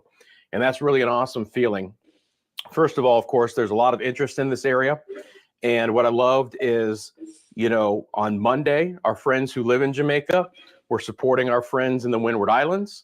And now today, other areas of the Caribbean are supporting our friends in Jamaica as they see the most intense part of Beryl right now. And there is going to be some significant impacts here to Jamaica. All right. It'll all be borne out in what we find in the next few days. The overall impacts should hopefully be slightly less significant than portions of the Windward Islands, because we're trying to keep the core of the strongest winds just offshore. But that being said, there could be some devastating impacts to some areas. So very, very cognizant of that. Trying to keep everyone here who still has power informed. You can see all of the lightning right now that has flared back up over the northern and northeastern eye wall. Friends, this is over 15 minutes. We've had 153 lightning strikes. This is the live lightning data here on Media Mundo. All right, we can show you that live information. We've got all of live imagery here. We've got all the live reports. We've got, you know, the live cameras that we had. Again, those are beginning to fail a bit as the power in the Kingston area continues to falter. But again, all of this is real-time information for you here. And we've been on now for, I think, 9.5 hours. Myself and the team behind Media Mundo working hard for you guys. And I appreciate you guys sticking with us as well. Over 6,500 people in. Appreciate all the new moderators. Appreciate all the super thanks, super chat, whatever they're called. super stickers. I love those, by the way. Those are pretty cool. And all those subscribers. And then if you want to become a member, that's just 99 cents a month, and you guys get access to some custom badges and emojis, so everyone in the chat will know that you are members. Again, look at that eye. Now, again, let's talk about how this is going to play out over the remainder of the afternoon hours. So on the back end of this storm, we're now starting to get more east to southeast winds. That is more water going back into some of the bays in the Port Royal area. So some water inundation is very likely here as the surge is now coming on. All right. As we move through the next couple of hours, as the eye of Beryl moves west, the onshore winds will move west with it. All right. So areas that are west of the eye, like Black River and Savannah Lamar, will have to watch out for the water inundation behind the storm, because right now your winds are offshore for the most part, at least an east or a southeast wind. All right. Eventually those winds are going to 180 themselves and they're going to come back out of the south. And that's where we're going to start pulling in a lot more water here. Again, a storm surge of 2 to 3 meters, that's 6 to 9 feet, is still possible in some of the area. And again, just that core, how all that lightning balled up in one area. And doesn't Beryl look more impressive as well? Again, if we go back in time here, guys, let me just take myself off camera. Look at the last 6 hours. So this was 6 hours ago. And then right here is where, like, well, where is there a center? And for about an hour, it was a question mark. And then we had this. We had that blow up of thunderstorms right at the center. And that was the regeneration of the low level. And then it got hairy again. And that's when we had the 81 mile an hour wind gusts in Kingston. But if I zoom out, I know it's still elongated on the east side, but the western side, it's sharpened back up. The low level core has wrapped back around and is stronger. It's tighter. So again, the Hurricane Center, you know, they don't make a lot of rash moves. They, you know, basically downplayed the low level center not being visible for the most part in the early afternoon and kept the storm at 140. And it looks like this storm is definitely holding together pretty well right now. Again, whether there's winds of 140 or not, we haven't seen that, at least on the coast, and we don't want to see that. But obviously we have some very significant winds here. We can take a look at the aircraft reconnaissance. Again, I can watch that live here at Media Mundo when there are hurricane hunters that are interrogating the storm. And there have been several flights in and out. We can look at that in real time. And that was why, if you guys remember way back when there was basically no eye to be seen, we had very little wind there. At this point in time, I'll have to look at when the next flight is going out. If they are somewhere, they're well away from the center. But at this point in time, it doesn't look like it. Thank you, SLA Travel. I appreciate you very much. And thank you for making Media Mundo your first super on the live stream. That's really awesome. What? Dan Pym 3D. Thank you very much. I appreciate you. And I appreciate that. And I appreciate the well wishes for our friends in Jamaica as well. Thanks, guys. Really kind of you all. And thanks for sticking around for our coverage. We appreciate all the support here. And we appreciate that you guys are getting something out of it. That's the most important thing.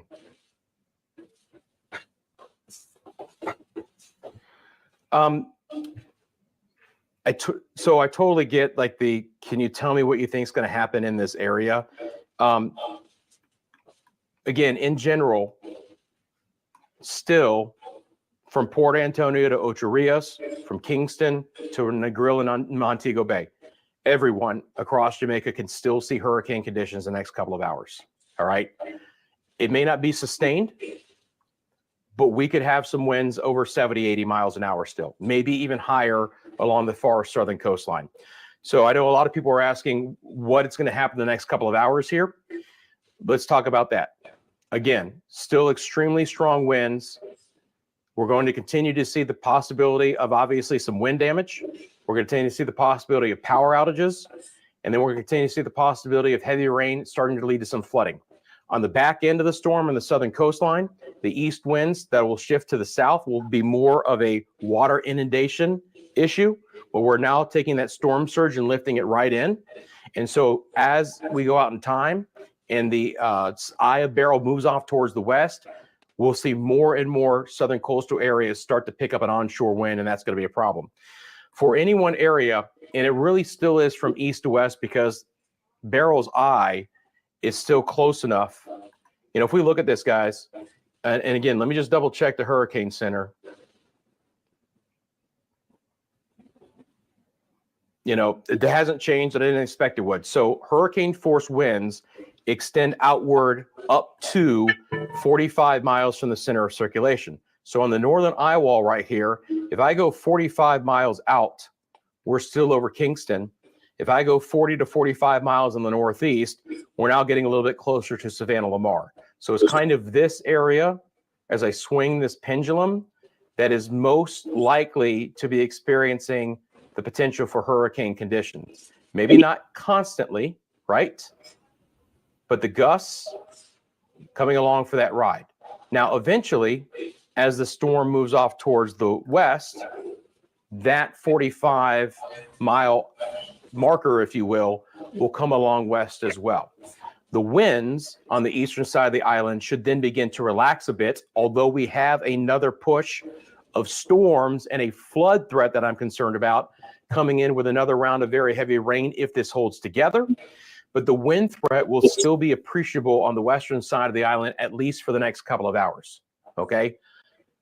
Black River, Savannah Lamar, Negril, Lucy, Cambridge, Montego Bay, which reported a 43-mile-an-hour wind gust last hour, will all be susceptible to the potential hurricane conditions. And again, Montego Bay, that is still an east wind, as it has been basically all day long. We're beginning to see the outer bands, which is much more structured now, beginning to get closer to Little Cayman and Cayman Brac, and eventually over towards heading for greatness. The wind and rain will continue throughout the night. Throughout most of the nights, the wind and rain will continue. Yeah. So again, we're getting just some reports in, kind of sporadic in nature, but you know, we're also hearing. By the way, thank you, Debbie. I got you. Thumbs up for Debbie, and I appreciate you so much here, guys. Prayers out to Jamaica. Shout out to producer Wayne and London Lane Turner out of America. Been watching all day. Appreciate you guys. Thank you very much. Where Jamaica Power might have chosen to cut power in certain areas early, which is a you know, a strategy that they do sometimes. So, you know, it's one reason why we might have lost our cameras and whatnot. The grill getting it, huh? So this is a good point that Esther has just made in New Kingston, that the winds are down, but the rain is picking up. And that is going to be an appreciable difference as well. Again, right? Core of the wind moving west, but still behind it. Again, I told you, just because the eye is past you doesn't mean you may not get the worst weather in some way. Certainly the storm surge is going to be worse in the back end here towards Kingston right now, in the Port Royal area, over towards Morant Bay. Other areas here on the east and the southeast side, that big old flare up, right? Again, let's look at this again. It's just, it finally gets reorganized, and then you have this right, oh, I missed it. Watch it spin around, and right there, this huge blow up of storms on the eastern side. And again, we are brushing the coastline with that eye. That really is unbelievable. And then you have this heavy rain. We'll see if they can get to the eastern side of the island. But guys, we've still got several more hours here to go. All right, several more hours of hurricane conditions as a possibility in Jamaica. Now again, down the road, if you're just tuning in, the 5 o'clock advisory is out, and Beryl looks to be holding together quite well. So later tonight and early tomorrow, it's the Cayman Islands to at least get, you know, hurricane warning, right? So hurricane conditions are likely. We'll see how close the center of circulation gets. Obviously, Grand Cayman is a little bit closer compared to Little Cayman and Cayman Brac. The forecast still has Beryl as a Category 3 hurricane, even at that time, with winds of about 130, 140 right now. All the newest information is at the top of your screen. Should continue to be impacted by the western shear, which certainly had its impacts on the storm earlier today. But again, the ridiculous resiliency of Beryl to fight back from that and to have that core blow up like it did, and we just saw that in real time, is, you know, again, I know it's happened before in some storms, but to see that in real time with a storm that looked like it was struggling, it is back and it's hauling again. So we're at to 110 here. And again, our friends in Jamaica, our friends in the Yucatan, it's still a Cat 2, but it's forecast to probably drop to a Cat 1 before it actually moves in. And again, there is still plenty of model differences here, but it is looking more likely that we are going to have direct impacts from Beryl here in the Yucatan, maybe into Belize. So again, if you have travel plans to Cancun or Cozumel, obviously this is a highly visited area by tourists and others who don't live there. Please keep a very close eye on the weather. I don't give vacation advice because everyone's plans are different and everyone's weather tolerances are different. And obviously there can be a lot of money on the line and whether people want to cancel or not, it's completely up to you. Okay. But check in with your airlines, check in with your resorts, check in with all of that. Now, again, Beryl is moving fast. So the impacts for places like Cancun and Cozumel won't be for very long. It's just that does Beryl cause some damage and power outages and things that could linger beyond the storm's arrival and departure, right? It should be weakening, so the impacts overall should be not as significant, but it's not going to be great weather for Cancun Thursday and into Friday. And again, holding on into the southwest Gulf of Mexico after that.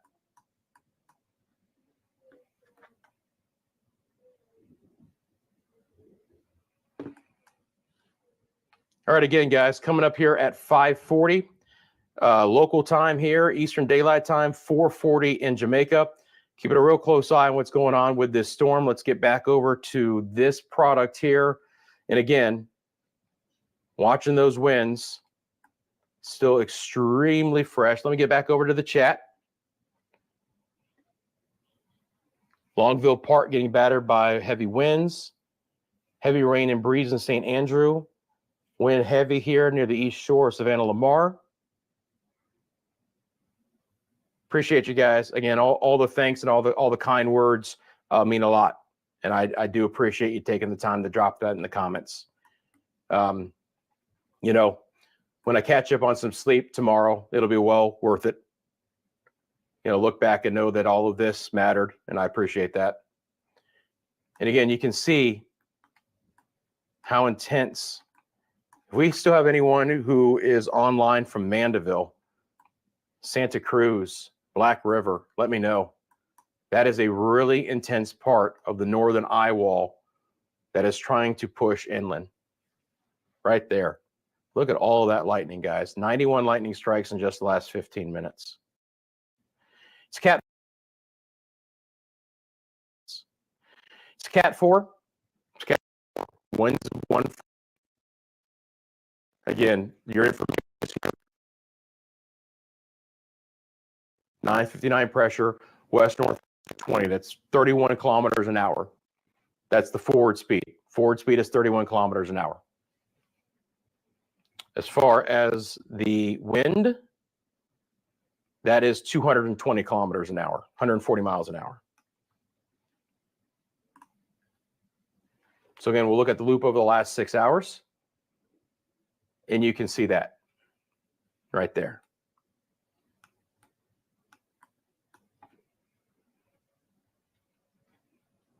Storms are firing up in Cuba. We're going to get that squall to come in towards Little Cayman and Cayman Brac. We're getting some storms developing where I live in Florida. Rumbles of thunder abound. For a second, I had to stop and go, wait a minute. What am I hearing right now? Earlier today, look at that St. Lucia 56 mile an hour wind gust. Barbados also had 50 as well. Again, just to put a pin in this, this was Invest 96L that came through the Windward Islands again this morning. So areas that had been devastated by Beryl 48 hours ago got some strong winds and rain It didn't last too long. Luckily, 96L has some good forward speed. It's only a 20% chance of development, at least the last time I checked at the Hurricane Center. Still is just 20% development here. But again, could be another elongated trough.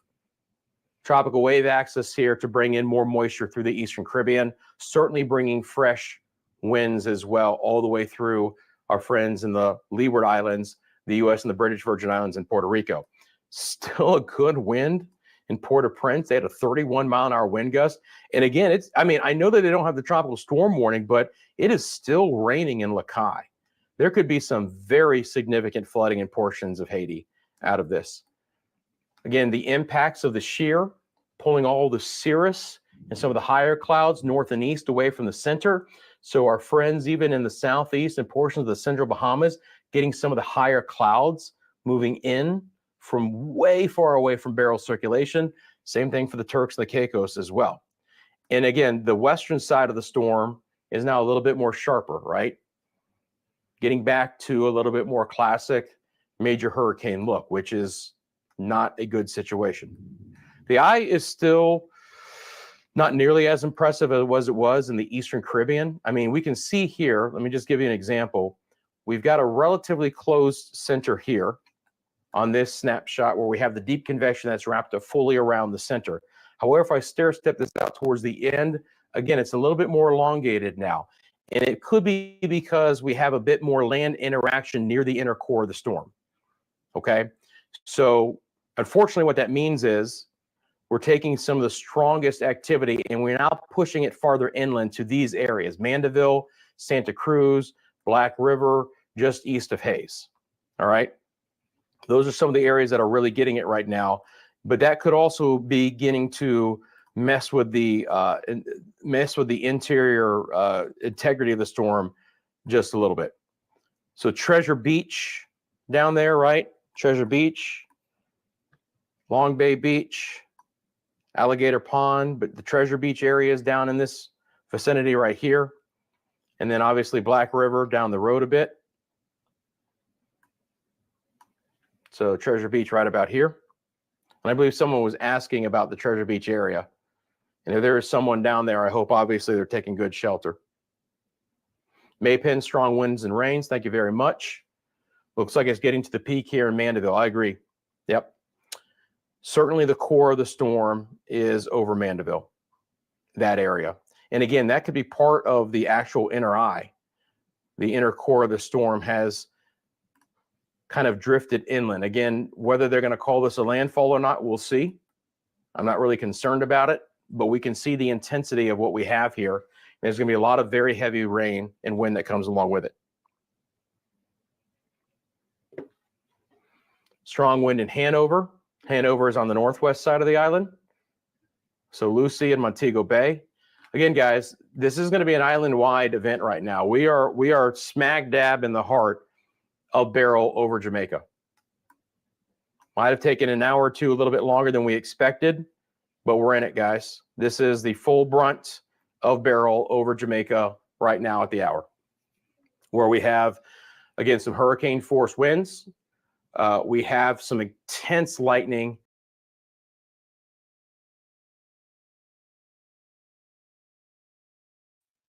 Just to update you all on the update from out of my community in Party St. Elizabeth. The wind is really making rounds there. They said at least 3 roofs has been blown off already so far. No injury or so on has been reported, but it is going down in Party, Black River, St. Elizabeth at the moment. My brother is communicating with us far. We'll see how that goes. Deep tropical convection coming in on the north side of that eye. Very intense. Again, the eye looks a little worse right now, but we know how that goes. It's the land interaction right now. Even if the eye tries to move on shore briefly, it probably won't interact with Jamaica long enough to really interrupt the overall storm. it could keep it from developing. Nadine says Treasure Beach is a fishing village. I hope all of those fishermen are safe.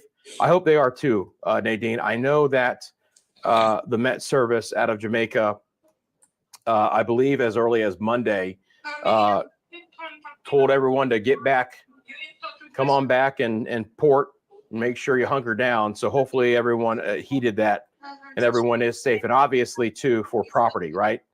You know, we don't want to see any loss of fishing vessels, Okay. any loss of anyone able to, you know, what they do for a living. We hope that the boats in Port Royal there held well. We'll get an idea of that tomorrow. But obviously, we want to avoid as much damage and destruction and all kinds as we possibly can. But obviously, something that impacts someone's way of making a living as well. How things are whole out down there. How things are whole out down there. Vice note me.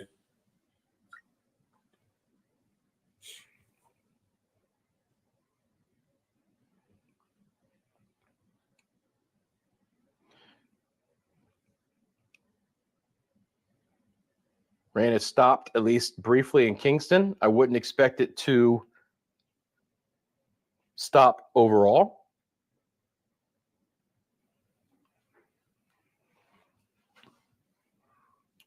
My family on the coastline. Prescient or Prescient, I apologize if I'm not pronouncing your name exactly correctly. Says it's like Treasure Beach has the big bad wolf outside huffing and puffing to blow our houses down. Are you in Treasure Beach right now? Those on the coastline. Because if you are, again, that is important information to pass along here. And we'd love if you have the opportunity to just keep us updated, because that is where the core of Beryl is coming in. Now, look, again, I'm seeing a lot of questions of what about this certain city. Again, everyone has the opportunity for more hurricane force conditions. All right. Generally speaking, the rain will come in from east to west. The strongest winds will pull with the eye. So hopefully we start to see a bit of the wind relaxing on the eastern side of the island. But again, the rain is going to be significant, and there's another core of storms trying to build in off towards the east. So again, you can see that spiraling, kind of just that right on the top there of the eye, and then it brushes the coast, and then it's, again, potentially more of the inner portions of the eye trying to get into Jamaica, where we might actually have a landfall at some point in time. Again, keeping an eye out on the Hurricane Center for any updates to that. Again, regardless, it's a pretty dire situation there on the southern side.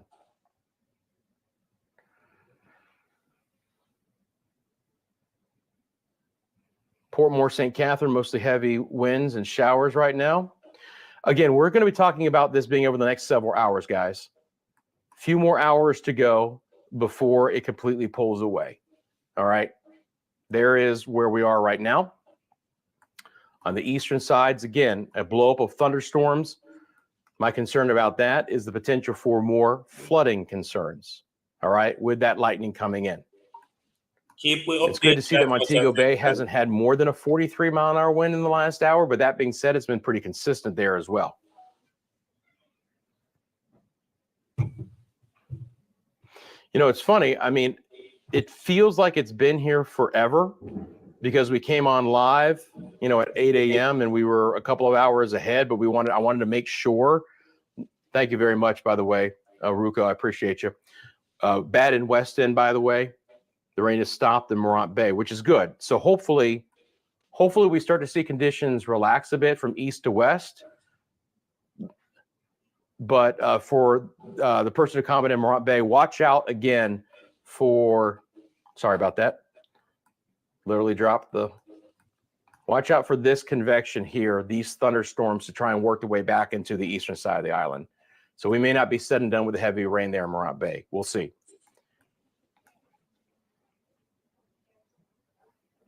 St. Thomas still having heavy winds in Wayne. So, thank you. Getting back to the point I was trying to make, it seems like we've been here forever, but we've actually had a pretty good forward movement of the storm, 18 to 20 miles an hour. All right. So it is over Jamaica in all fashions right now, but it is still making good progress west. This is not a storm that really has shown signs of slowing up. I believe that 18 to 20 mile an hour progress is, exactly what we've been seeing. It doesn't look like it's slowing down at this point in time. And again, that is going to put the Cayman Islands back into the northwest side here a little bit sooner than later. So we'll see what happens with those winds as well. But again, Mandeville right now, Mandeville, Black River, Treasure Beach, getting hammered. Thank you, John. I appreciate you, man. So again, I'll say it one more time because I think it's the best way I can do it. Typically and generally, we're going to see conditions get better out east first and then eventually towards the west. It's still several more hours, though, guys. Probably 2 to 3 at the minimum. All right. So 4:50 local time, 6:50, 7:50, 8 o'clock is when we might start to see this relax a bit. Now, look, I want to be clear.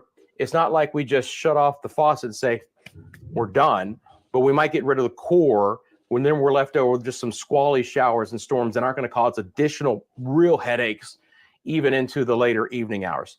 The additional rain could be a bit of a problem with the flood potential.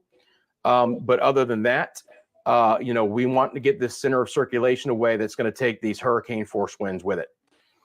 And it's getting more likely that we have a landfall here. It's really close. I mean, I'm not really sure how the Hurricane Center is going to parse this out. If it were me, I would say we've probably had a landfall. Right there. You kind of might even said Portland Point, right? Earlier, right? Like right there, right?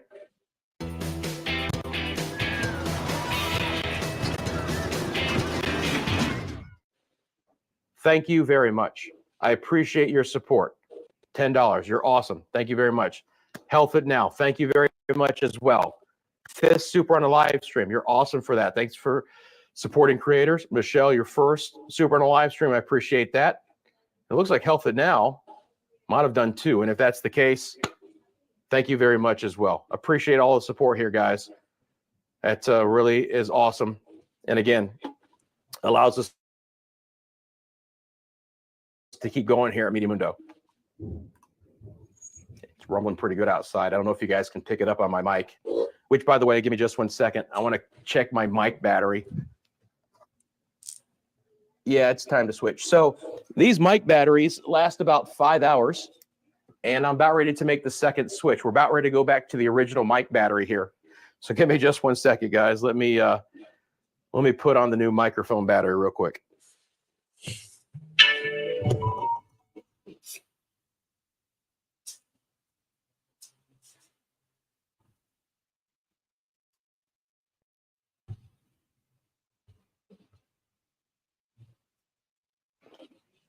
Okay, we should be good to go. It's a very quick swap out, but I'll say I'm surprised that I'm back to battery number 1.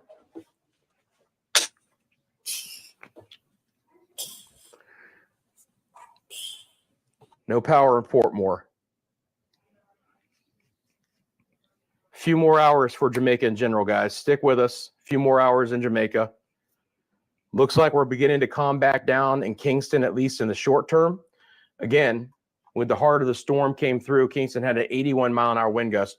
Now, my concern for Kingston is going to be some water that's going to try and get back into some of those low-lying areas. Again, because we're going to have an east or a southeast wind that's going to push in some of that water, especially to the west-facing shorelines. So keep an eye out for that. Some of the bays there, Old Harbor South, and the western side, the Port Royal area as well. Let's take a look at the rainfall. I think that's, again, going to be part of the big story. So let me switch over here. Let's see here. Let's dump satellite data. Just for a brief second here, we're going to dump some of this data off because we're going to, again, see this being an issue. Just want to make sure I'm not missing anything. No power in St. Anne, very bad. Again, St. Anne is the north central parish.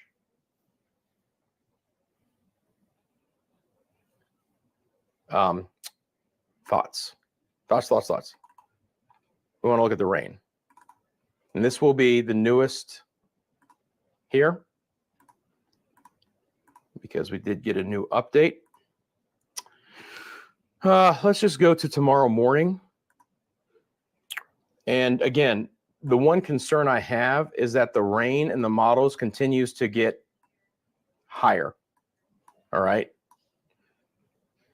So Yawlis and Morant Bay and Port Antonio, potentially upwards of 9-10 inches of rain. That is 200 to 250 millimeters of rain. If my math is right, 10 inches is 250 millimeters. Yeah. 1 inch is 25 millimeters. That is a pretty easy conversion. You get to miles per hour, you get to other things, it gets a lot more complicated. All right. So now for Kingston, Portmore, Spanish Town, Halfway Tree right here again, you know, we're still looking at the possibility of some extremely heavy rainfall here. We're not said and done with the rain by any means. So we'll see what the cumulative impacts could end up being. But again, and just to give you an idea, right?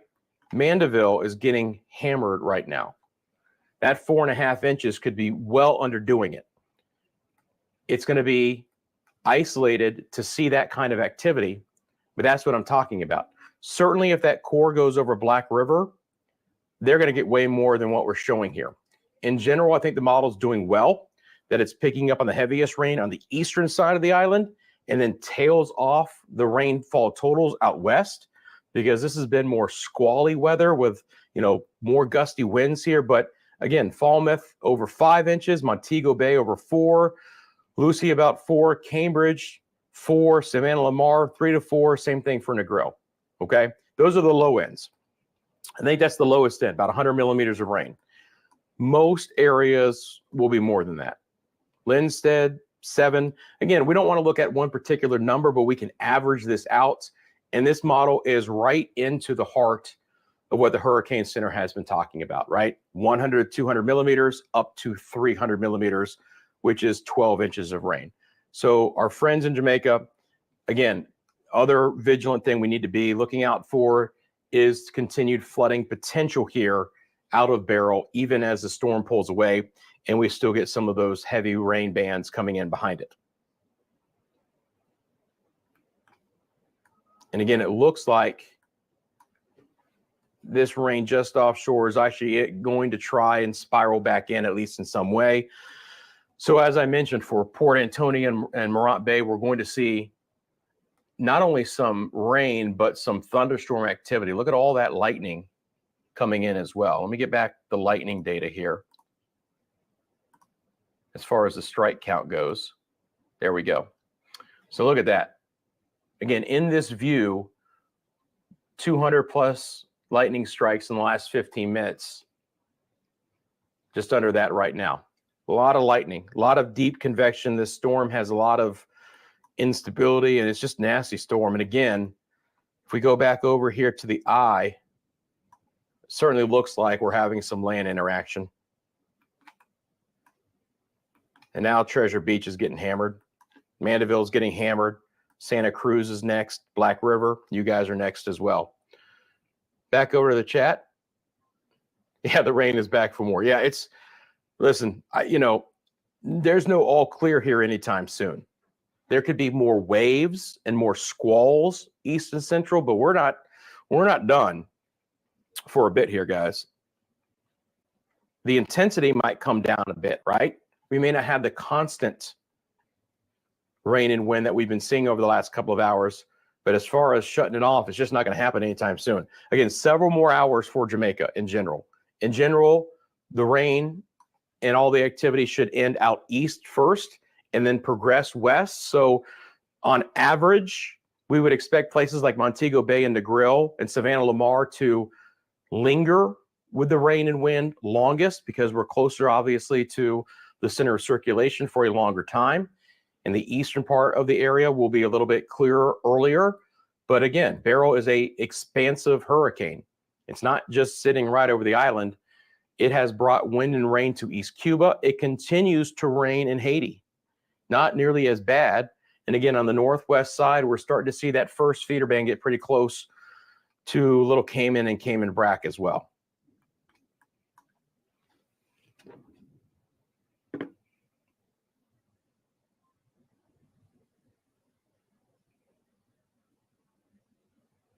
Again, appreciate everyone. 6,500 people here with us. We've had a lot of viewership throughout the day, and I appreciate you guys sticking with me. I know there's a lot of you who have been here the entire time or almost the entire time. I appreciate all of those who are new right now. I appreciate all of those who had to leave for some reason. And obviously our thoughts are with those who were with us and have lost power and cell service and not been able to join us anymore. Again, that happens as well. Obviously, a lot of folks are tuning in Jamaica because they want this information, but they are at the heart of this storm and they're going to lose their power and their cell service and their internet. So a lot of these good people who are being impacted by this storm are also unfortunately not able to watch us here. Some are holding on via phone and other areas, but again, obviously there's going to be some big utility impacts to the island from this hurricane. Richard Henry saying Ocho Rios, consistent wind and rain. I think that's going to be a solid thing here for a while. Just good consistent wind, good consistent rain. It'll be stronger on the southwest side of the island now. The wind should come back down a little bit on the eastern side. There will still be some squalls where we'll get a punch of wind and a punch of rain. But now, you know, on the central and the northeast side, it's about how much more rain comes in and what are we talking about as far as potential impacts, okay? Jacqueline's a new supporter. I appreciate you, a new subscriber on the supporter level. It's the only level we have, and I appreciate that, 99 cents a month. So thank you very much, Jacqueline. I appreciate you very much. Marky says, I'm in St. Catherine in Jamaica. The wind is heavy.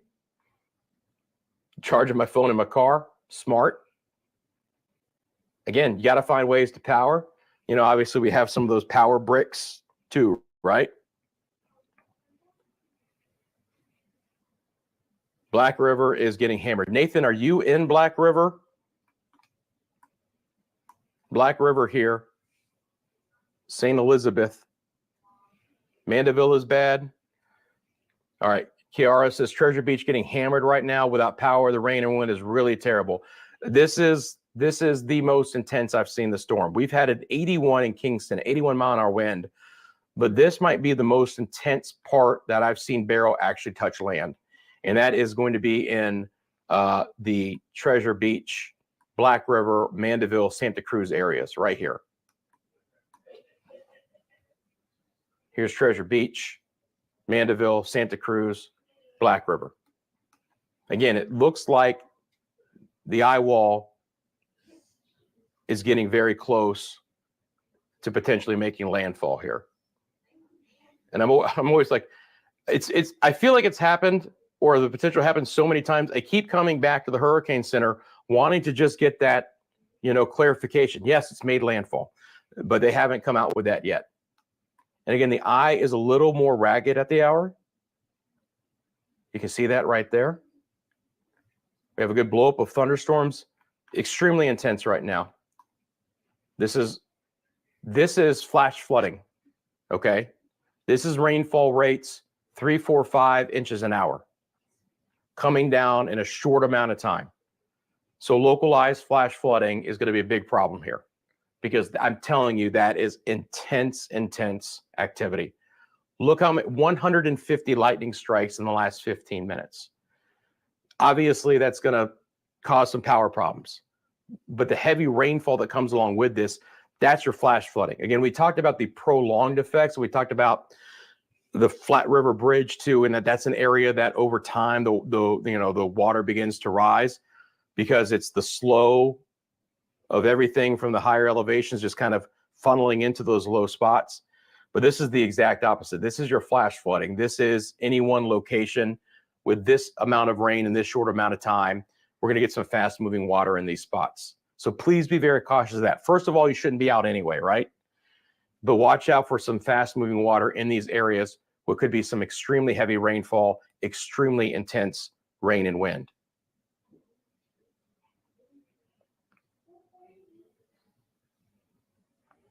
several new members I want to welcome to the Media Mundo family. We talked about Jacqueline. I appreciate you. Hi, Dave. Thank you for being a new member as well. And SLA Travel. We appreciate all the support. We welcome all of our new members here to Media Mundo. Thank you for that so much. Lindell says no electricity in Salt Marsh, Trelawney. It's windy with light rain. How is St. Elizabeth? So St. Elizabeth is, again, where we've been looking at, guys. St. Elizabeth is this parish, including, I believe, Santa Cruz and Black River. And I am very confident with my Jamaica geography, but if I slip in a wrong city, you let me know as far as the parish that's located. But that is where we are here in St. Elizabeth, and that is what's seeing the most intense part. Down towards the coast, that is Treasure Beach. Then I believe Mandeville is in Manchester, if I'm not mistaken, but that is where we're having the worst of the weather. I mean, obviously now the core of Beryl is directly impacting this part of the island.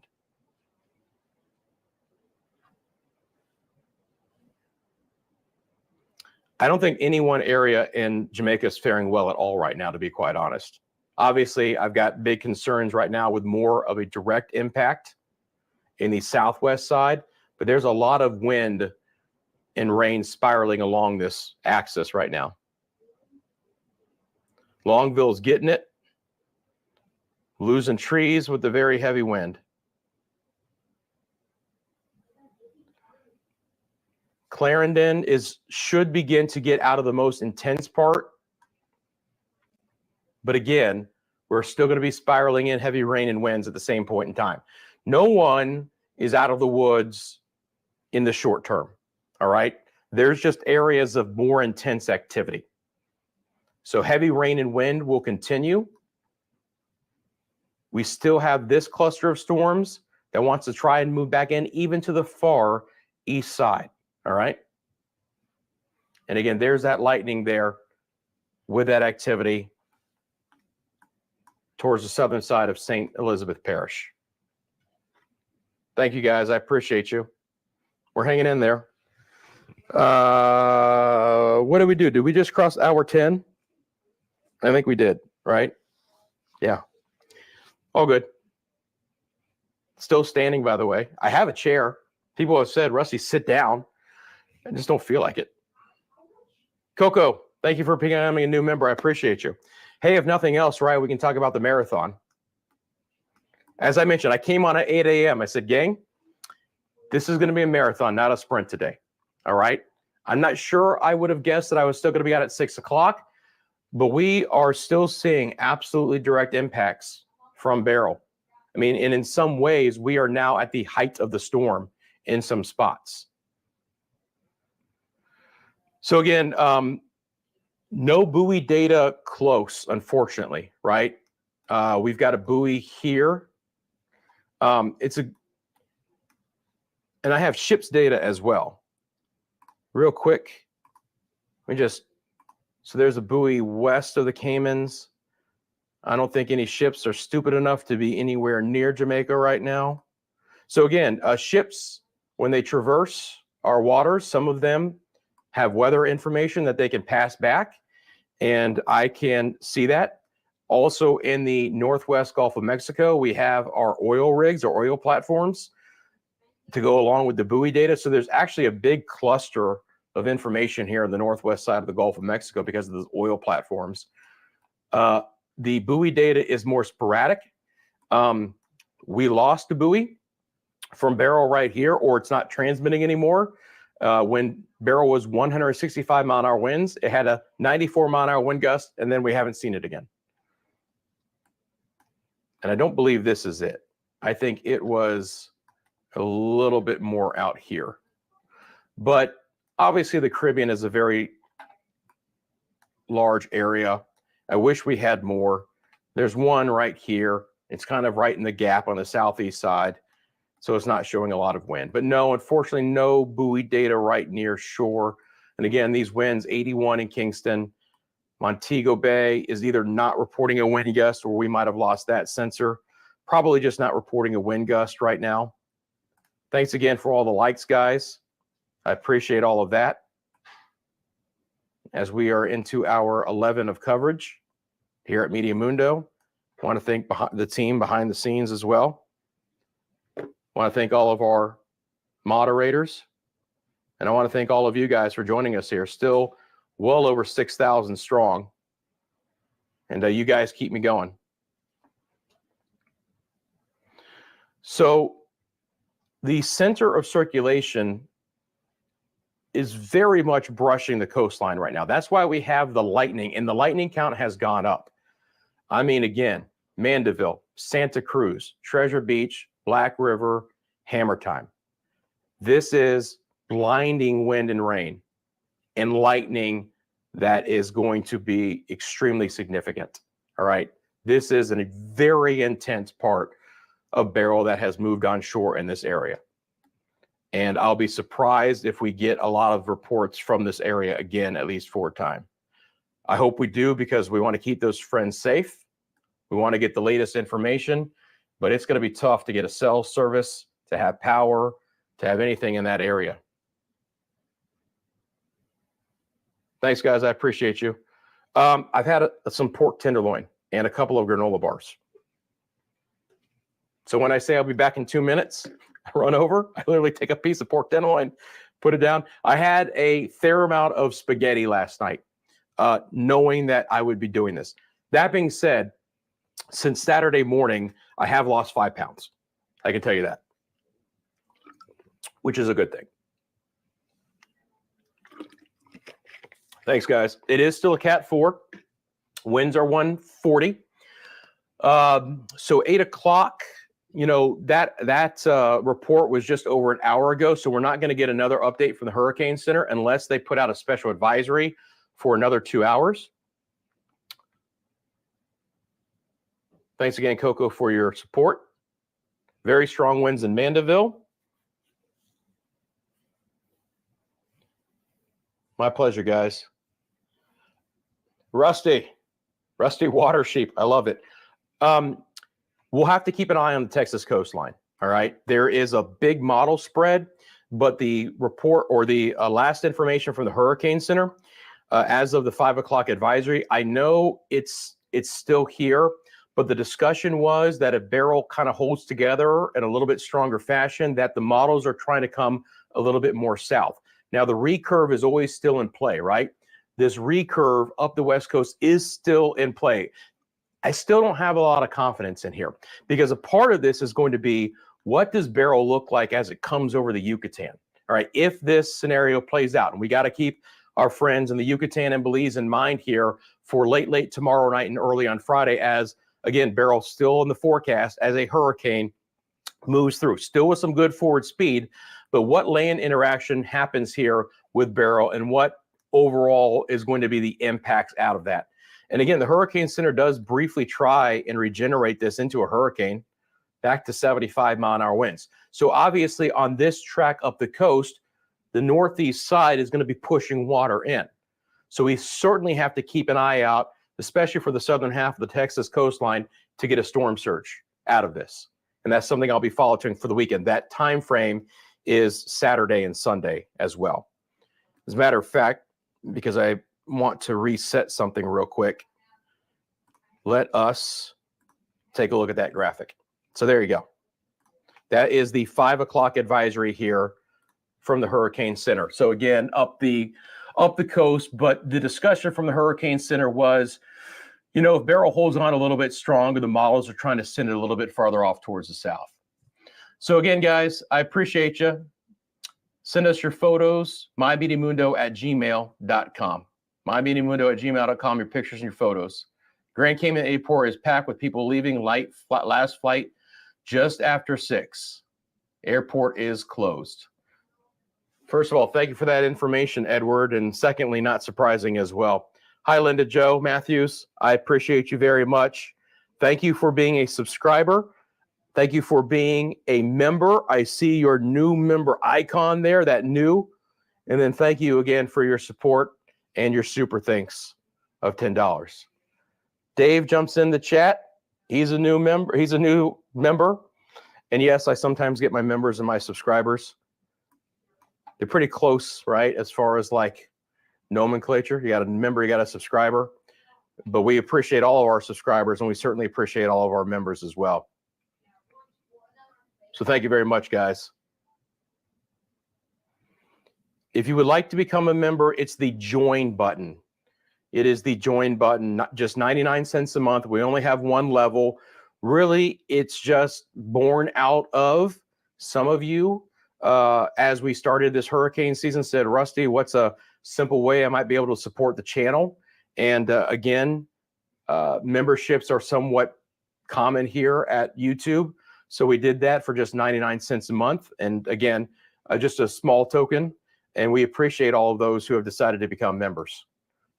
All right, let me get back over to, and again, 5 p.m. track from the Hurricane Center. We've looked at it a few times. Again, I don't have a ton of confidence beyond the Yucatan at this point in time. So obviously, guys, we've lost our live cameras out of the Kingston area with the loss of power, with the loss of cell service, the loss of internet. It all comes along for the ride. So, you know, we're in that transition mode where if we can get some photos or videos, we'll pass that back along to you. But again, the lightning continues to be extremely intense in this area. It's going to be an extremely intense storm here. And you can see that live lightning here at Media Mundo, with a lot of rain coming along with it. Again, it really looks like the inner core of Beryl is trying to actually sneak its way on land right now. That lightning is absolutely so significant. Black River, Santa Cruz, Mandeville, Treasure Beach, 142 lightning strikes in just the past 15 minutes. Thanks, guys. Hi, Nicole. Thank you very much. I appreciate you guys. Thank you, Nicole, for your super thanks. Rusty Watersheep, bearing the old name there, becoming a supporter. Rusty, I did see your comment that you didn't think that that track is correct. We'll see. I don't have a high confidence to say either way. I'll tell you what I believe. I'll tell you what I think is more than likely going to happen. When I don't have a big handle on something, I'm more than welcome to say that as well, okay? I don't try and preach here as if it's gospel. Again, we had a really good handle on the storm through the Windward Islands.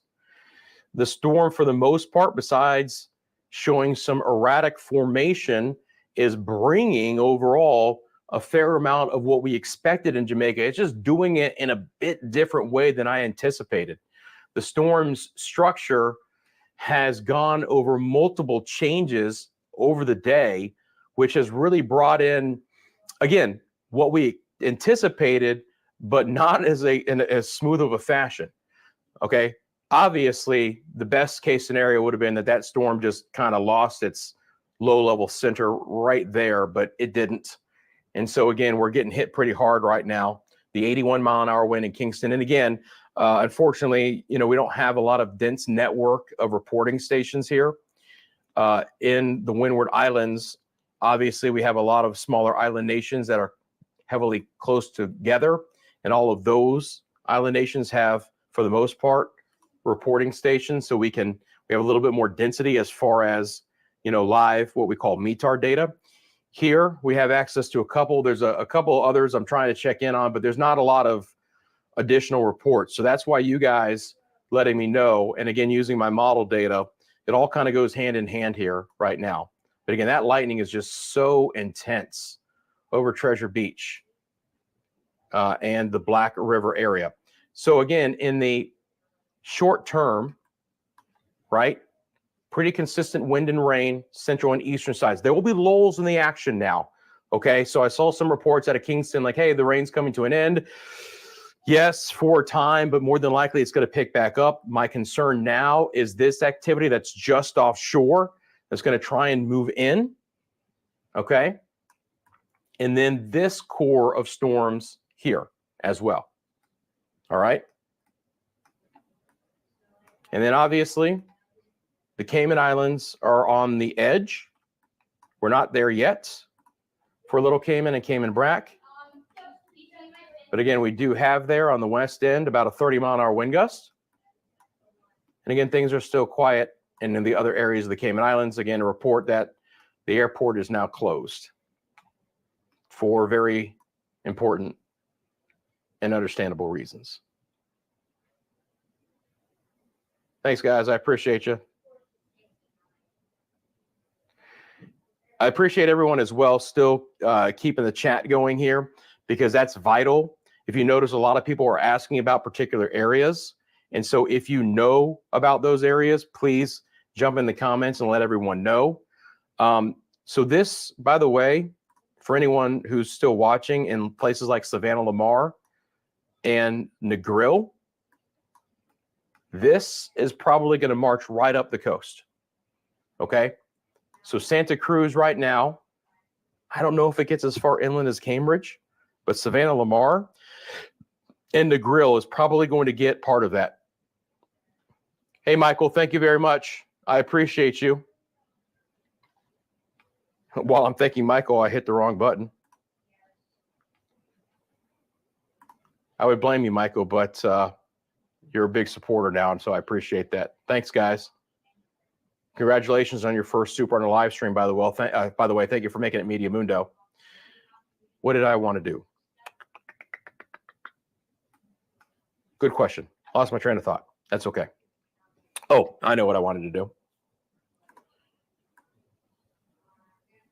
Is if we look at this, I wanted to check. Some I'm getting through to Elite, some I'm not. So I have rain obviously and wind has picked up in most of the major areas on the map here, but I just want to make sure that I mentioned a couple of other areas who might be watching. So, and let me put this back into motion. And if you know anyone who lives between Black River and Savannah Lamar, and you think that there's still an opportunity to have communication with them, you know, the worst part is headed there. So, you know, from Black River, again, I'm just looking at the map here. There's, you know, smaller areas. Looks like there's a Sandals there, Sandals South Coast, New Hope, White House, Sandy Ground, Font Hill, Crawford. Right there, A2, following the coast, Font Hill Nature Reserve, Belmont, Bluefields, all the way up to Savannah Lamar. That is where I expect this to travel, as far as just that core that could be extremely intense weather. So it's just going to be following the coast. So much lightning associated with that. And again, if my friends are still out here on the eastern side, St. Thomas and Portland, you all let me know if that rain's picking back up. Fair Prospect, Port Antonio, Morant Bay, Morant Point, Yawlis, Hope Bay. A little bit further off towards the west, you've got our friends in Port Maria and Ocho Rios. But especially right here, I think we're going to start to pick back up that rain again. So flooding becomes a greater concern, guys, right? We're getting more water over the island right now. So just in general, you know, the more water we put over Jamaica, the more opportunity there is for flooding, both in a flash flooding scenario, as I would anticipate on the southwest side of the island, and on the eastern sides as well.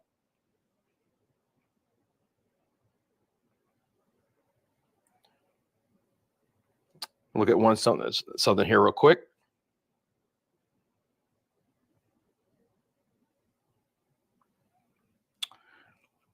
I do not see any flood warnings that are being issued at this point in time.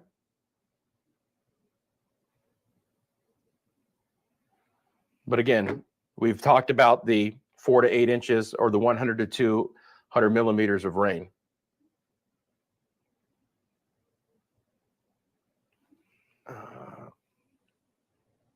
Checking in with Met Jamaica. Again, all of their reports are very much lockstep in with the Hurricane Center. I'm just looking for if there's any local information to pass along to you guys. You guys are my eyes and ears, and I thoroughly appreciate that.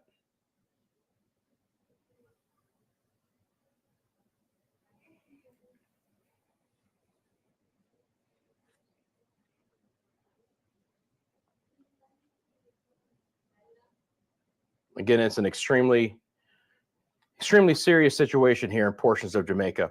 You know, it took a little while. It was more of a question than I expected because of how Beryl presented itself earlier when we really didn't see the low-level circulation, but unfortunately it regenerated, and now we're in the heart of it here across the island. Again, very intense with the eye wall, if nothing else, scraping or coming on shore here in St. Elizabeth Parish. Really probably scraped Clarendon and Manchester as well, and then probably is scraping St. Elizabeth. So at any point in time, it's not going to shock. Yes, we had a landfall, or they go back and they look at the data and they say, okay, we can clearly see that the eye wall moved on shore here. So we're going to call it this location, this point.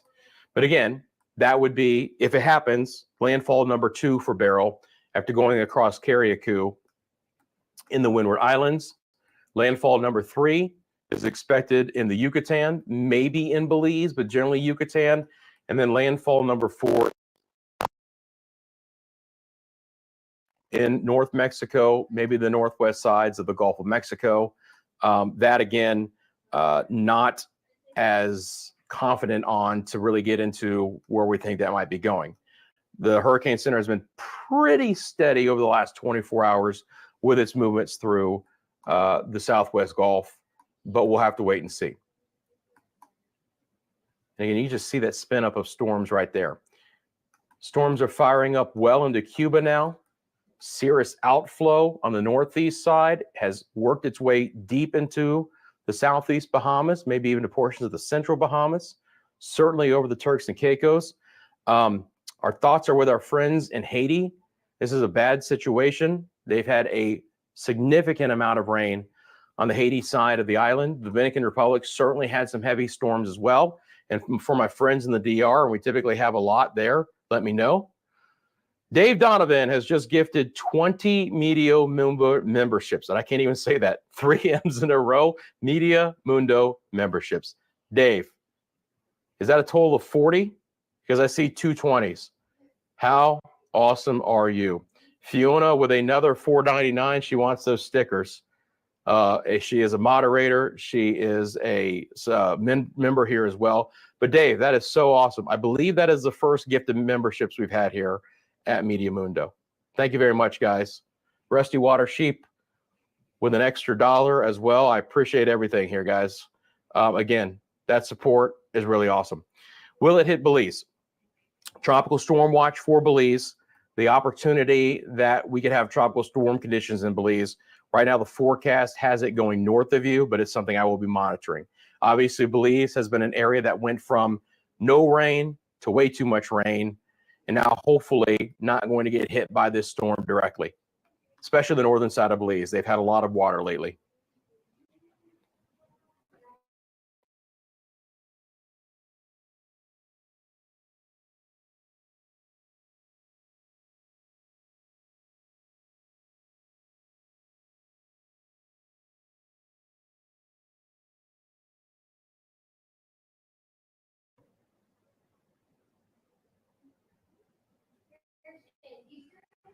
I'm just going back over the fan funding here real quick because I want to make sure that I absolutely acknowledge everyone.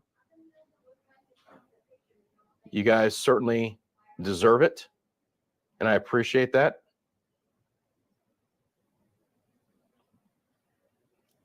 Everyone so far.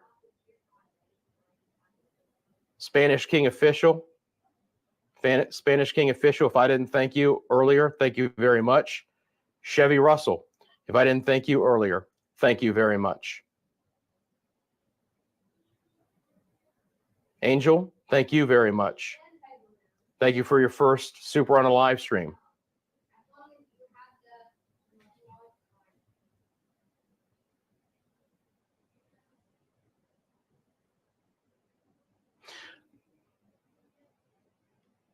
Rusty, I can't get into it now, but so I've got the halves model here too. I mean, the Icon, the halves, you know, some of the newer ones, and sometimes appreciably better. Like the halves model has handled Beryl a lot better than the GFS. and the European and the NAM who have under-initialized the storm so much. It's something we can get into in later streams, but I will take a look. Thank you very much. Back to the live chat. Thank you, Mark. Well, certainly for the southern side of the island, it is a direct hit. I mean, again, the eye wall is scraping the island as we speak. It's going to be very tight as to whether they call it a landfall. But again, remember, the eye has the calm conditions. It's the eye wall that has all the worst weather. And the southwest side of the island is getting it in spades right now. And it's not a good situation, man. Mandeville, beginning to see it relax a bit. Treasure Beach is absolutely in the heart of it. Now Santa Cruz and Black River are doing the same.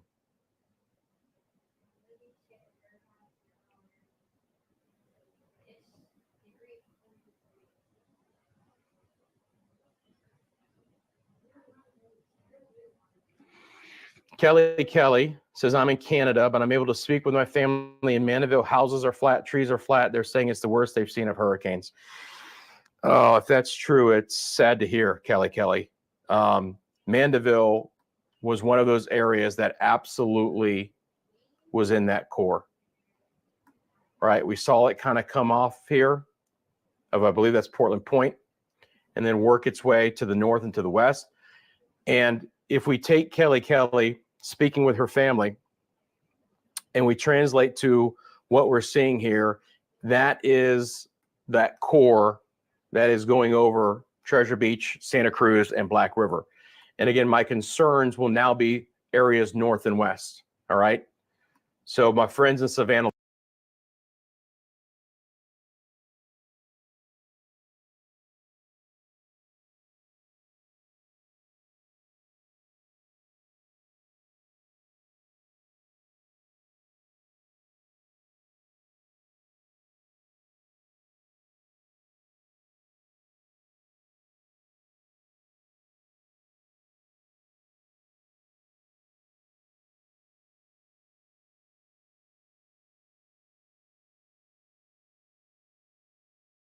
and a half, and probably a little bit sooner than that as well.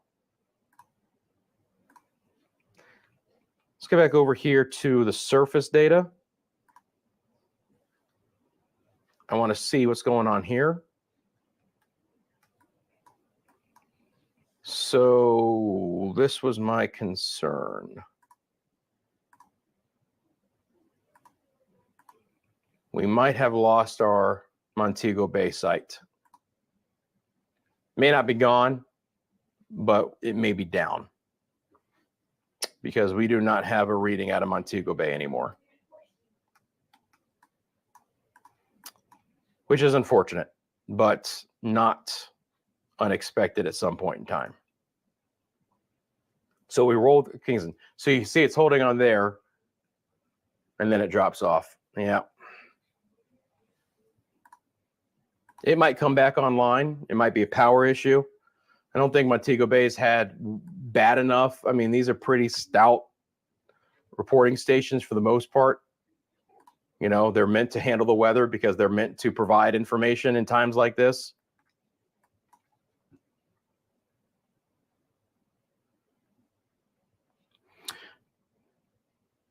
Thank you to Thrifty Home Girl. Love the name, by the way. Appreciate the support. Again, we have, you know, our Venmo and our PayPal down below if that's the way you like to choose to support the channel. Watching us, liking, and subscribing is another big way as well. Again, anything beyond that, we're just extremely appreciative of. You can see that lightning, guys. Again, I'm highly concerned about what we're seeing here, especially with Kelly's report that Mandeville might have taken significant damage. It didn't split in two, but it left behind a core of storms, which is now beginning to march its way in. So not a true split. The low level always stayed here, but there was a line that's coming in. And I mentioned it. Again, I think we're going to start seeing this rain pick back up here in the far eastern side of the island. I mean, if we're lucky, some of this still falls apart a little bit further away, but I don't have a lot of hope that that just stays right off the eastern tip. Again, Beryl's center structure now is a bit more ragged because it's been interacting with land. That is all expected. Let's take a look at some of the other things here. Let's look at the cirrus cloud tops, the high cloud tops. We can see that. Obviously, we still have some daylight. Nothing too much to really pick out of there. Let's look at our water vapor imagery. Slightly drier air there, but again, the core still looks to be intact. We would expect there to be some greens here because that's where the eye is. So it should be more devoid of obviously rain. And satellite data, I mean, so we can clearly see it here at the mid levels and at the low levels right there. Again, so really close. It just really depends on where the Hurricane Center wants to define that northern eye wall. But you can see all that lightning coming in right there. It's a bad situation right on the coast, including Santa Cruz and Black River. Extreme weather at this point in time. Again, there it is right there, just offshore or brushing the coast. Extremely coast, extremely coast.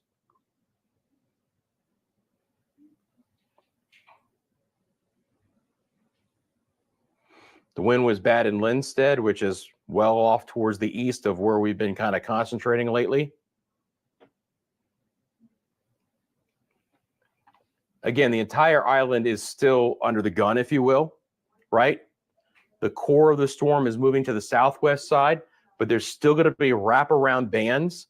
It may not be as consistent anymore, right? There may be lulls in the action central in the eastern portions of the island.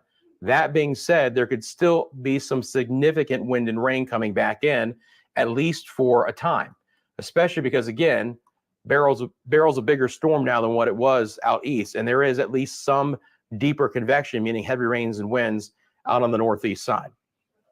So we've still got that opportunity to deal with. And then, of course, now we're starting to see some of that spread a little bit closer to the Cayman Islands. Although, again, hoping to avoid a direct impact to those areas as far as actually getting the eye to get close to the islands. Speaking of that, let me take a look real quickly here at, again, the forecast plots from the Hurricane Center. The wind radii here as well. Obviously, your tropical storm force winds in blue are going to extend much further away from the center of circulation. For the Cayman Islands, under a hurricane warning. But again, it's going to be a very close brush, I believe, with whether we get hurricane conditions there. Grand Cayman, more than likely, will have a little bit higher opportunity because you are a little bit farther south compared to Little Cayman and Cayman Brac, but it's going to be close. And then down the road, of course, as we follow this with a storm which should continue to lose a little bit of intensity, we're talking about, again, potentially getting closer to the Yucatan late tomorrow night, early Friday, but still a hurricane that could be strong Cat 1, low end Cat 2. So some drop, but not a ton.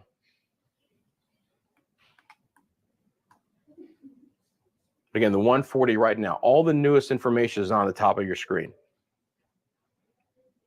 Shelly, thank you very much.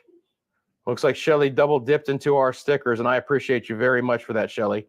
And thank you for your first super on a stream being here at Media Mundo. I appreciate you very much. Still got a few more hours to go, guys. Still a few more hours in general, right? We'll talk about, getting a little bit more specific once we see what this eye wall wants to do on the coast. But generally speaking, still traveling at 20 miles an hour, still traveling at 31 kilometers an hour. We're still in it for a few more hours here.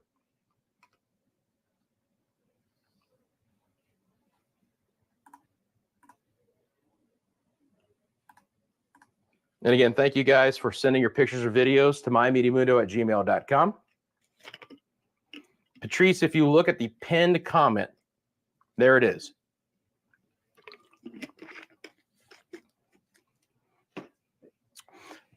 So Andre, hurricanes that are of the magnitude of Beryl go under what's called eye wall replacement cycles every few days. It's actually a very common thing. You get an outer eye wall to form. It collapses down on the inner eye for a brief time. It causes it to either hold steady in strength or lose some strength. But as long as the environmental conditions are conducive, that storm comes back. Beryl has gone under two such replacements. One of them right before the Windward Islands, and then one of them overnight last night as well. All right, it happens every few days. It's been fighting wind shear for a while as well, and we've talked about that. And we can get into the wind shear as well coming up here in just a little bit. So this is the 5 o'clock information for you one more time. Then we're going to take a look at the HAFS model. Thank you, Health It Now, once again. I certainly appreciate your support. And the double and the triple and the quadruple dipping as well really makes that worthwhile.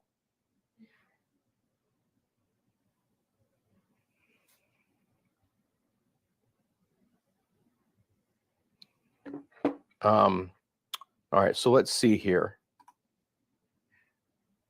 We've got a little bit of cams. It might be a little bit raw here, guys. You guys see that? Red Hills, Jamaica. Again, it might be a little bit on the rawer side. But here we go.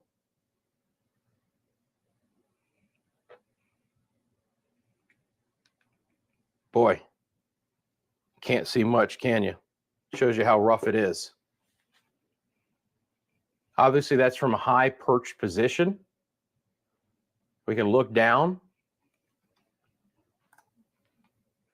I'm going to get you a little bit more information on this as well here. All right, there's Treasure Beach in St. Elizabeth.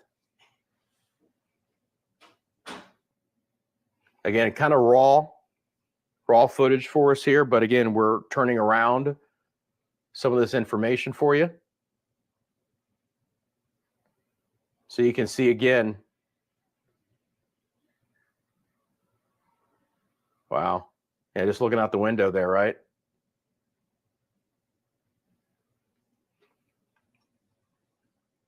There's Mandeville.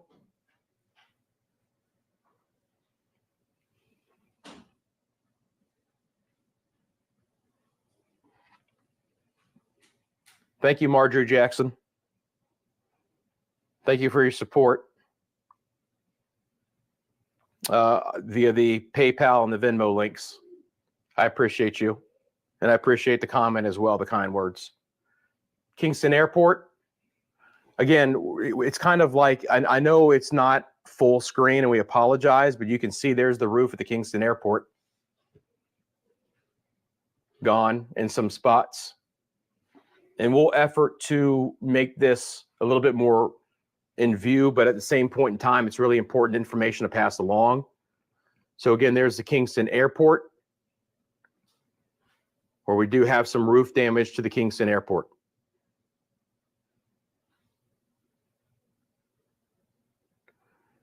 Everywhere in Jamaica says Manchester is crazy, very strong winds and heavy rain.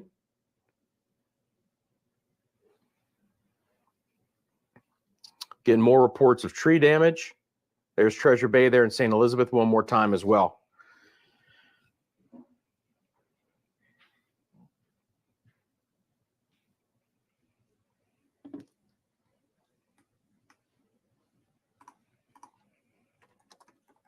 Again, turning around some of this, of course, Red Hills, one of the areas of Kingston. We saw some of that video earlier as well. There's Mandeville. Again, that's just like a very common sight. And that, I believe, was earlier in the day too, right? Because, again, Mandeville got hit even worse recently.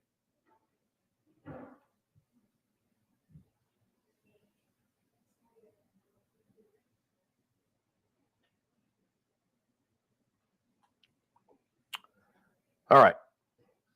We'll continue to effort some video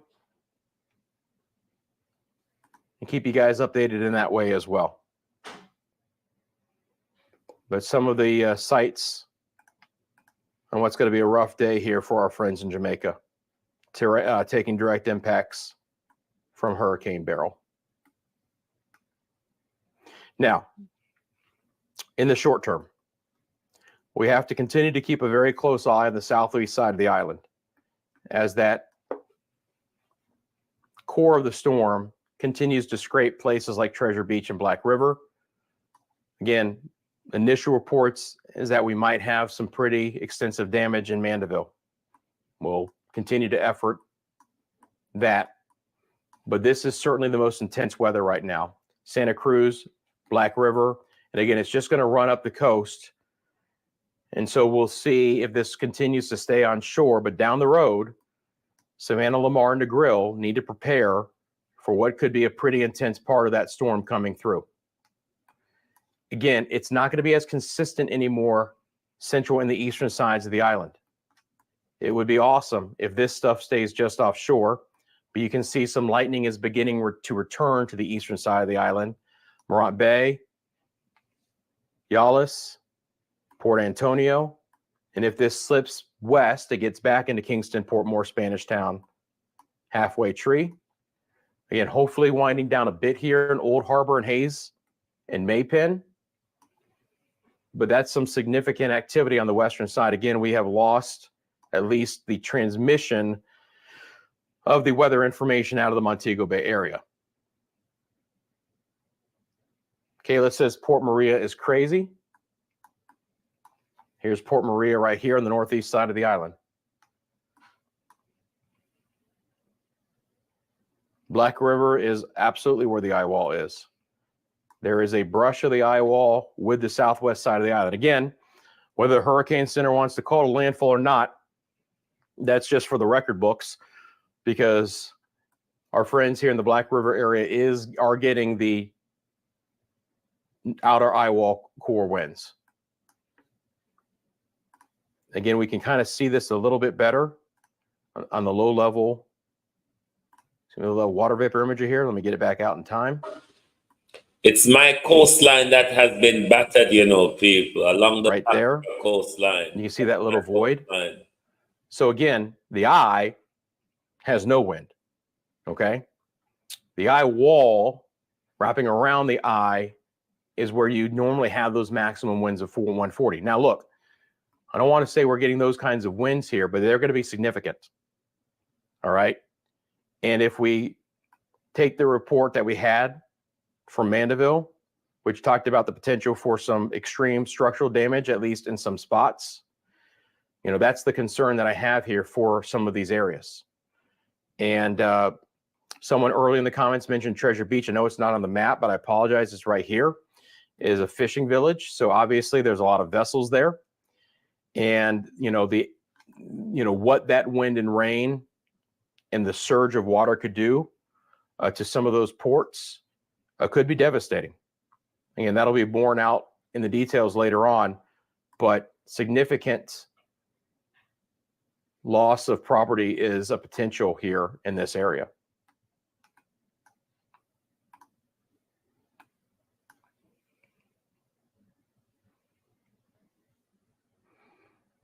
$6,000 people with us here at Media Mundo. I appreciate you guys. We are wrapping up hour 11 in a row. Started at 8 a.m. this morning. Thank you, Dave. I appreciate all the gifted members as well.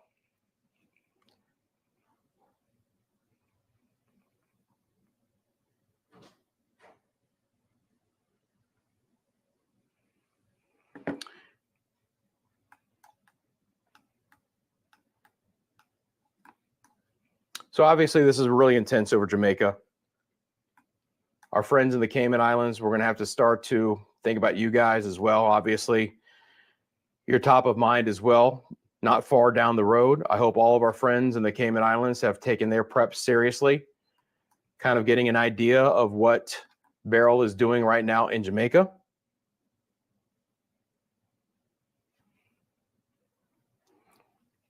Give me just 1 second here, guys, okay? Stick with me just 1 second.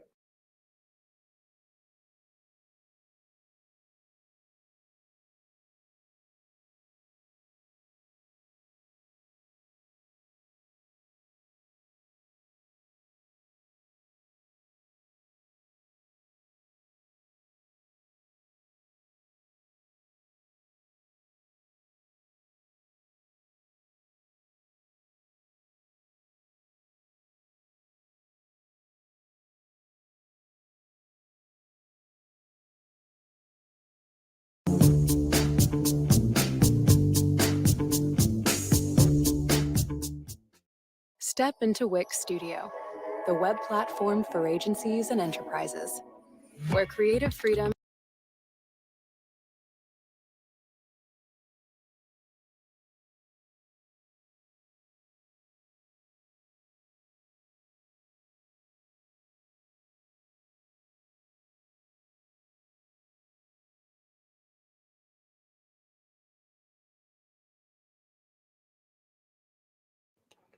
Okay, guys, sorry for that brief interruption. Just needed to make some planning here as we continue the live stream. We are going to keep going as we push into hour 11 here.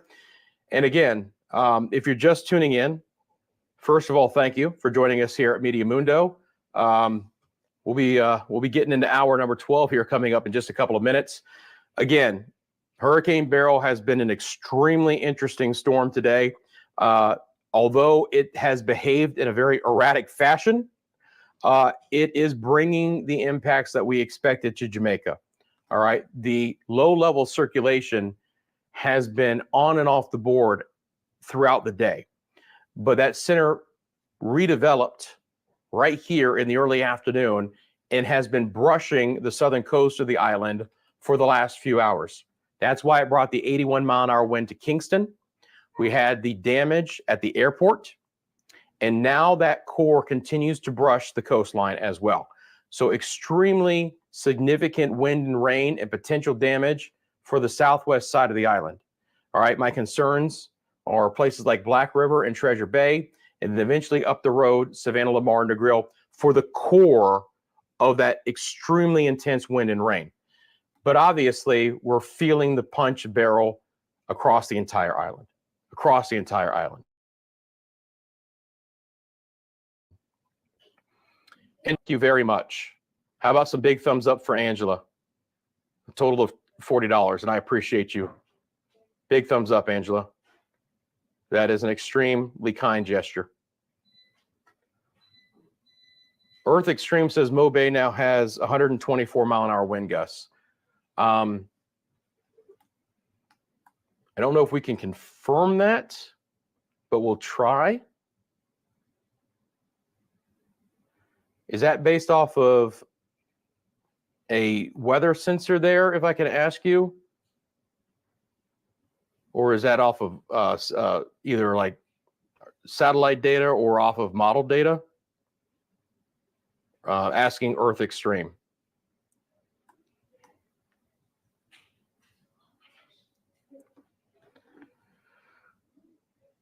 The eye itself is brushing the southwest coastline right now. That's where you see all the lightning. That's where you see all the lightning.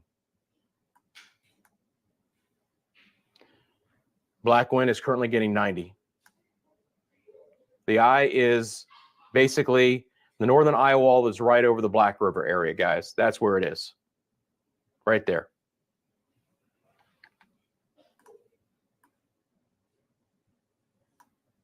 That's where we have all that intense lightning.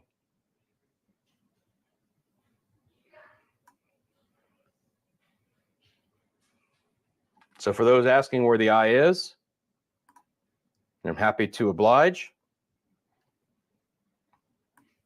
It's right about here.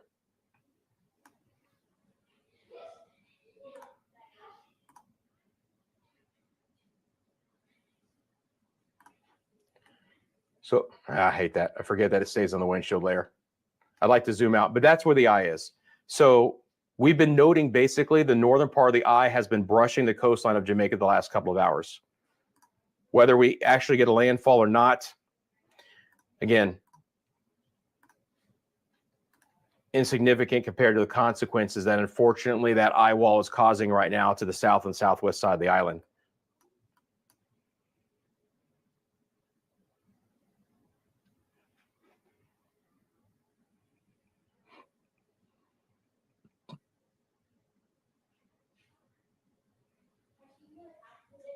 Someone give me a link. I'm sorry, I'm trying to keep up with the chat. You guys are absolutely awesome. Was that Earth Extreme with the link? Like I said, I'm trying to follow along here, but it can be a little bit difficult. McCrae, get out of here. Are you kidding me? Come on. Thank you very much. Get all of the thumbs up and all the hearts for all of these very generous people. Well deserved. I thank you very much. I'm slightly teary-eyed. I'm going to say mainly it's because I'm tired, but obviously that means a lot to us. Again, it lets us know that what we're trying to do here matters. It means a lot. Thank you. Hi, Ryan. Welcome to be a supporter at Media Mundo. I appreciate you very much. Yeah, throw those hearts in the chat, guys. You all deserve it. Every single one of you. Again, our goal here is to provide you guys with weather information that you're not going to find anywhere else on the YouTube platform, on the digital platforms. Bring you this live continuous coverage as much as we possibly can. Again, we're about ready to push into hour number 12. I still feel good, I promise you. Again, all of our new members, you'll see those with their new badges there.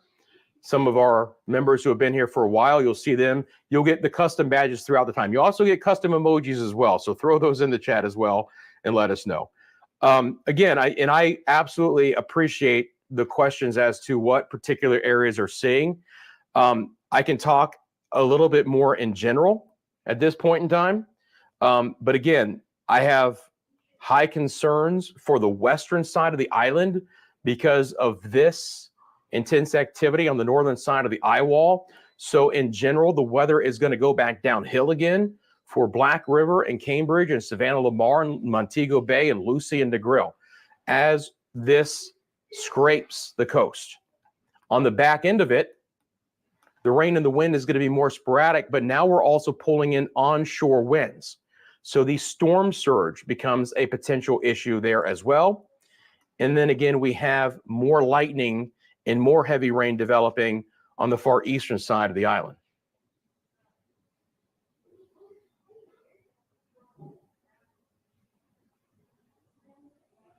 No electricity in Clarendon. Westmoreland, it's crazy here. Northwest side of the island. West side of the island, absolutely. Hanover, Westmoreland, St. Elizabeth. And again, if anyone has any information to pass along for those who are asking questions, that's fantastic. Appreciate that. Maxine says, here's 5 Media Mundo memberships, guys. Come and get it. And I appreciate you. And they got eaten faster than the bag of Cheetos I'm going to kill here before it's all said and done. I'm not even sure we have Cheetos, but I'm going to eat something. I'm going to have a big meal later tonight. Coco's in. Thank you for being a new member. Thank you to subscribing. Thank you for your donation as well. Stickers and whatnot. I appreciate it. My pleasure, guys. Thank you. Again, appreciate all the information as well. So obviously, we're getting some questions about the Cayman Islands. We're going to keep you guys informed as well. We're getting to the leading edge here in Little Cayman and Cayman Brac. We've still got a little bit of time in the Georgetown area.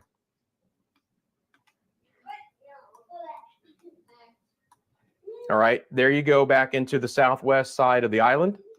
And again, friends, if I zoom out, we've got some time here in Jamaica. All right, we might see the core of the storm move off in the next couple of hours, but we've got to hold on to all of the activity off towards the east.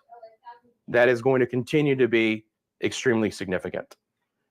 So a optimistic view would see that the weather begins to calm down in the next couple of hours. And we would like to get the core out of here by sunset, right? We don't want to have a lot of really, really bad weather after sunset. First of all, let me know. I know that there was a curfew, but was that island-wide? Was the 6 to 6 curfew island-wide? Hey, Jeff, thank you very much. $9.99, third super on a live stream. Thank you for supporting myself and other creators here on YouTube. So I saw that there was, again, a curfew, but I'm not sure if it was island-wide. But no one should be venturing out tonight anyway, right? But the problem is now we're going to have to start talking about the heavy rain because, again, we've already had pockets of really heavy rain. The official forecast is for 1 to 200 millimeters. That's 4 to 8 inches. But we could get locally up to 300 millimeters. That is a full foot of rain. And when we're talking about all of the other hazards that go along with it, it's going to be an extremely dire situation for many.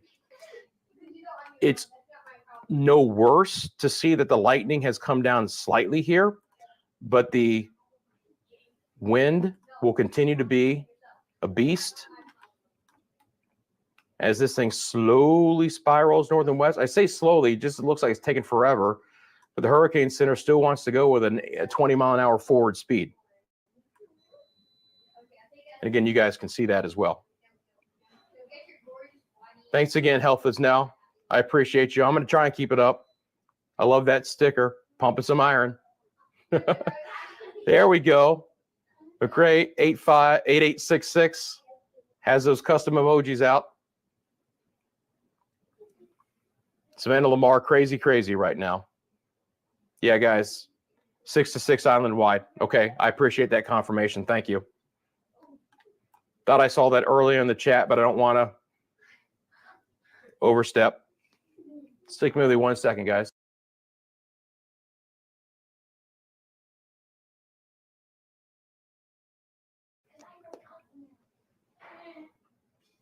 So I'm concerned for my friends in Negril and Savannah Lamar about the core of this moving your way. Yes, I am. Again, is it going to be as intense as what we had in Black River and Treasure Beach in Mandeville? Yet to be seen. But that is the core, the northern edge of the hurricane that is scraping the southwest part of the island. So you should expect your weather in Negril and Savannah Lamar to go downhill just a little bit.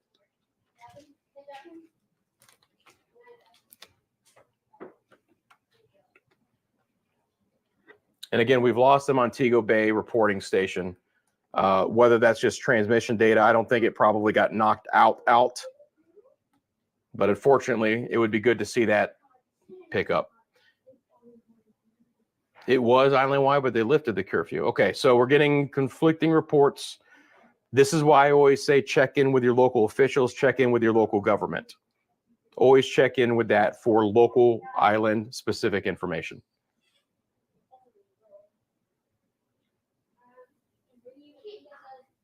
Again, thanks for all the fan support, guys. Very, very heartwarming. You guys are awesome.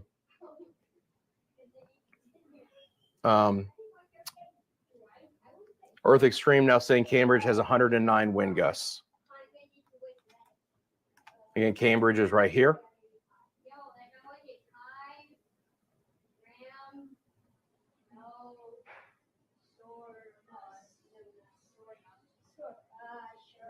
Jason is in Lucy, saying the winds are coming up. Look, western quarter of the island, it's going downhill in a hurry, guys. All right.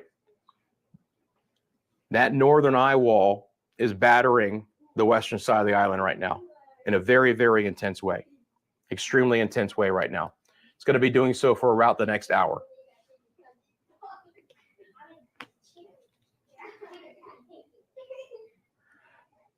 Yep. Listen, man, higher elevation, landslides, mudslides. You guys know, unfortunately, the situation here. Steve Harvey says, I'm in White House, Westmoreland, close to the Black River, and it's crazy. Yeah, we're in the thick of it now here, guys. Again, there's the eye scraping the coast over the last several hours. Unfortunately, you know, it did jog a little bit north, and now that core really is impacting the southwest side of the island very significantly.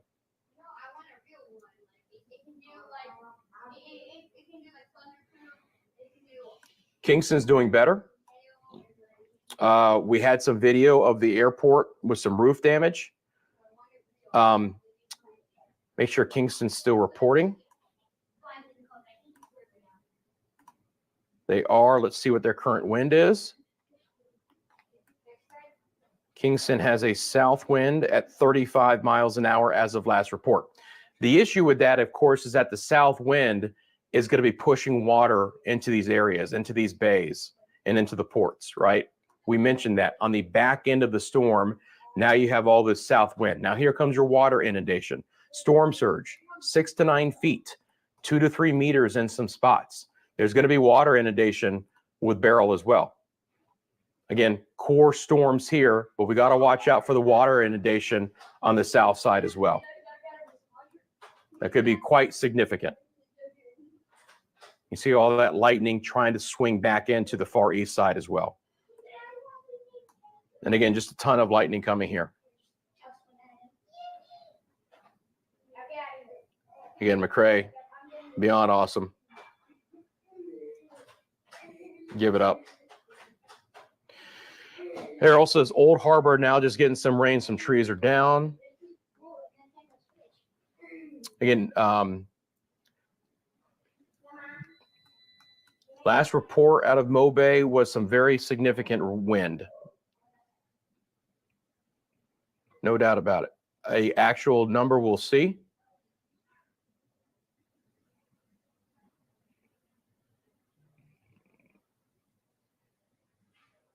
Again, according to Earth Extreme, and I can't confirm this, but I will pass it along, 132 mile an hour winds in Mo Bay. Gusts, not sustained.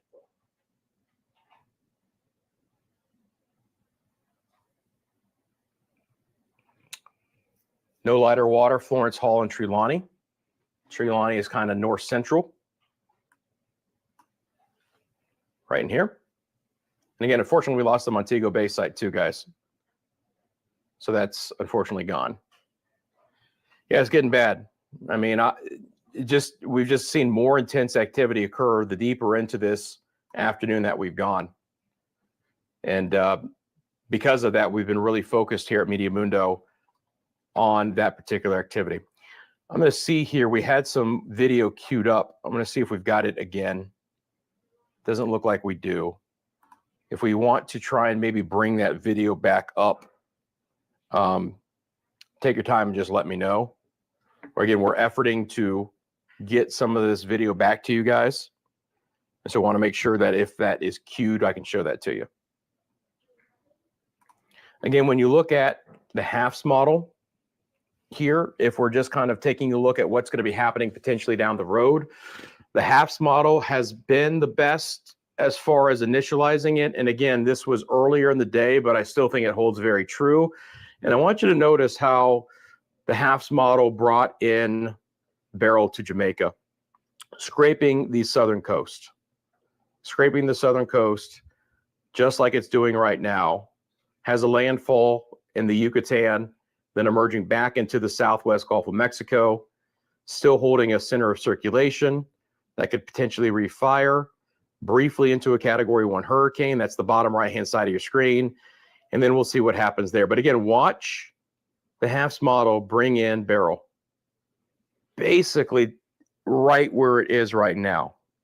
Should not have an actual landfall in Grand Cayman. Should stay off to the south. But again, remaining as a Category 3, then 2, then 1 hurricane as it gets closer to the Yucatan. So unfortunately, we are not done with Beryl in any way, shape, or form.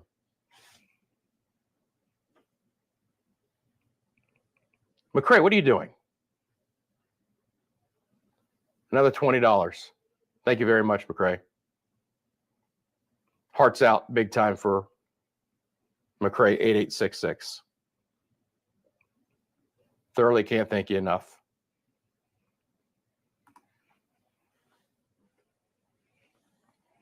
Turks and Caicos are in the house. Winds are picking up back in Westmoreland again. Serious rain here, Westmoreland. So we're getting some reports out of Westmoreland that's getting bad.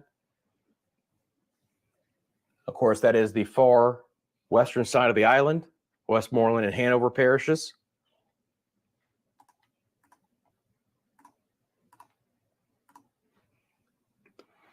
So this is where we have to concentrate, where we could really see some bad wind and rain right now, but especially the wind profiles continue to be significant there.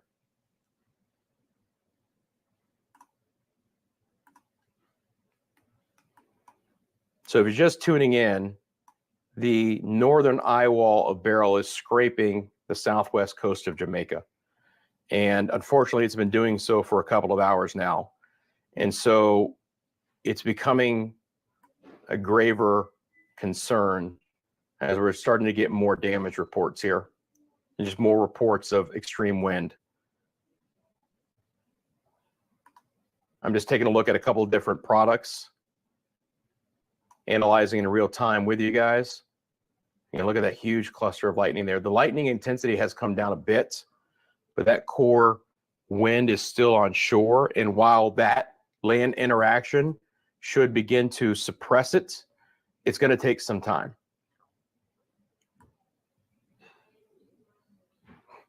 Again, the center is more ragged again. Obviously now the inner part of Beryl is having more direct land interaction. So it's going to get knocked down. The problem is that, is it really going to do enough to cause any big any big drop in intensity as it moves west away from the island?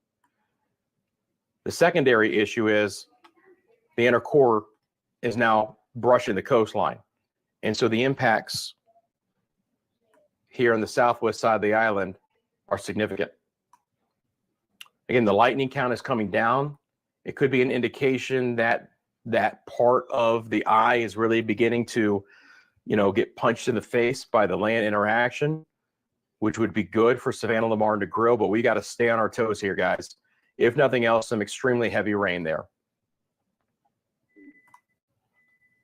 Going to switch over to the Viz satellite imagery.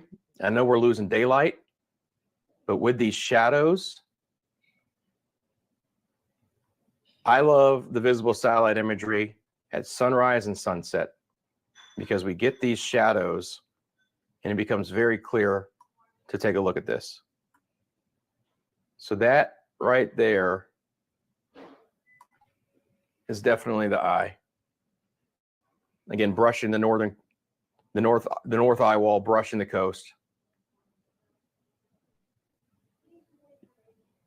So you get those shadow effects, right, with the lower light angle. So you can see that intense. You can see how intense it is right there. If I zoom out a little bit, you can see how this is kind of like a topographic relief map. There's more bubbles over here compared to the east side on this visible satellite imagery right at sunset. So we can see that really clearly right there. And then I can show you the combination of the two, Viz and IR.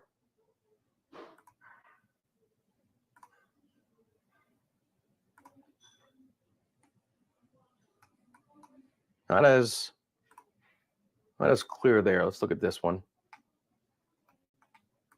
Boy, look at all that lightning. Again, the lightning count has come down. But I really think part of that is because that land interaction is starting to cause some problems to the structure of the eye of Beryl. Might be more brief than anything else, right? It's going to get back over the open water soon, but there has been some structural degradation in the center of Beryl because of the land interaction, because it's been happening for a couple of hours, right? We didn't push the core of the storm over the island, but we had enough of the northern eye wall continuing to ingest in drier air from the north where we got that problem.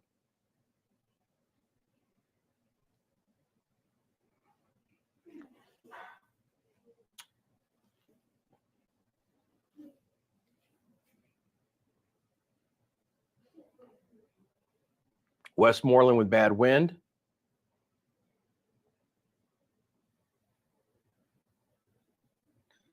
Thanks again for all the reports, guys. Thanks for sticking with us here.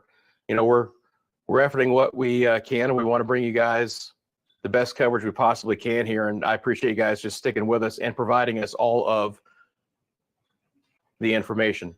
So, I like it, Magnum Tonic. Wait, what is this poll? What is the best drink for Rusty right now? Dragon Stout, Guinness, or a Magnum Tonic? Okay. Here's what I love. We are almost like 33, 33, right? Magnum Tonic barely won or is winning right now. I believe the moderator put it in the chat. This was the conversation that we had with YouTube behind the scenes, is that we're required to end our stream within 12 hours. So I'm going to stick with you here through about 7:50 Eastern Daylight Time. That's 6:50 local time in Jamaica. So I'm going to basically hang with you as long as I can, because we're not allowed to run our stream for more than 12 hours. Okay. Now, we're going to assess the situation then and talk about what we're going to do after that. All right.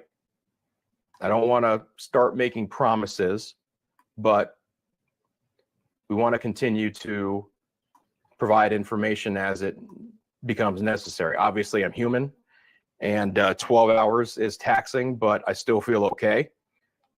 But again, yeah, that was part of the reason why I jumped off camera real quick, is we were verifying that we were required to basically end the stream within 12 hours. The eye of Beryl is scraping the southwest coast of the island. It's not as clear because there has been some, certainly some interruption to the inner mechanisms of Beryl, but Beryl has been an unusual storm all day long. Beryl has been an extremely unusual storm. If you're just tuning in, it actually was very ragged even before this imagery 6 hours ago. But then we had this flare up of storms right here at 2:15 or 1:15 local. And then fortunately it was back on. That eye wall comes back to life. The inner eye clears back out. We get the 81 in Kingston, and then that eye wall scrapes the island over the last few hours. Look at that. It's a bad scenario, friends. It's a bad scenario. Again, getting some reports of some bad problems in Mandeville, also on the eastern side of the island. You know, I don't want to start jumping to conclusions here, but again, you know, we're going to try and take these reports on par, at level, that they're the truth, and pass them along to you guys. Obviously, in the coming days, we're going to go back and we're going to revisit. If you have some pictures or video you want to send us, that's mymediamundo@gmail.com, mymediamundo@gmail.com. And again, we just showed you some video. Going to hope to potentially get that back up again here in a little bit. And again, we're adding to that. We saw some roof damage at the airport there in Kingston and some other potential damage in other spots. But again, at this point in time, my biggest concern for the strongest wind and rain is going to be the southwest side of the island, because we're still scraping that eye wall. We've lost some of the lightning, which could be indicative that the land interaction has finally begin to knock down the intensity. And that would be great news for Savannah, Lamar, and Negril. But again, we had, I believe,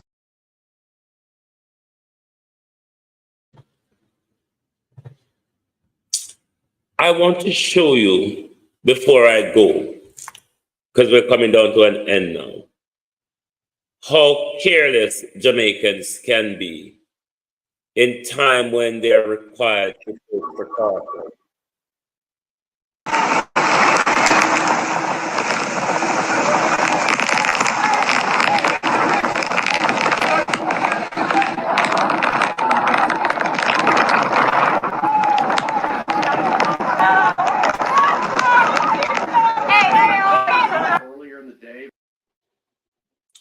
that is Jamaicans enjoying themselves in the weather. But I want to thank you all very much for being here with us over the last, I believe, 6 hours. Thank you. I'm really feeling tired now, and I shall be retiring for some rest. I will continue to try and reach my family members overnight and see what is going on, how things is going on, because our coastline from Treasure Beach to Black River has taken a battering. So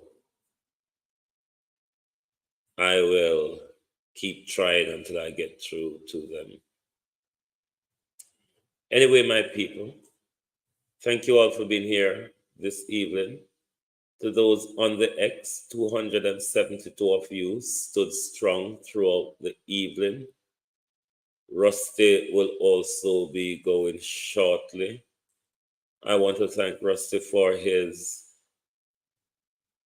coverage today, extensive and well explained to all of us.